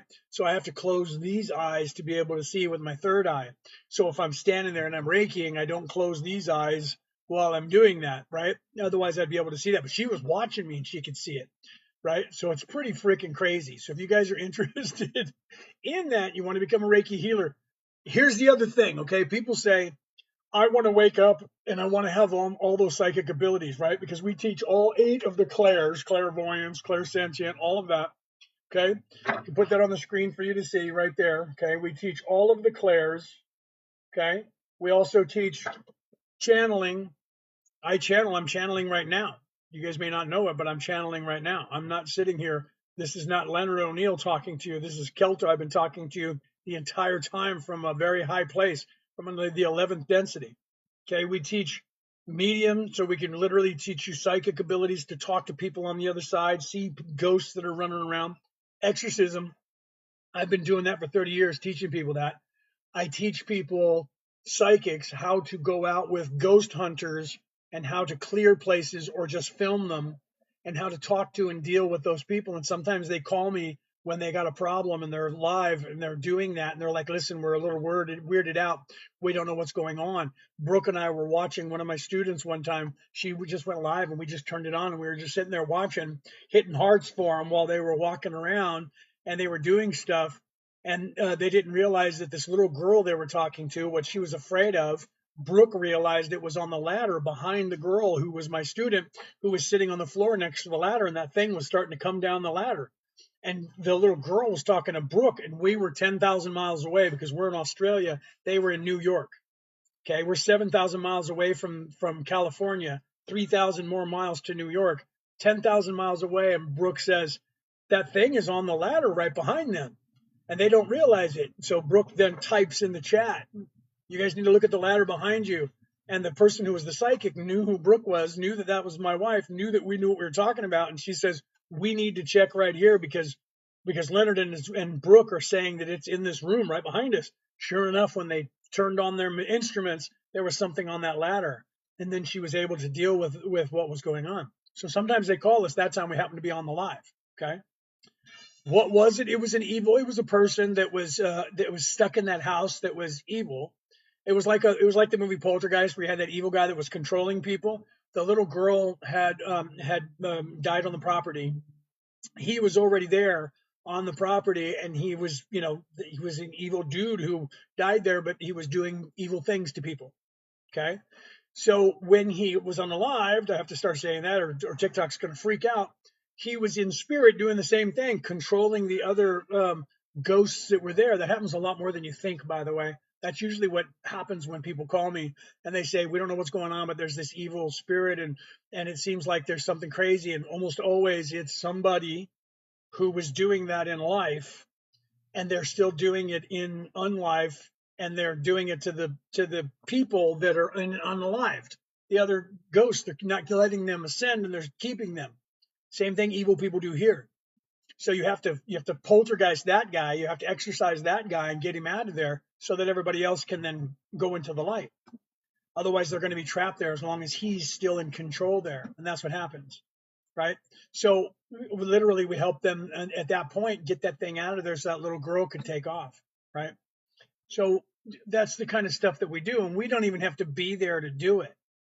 People have to realize that distance is only the time it takes the physical body to go from one place to another. That's another 4D thinking right there. Okay. You guys have to realize that. That's another 4D thinking. So then Brooke was yelling from the other room a minute ago, we need to find out in this room right now with all you guys that are here, who's awake and who wants to talk. Because we're putting together Zoom calls, right? We're trying to schedule things for people so we can find out we're not the only people who came here. Okay, here, let me do this. There's about 35 of you in here right now. So I'm gonna say some things to you guys. Some of you are gonna go, I'm out. Some of you guys are gonna go, what the fuck is this guy talking about? Okay. I am Kelto, and I am the Patal. I am one of the Patal. I came from the 11th dimension. That is where I am currently. This body is sitting here, and I am up there, and I am talking to you through this body. I came here to this earth to help all of you wake up and remember who you are, because some of you came to this earth to help these people, but you got stuck with these people. Okay. And you haven't woken up. Some of you are starting to wake up, and you know this. The only reason I can tell you this now in this time is because enough of you on this earth have woke up enough to where I can say these things in open court on a platform that's going out to the entire world. 5 years ago, 10 years ago, any time before that, I couldn't say these things out loud unless I was in a small group in front of a room of 20 or 30 of you, or one-on-one on the phone or in a video call. But because of the things that we have done and the people who came here, like you out there who have come here to help, we are able to say these things now out loud, and they can't do anything about it to stop us. They can try to knock us off these platforms. That's all they can do. Okay. Some of you know you came here to help. Those of you who are in coalitions or are part of the councils, you probably already have an organization to where you're already communicating in the background. That's okay. If you are, we still would like to know that you guys are doing what you're supposed to be doing while you're down here. But for those of you who came here all by your onesie, as Captain Jack Sparrow would say, if you're not attached to one of the councils up there or the Galactic Council, we are the Orion Council of Light. We are attached to the Galactic Council. Okay. If you're not attached to a council already, and you need somebody to more that's like you, I'm not the only one. I want to help, but I don't know what to do. Contact us or someone else you resonate with that happens to be part of a council. There's a lot of us here. Okay. And we are here to help you. So if you're here and you're by yourself and you think you are, contact us and we can help you find your people if you're not ours. Okay. If you're not our people and you didn't come here with us, we'll find your people, help you find your people. If you know that you are here to help and you know that you're part of a group of people, let us know who you are, because we want to make sure we're all coordinated and doing the right things. We're all waking up the lions to wake up everybody else, to get everybody changing their focus away from what these people want for themselves back onto what we all want: utopian society, freedom, freedom of choice. No one's in charge, no caste system. Okay. So we're working on that and we're moving into that phase. And I am here to be a beacon for that. Okay. I am here to tell you guys that. What's not coming up in the chat? Yeah, it's not coming up in the chat. They won't let you do that. You have to put the rest of that in code as well. Yeah. Brooke was trying to type something in the chat and she came over here to see because she knew she was going to pin it and I would have told you what it was and it wasn't coming up. It wasn't coming up in the chat. There was something else that I typed that did the same thing. She typed it and hit it and it's not appearing in the chat for you guys to see. She sees it on her screen, but I don't see it on my screen or over here on this screen at all. So she was trying to type something and she has to type it in code. And she was just saying that she was saying calling, what you were saying, calling all coalitions, right? What else were you trying to say? She's trying to type it now. We'll see if it comes up. Careful, you're going to knock everything over here. Yeah. Okay. Okay. It's not coming through. No, she's still trying to type it. Then say it. Awake discussions, coalition calling all aliens. Okay. So all I know is that we need to build heaven on earth, but not sure if I'm with any coalition. That's okay, because you're right. Okay. How do we do that? Are you aware of how to do that? Right? How do we build heaven on earth? What do we need to do that? We need to change our thinking. We need to change our focus because our focus determines our reality. And those bad people know about that and they're focusing you, me, and everybody on what they want. That's power, money, fame, glory. So they have your television sets tuned in. They have commercials where they're selling you products. They're controlling you, controlling your mind. You have to have money because they told you that and you agree to it. Okay. There are governments and countries so that they can divide you up and who owns you and you're their property and you owe them money because you're alive on their land. Okay. 5D up discussions. And my wife got that one to come up. merlinandmaeve@gmail.com. Okay. If you know that you're not from here and want to chat, right? EM, right? Send us a link. We'll talk to you. Tell us who you are. If you email us at merlinandmaeve@gmail.com, say this is my handle on TikTok and this is my name. Okay. We're not deep state people trying to get information on you. We don't care about what you guys are doing. We're not going to ask you who are all the people in your coalition. We're not going to tell you who are all the people in ours. We just want to make sure that everybody's on the same page. What are we here to do? What is your guys' mission? Your mission should be to wake everybody up and to teach people that your focus determines your reality. Okay? That they are doing that to us and they're keeping all of our focus on what they want. We need to keep our focus on what we want. What do we want?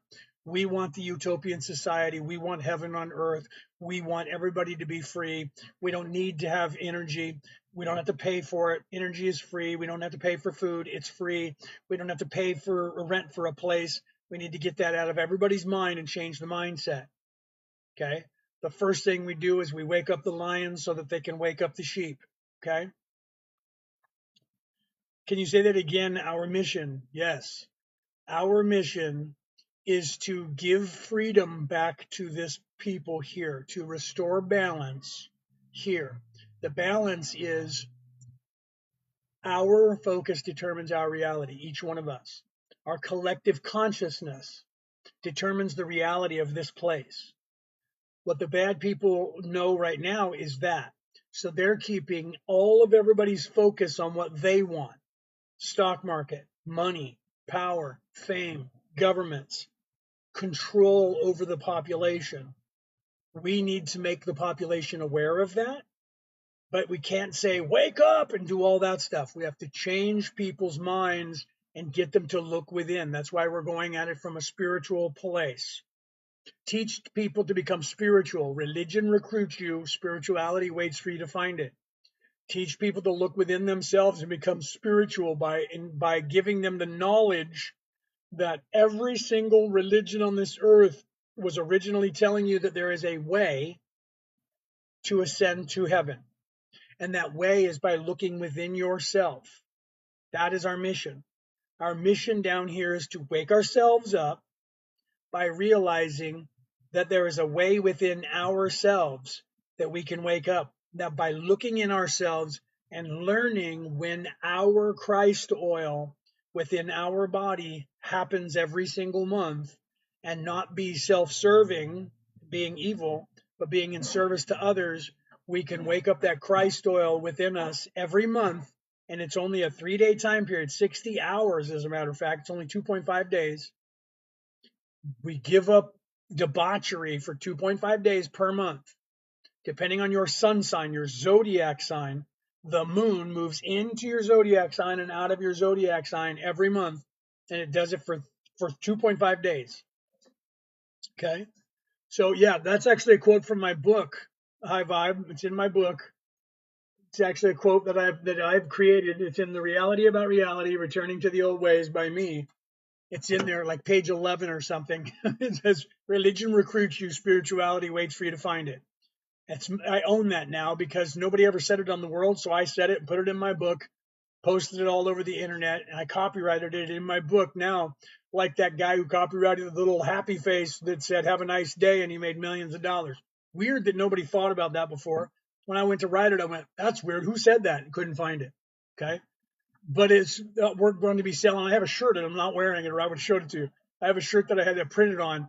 And I have people asking me now if we're going to do that. So I was telling Brooke today, we got a lot of people asking. We're going to have to start making T-shirts that say that. So we're going to start making T-shirts and hats and cups that say, religion recruits you, spirituality waits for you to find it. We need to get that out to the world. 2.5 days. You can look, okay, whatever your zodiac sign is. All right, let me go back to that. I am a Virgo, okay? I am a Virgo, and currently I have a calendar that is called the moon calendar. Okay, moon in your sun sign calendar. Moon calendar 2026. Okay, you can look this up online on a website as well. Let me go to March. Okay, is this March?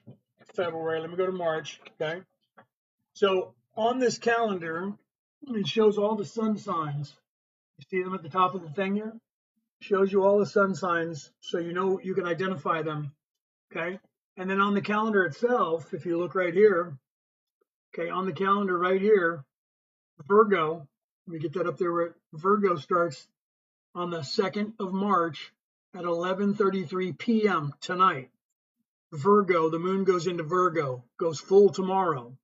Okay, then it goes into what is the sign after Virgo? It is Libra. Goes into Libra. Look who was behind me when I pulled that down. There's the shirt, right? Bring that over here a little bit, right here behind my head. Come over here to this side. Okay. Here, I don't know if you guys can read that.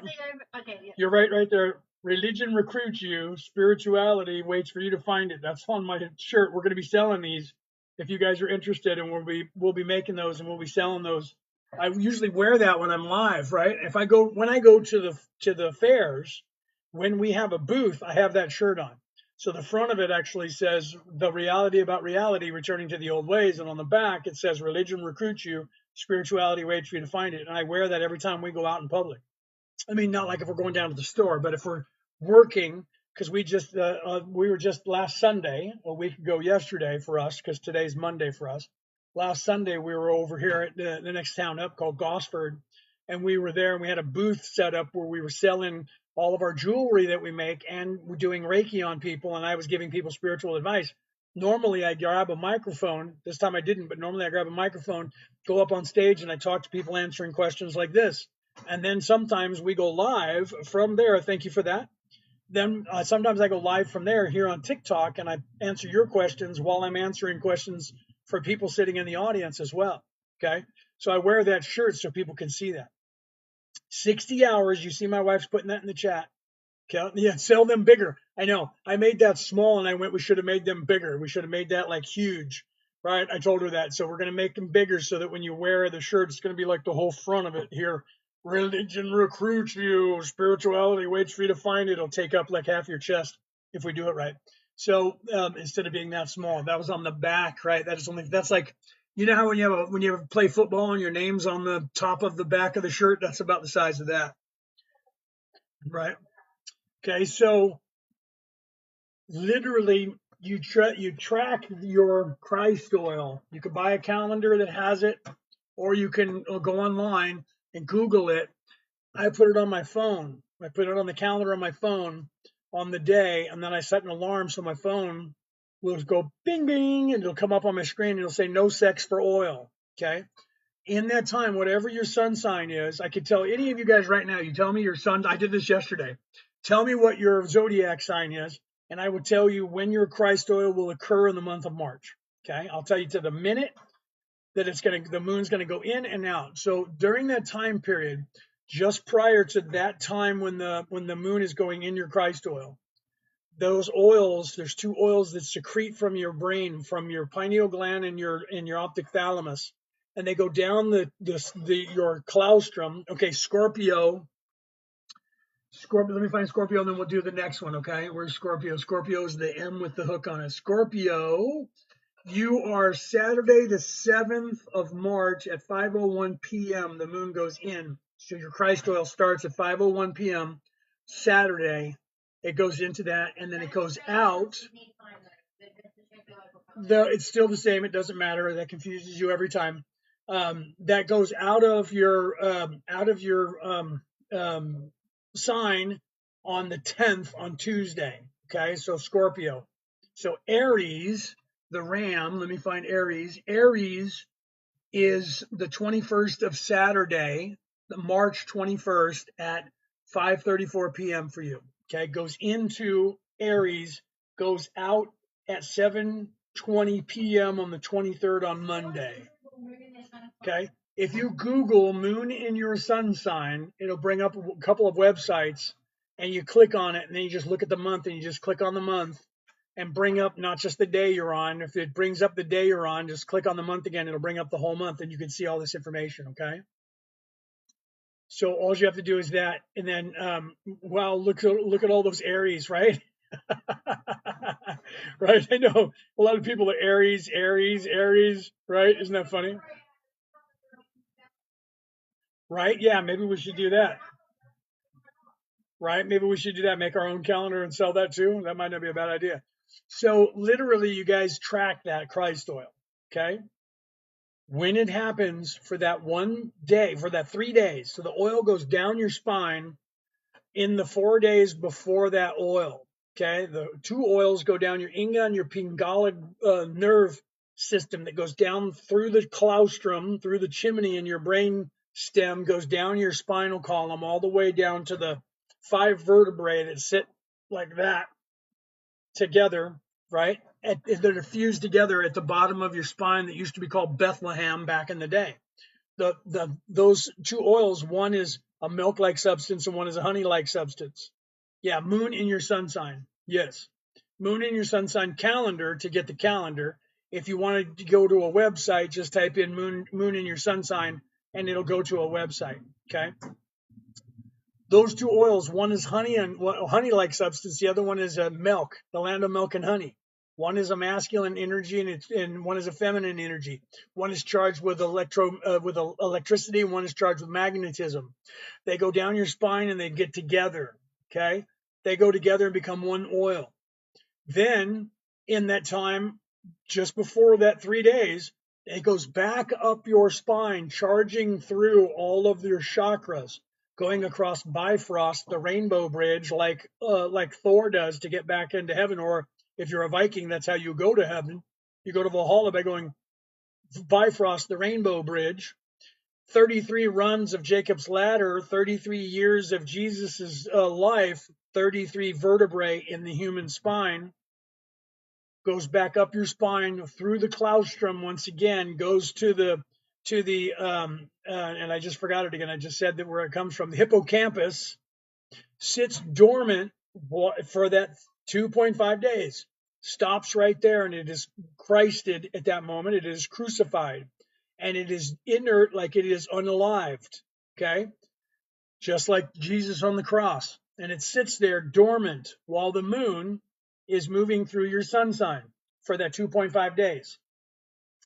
At the end of that, if you have not ejaculated, you have not had sex, you're not getting drunk every day, eating of the tree of life, you're actually, meditating or praying, sleeping properly, eating properly, being a good person, not being self-serving and treating other people like shit, in that time period, when the moon moves into the next sun sign, that oil will move to your optic thalamus, your third eye, and then it'll explode with energy, and it'll actually illuminate your third eye and all of your brain cells, raises your vibration a little bit. And if you do it, and if you don't do it right, so be good for goodness sake, because Santa Claus is coming to town.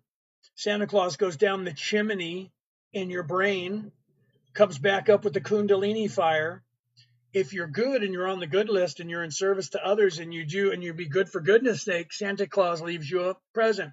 If he doesn't, he leaves you a lump of coal if you're a bad person. If you spend that energy, ejaculate, get one of those endorphins that's a reward endorphin for sex or something like that, that ruins that oil, and the oil turns like a coal-like substance. This is actually proven. You can Google this. Google the Christ oil within. Okay? And if you do that and you watch a video on it, you'll hear people other than me telling you the story. So if you're good at that time, it illuminates you. If you're bad, it lowers your vibration and solidifies you more into 3D. So people who are self-serving, when they do that, it keeps them in 3D. People who are in service to others, it raises your vibration. If you do just that every single month of your life and you're a good person, not an evil one, that will eventually unlock your third eye and you will wake up and you will know that stuff. But remember what my wife just said on the screen. Remember, I am awake. You have to change the way you think. I'm waking up, not I will wake up, not I'm going to wake up, not I'm waking up. I am awake. You need to realize that. That's what you manifest. I am awake. I am. There's the I am that they keep telling you that you don't want to be I am. The reason they're telling you that is because everything starts with I am. I am awake. I am not this pain body. I am not this flesh person. I am an immortal spirit. That's why they keep telling you that they don't want you to go with the I am, just like they tell you, run away when you become unalived and don't go in the light, because it's a lie and they're going to zap you with a machine and make you forget and put you back in prison. They're lying to you to slow down the process so that you don't realize who you are and come back faster, okay? They're trying to stop you from that. How powerful I am. How many times have you said or heard someone say, I am so sick all the time. I am so broke. I am so sad.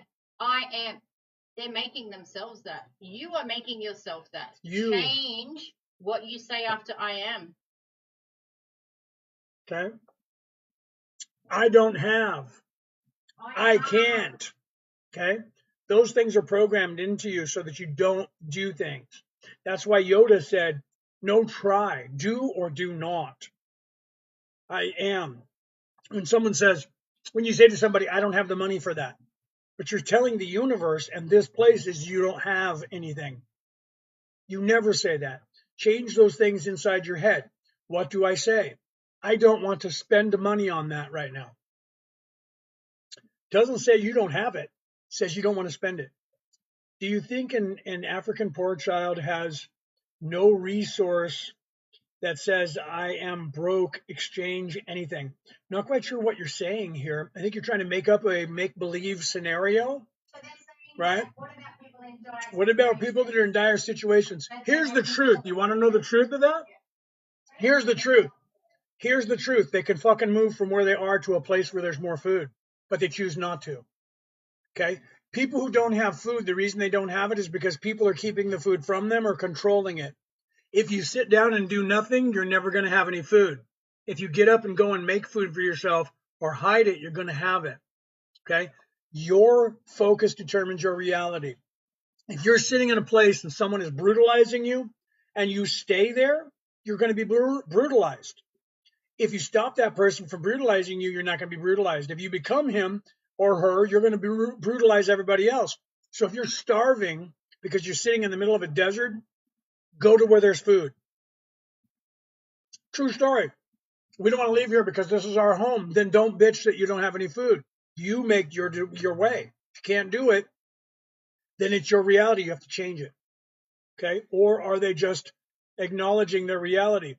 No, you're accepting your reality. That's the same thing as saying, I'm not going to vote, because they already have determined who's going to win, and you're giving them that power. You need to understand. You need to not understand. You need to understand. Your focus determines your reality. Your decisions in your life make you who you are.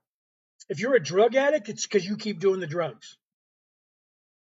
If you're a bad person, it's because you chose to be bad. If you're a rich person, it's because you found your way to money or someone gave it to you.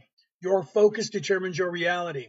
If you accept your reality and your reality is shit, you're accepting a shit life. That's your fault, not mine. Okay? That's your fault. You have to realize that. So if you don't like your reality, change it. If you don't like who you are, change who you are. You can't change anything else but yourself. So if you're starving and you don't have food, go to where there's food, because you can't starve to death unless you're in a place where there is no food or no one's giving it to you. Because like if you're in America or any country that's European, you have to choose to starve to death because people are handing out food to everyone. And in fact, most people from those countries are sending food to the other people. Bad people in their country are keeping that food for themselves. The people in there need to stop them from doing that, or they need to move away so that there's no food being given to them because they all leave. Do you see? Change who you are. Yeah. Sorry. So you Brooke know how wants to say social something. media has an algorithm. Everything has an algorithm. Google has an algorithm. AI have an algorithm. And they focus that algorithm on what you are asking for. Right. Change your algorithm. Attract what you want to attract. Well, Jesus, you can see, here's your problem. You started that sentence with, I don't think. That's all that I need to see from that problem. You don't think that it's that black and white, okay? Because you don't accept that. So you think they don't have a choice. Everyone has a choice unless somebody is stopping you from that choice, okay? That is what's going on here. Every single person on this earth is free from the moment they got here. It is only other humans who are keeping people captive. It is not because you were born black or white or red or yellow. It is not I was born in the desert and not with a silver spoon in my mouth. It is what you settle for. If you sit there, right? If you sit there and you say, okay, I'm okay with this, I'm not going to vote because they're just in charge. You're giving them that power because you're focusing on that. And guess what you're doing? You're manifesting that reality. You don't think that. That's why you're stuck. So I'm not going to argue with you.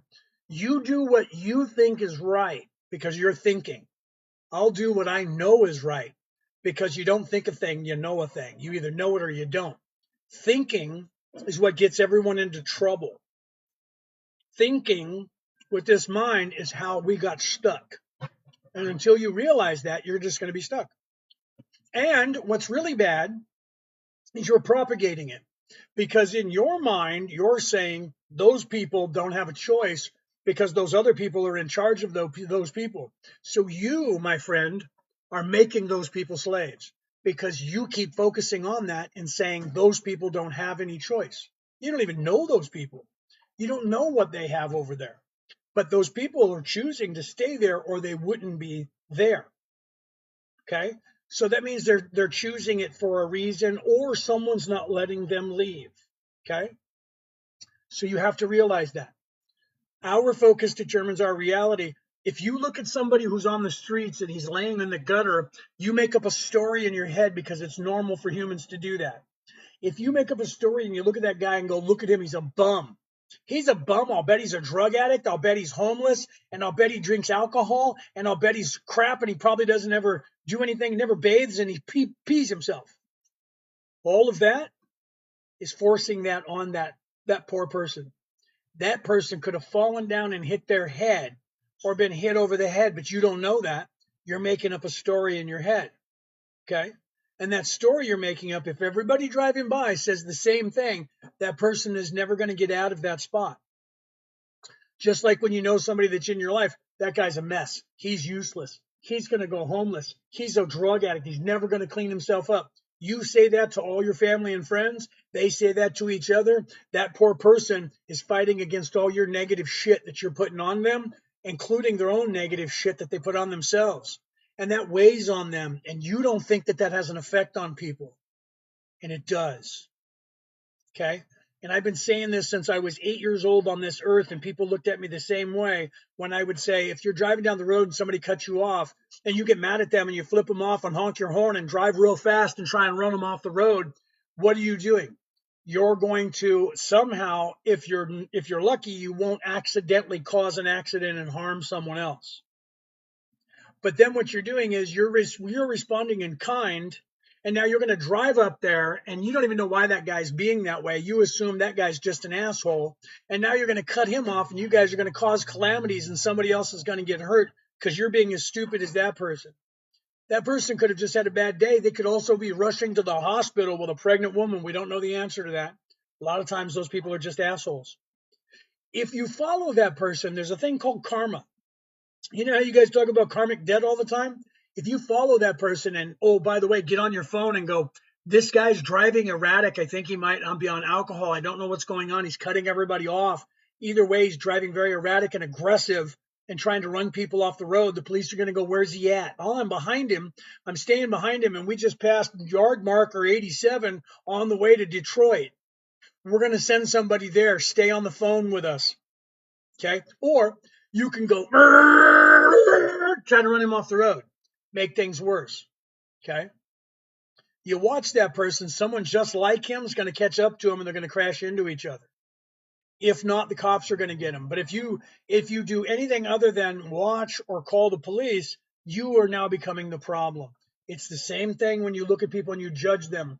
Hence the reason for the judge not lest ye be judged, and he who is without sin cast the first stone. Okay?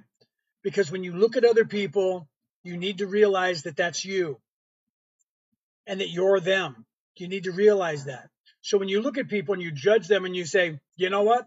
They're just poor people and they can't get out of their situation. How do you know that? Have you gone over there to talk to them? Have you tried to convince them to leave? Because people who go over and talk to those people and say, hey, listen, you don't have to live here. You can go somewhere else. They're like, this is our home. We're going to stay here. But you're starving here. You're going to become unalived here.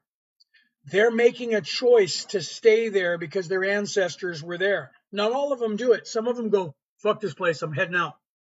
Some of them go, peace, and they go to where there's civilization. You know it because they come to the United States or other places, and then people make fun of them because they go, I was in Zimbabwe, and now I am over here. I do not want to go back there. It's a very poor place. And then people laugh at them. Oh, that guy's African. Look at him. He left. She left. They left. The other ones decided this is our home and I'm going to stay in it because it's our home and our lineage is here. So we're going to starve to death to become unalive by not eating food because this is our home. If that's what they choose, my friend, you have to allow them to choose that. If, though, on the other hand, there are people who are keeping them from having food because they're hoarding it all, then you need to do something about that. So the other people around that region should be going, we shouldn't let that guy do that. And if they don't care either, then all of the people that are in charge there are bad people. And you need to start trying to educate those people in some way to get them to make better decisions. You need to get away from these people because they're evil and they're controlling you. If they go, get out of here, you can't do anything about that. Okay?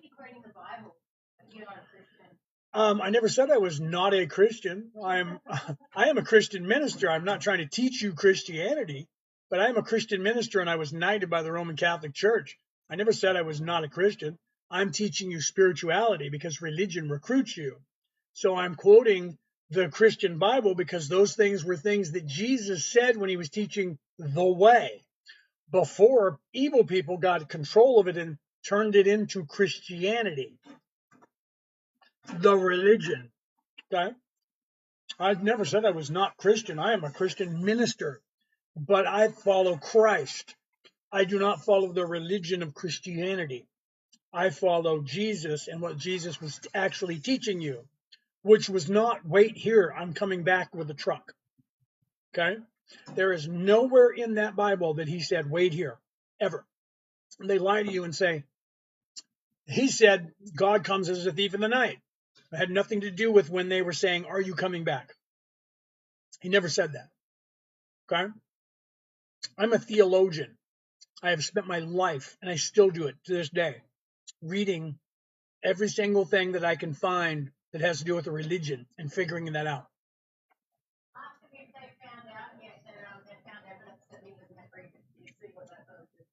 right? He did teach us that he is the Son of God. No, he didn't. That's not true either. Show me the place in the Bible. Google it. Show me the place in the Bible that Jesus said, I am the Son of God. Jesus said, I am the Son of Man. And it was very important for him to say that. He didn't say, I'm the Son of God. Look it up. That's a misnomer that they're using to control you. Just like Jesus was the voice, so therefore he was the voice of God, and the voice was with God, and the voice was God. Because before Jesus existed, it said that God created the earth. God created the earth with love, by the way. But they say the voice was with God and the voice was God.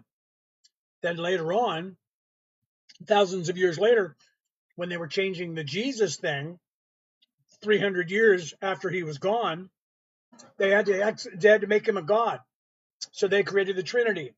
And they said Jesus was the voice of God. So therefore, he was God, because in the first book, when God created the world, it was the voice that was with God who was God. So Jesus is the voice. So he was the voice who was with God, and the voice is God. So therefore, in nomine Patri et Filii et Spiritu Sancti. Okay. Therefore, the Latin became in the name of the Father and of the Son and of the Holy Spirit. He says it in John 3:10. Okay. So what does John 3:10 say? Is that in which version is that Bible from? Is that the NIV, the New International Version?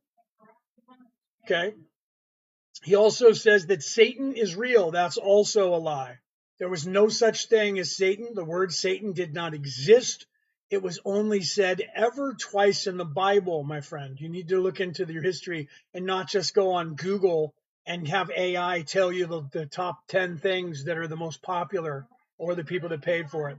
Or actually get a copy of the Bible and actually look at it. Okay? Don't look at something that says New International or New American Version of the Bible. They've changed the words in that Bible the same way that you can see that they changed the words from let him who hath understanding reckon the number of the beast.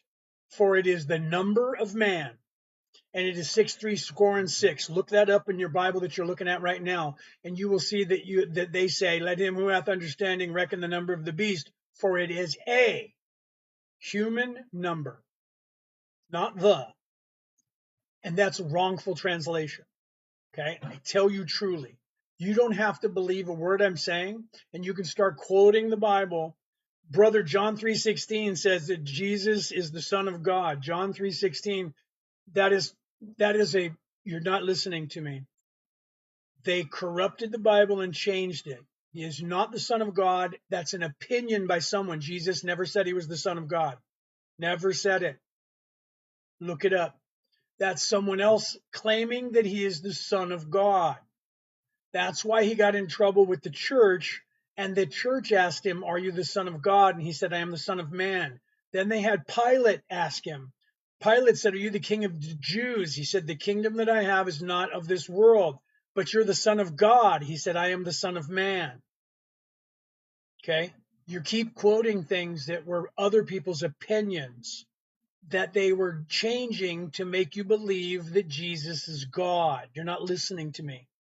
Jesus is a parable, and he's living in the flesh to show you the way to heaven. And you're obsessed on whether or not he's God instead of learning what the fuck he was telling you to do. Okay? You're obsessed with what they're telling you to be obsessed with. Jesus is God. Jesus is God. How about what Jesus was teaching? He wasn't teaching you, I am God. He was teaching you, look within yourself to get to heaven.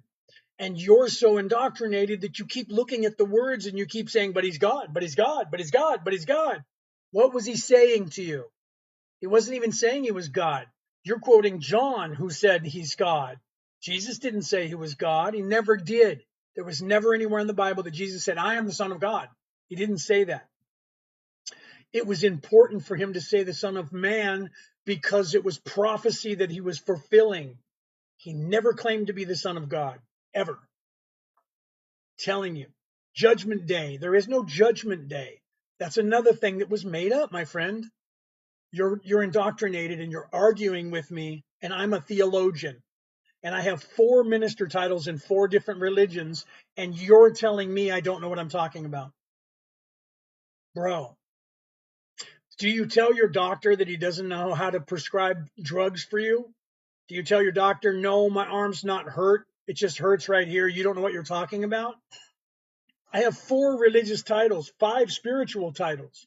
I was knighted by the Roman Catholic Church, and I literally have been chasing this information my entire life. And wait, I actually remember every single life I've ever had, and I actually remember being the God of the universe. And I remember that you were too. And you're arguing with me semantical words from a Bible that I'm telling you has been translated over the last 2,000 years and edited at least 10 times.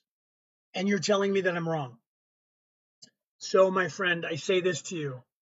Do what you think is right for you. I don't have time to argue with you about this. I'm trying to give people the information of how to get out of here. If you want to sit here and wait for Jesus to return, I'll see you after, and then you'll understand what's happening. Okay?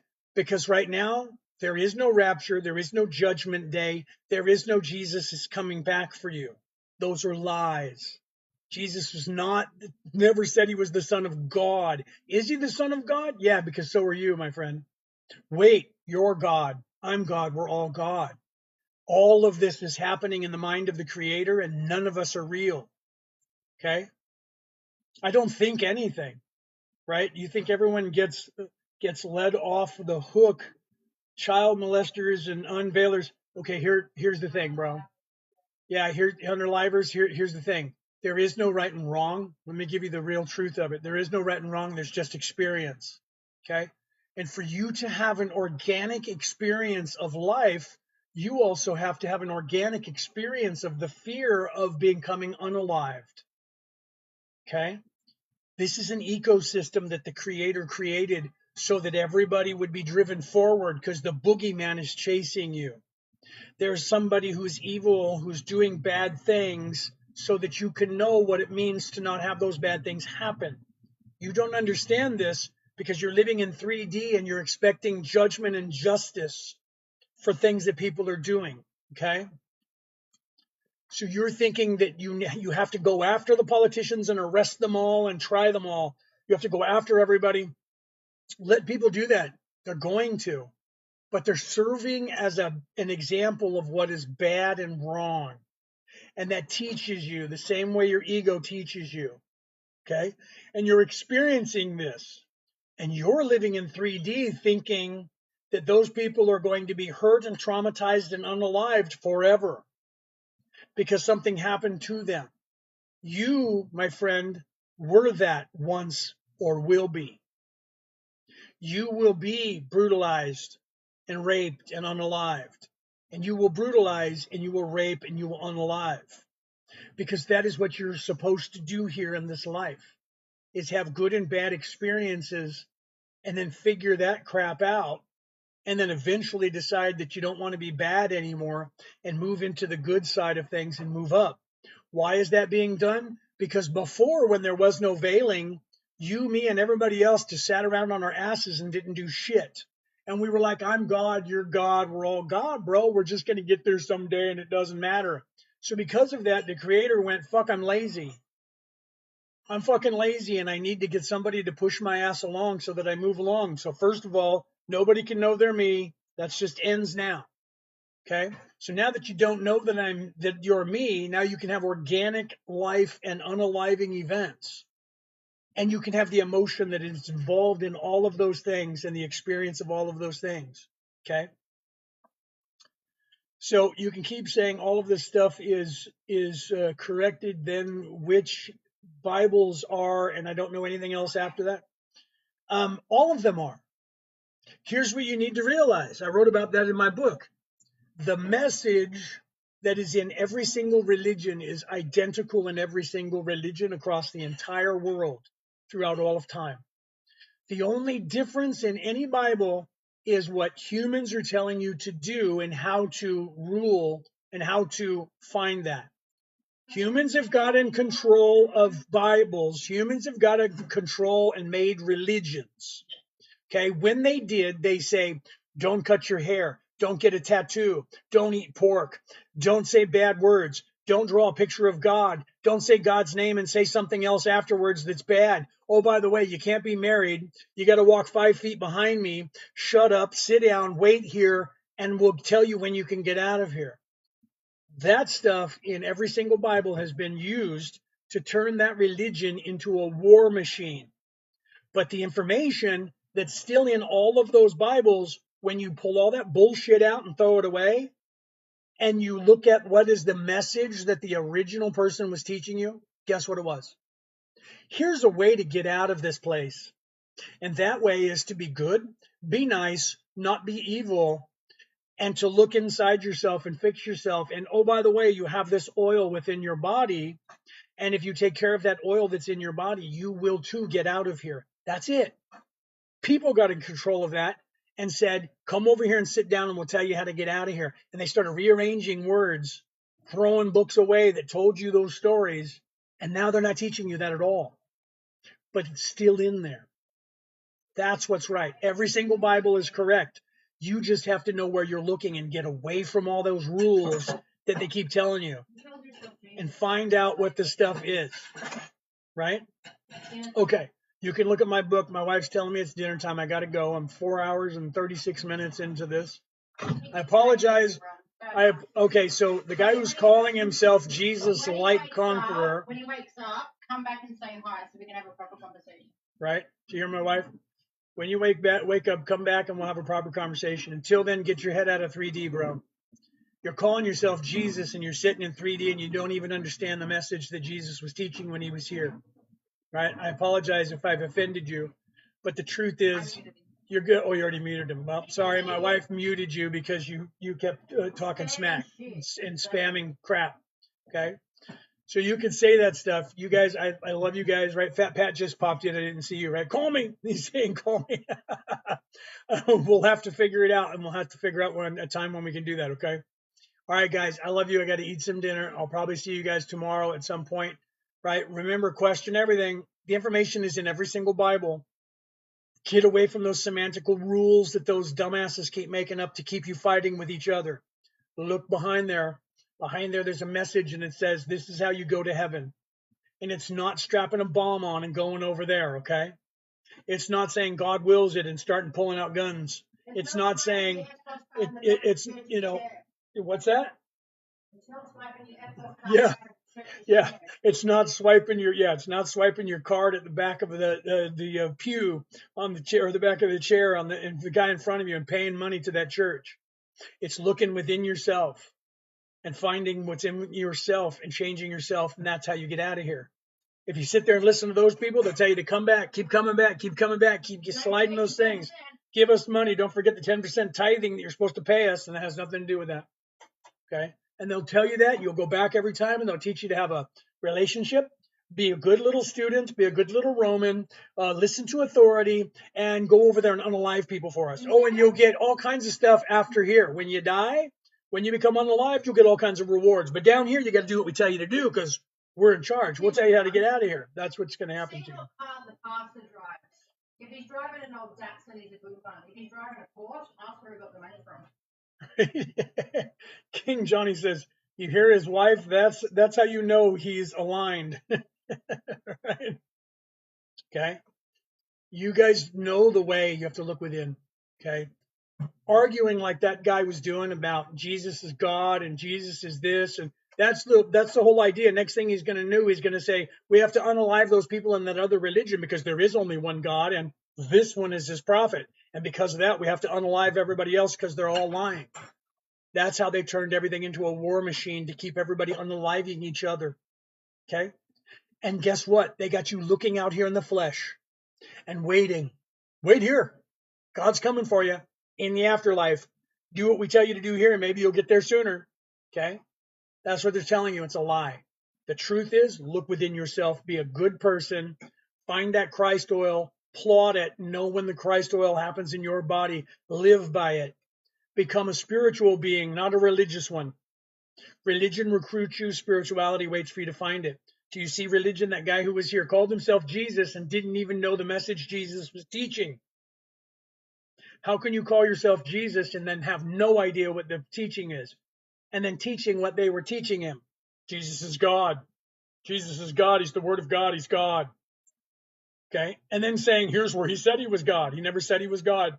Anyone who's ever read that realizes that. Opinions, other people say he's God. He's the Son of God. He never said that. All right, guys. I love you. I'm going to go in and eat some dinner. And then I'll be back tomorrow at some point, and then we can argue some more semantical bullshit from people who are simple-minded, who think that they know more than a person who has 4 religious titles, and somebody who is completely awake and remembers being God, for fuck's sake, and remembers every lifetime I've had for a trillion fucking years, and that guy's telling me that he knows more about Jesus being the Son of God than someone who was on the planet when Jesus was on the planet and remembers it. Just saying. Okay? You don't have to believe me. I don't care. I'm not here to be your Christ. I'm not here to be your Savior. That already happened. I am only here to try and give you some tools and say, look, here's a fucking key. If you guys want it, you can turn that door, put this in the door and open it up and walk out of here. You have to make the choice to do that. Or you can sit your ass down here and wait for Jesus to return when he's not. I don't care either way, because I'm not here to save you. I'm here to give you tools, and if you don't take them, I'm still going to do my job and get out of here. There's the difference. Everyone expects that I'm going to be Jesus. I'm not here to save you. I'm not here to be that guy different. I'm not that kind of angel. I'm not the guy that's going to go, everybody has to be, I don't give a fuck what you do. I'm trying to tell you there's a way to get out of here. And if you want to, all you have to do is look at it. If you don't want to look at it and you want to sit down on your ass right here and wait longer because you're not tired enough of being here, do it. Be you. Have a nice day. Right? Or you can shut up long enough to go, maybe this fucking guy actually knows something. Because if you don't, I'm okay with that too. Swipe up, go somewhere else if you think that you got it all figured out. See ya. Peace. If not, hang out. Maybe you'll learn something. Okay? That's what I have to say to everybody. I love you guys. Anybody that's still here, I love you. If you don't think I'm fucking cuckoo by now, I love you. Okay? I'll be back tomorrow if you guys want to ask me some more questions. Okay? Thank you for being here. Follow us. Hit the bell so you know when I go live so you can watch other people come in and go, dude, it's about being God's friend, man. And we got to wait for Jesus because he went to get a bus, dude. We got to wait right here. You guys wait. You guys go fishing. I'm going to give keys to people who want the keys to the Porsche so they can get out of here. You guys, I'll meet you on the other side. Them guys, hillbillies, leave them here. Don't even worry about them. All right, guys, I love you guys. Have a good night. I will either see you guys tomorrow or I won't, right? Love you guys. Have a good day.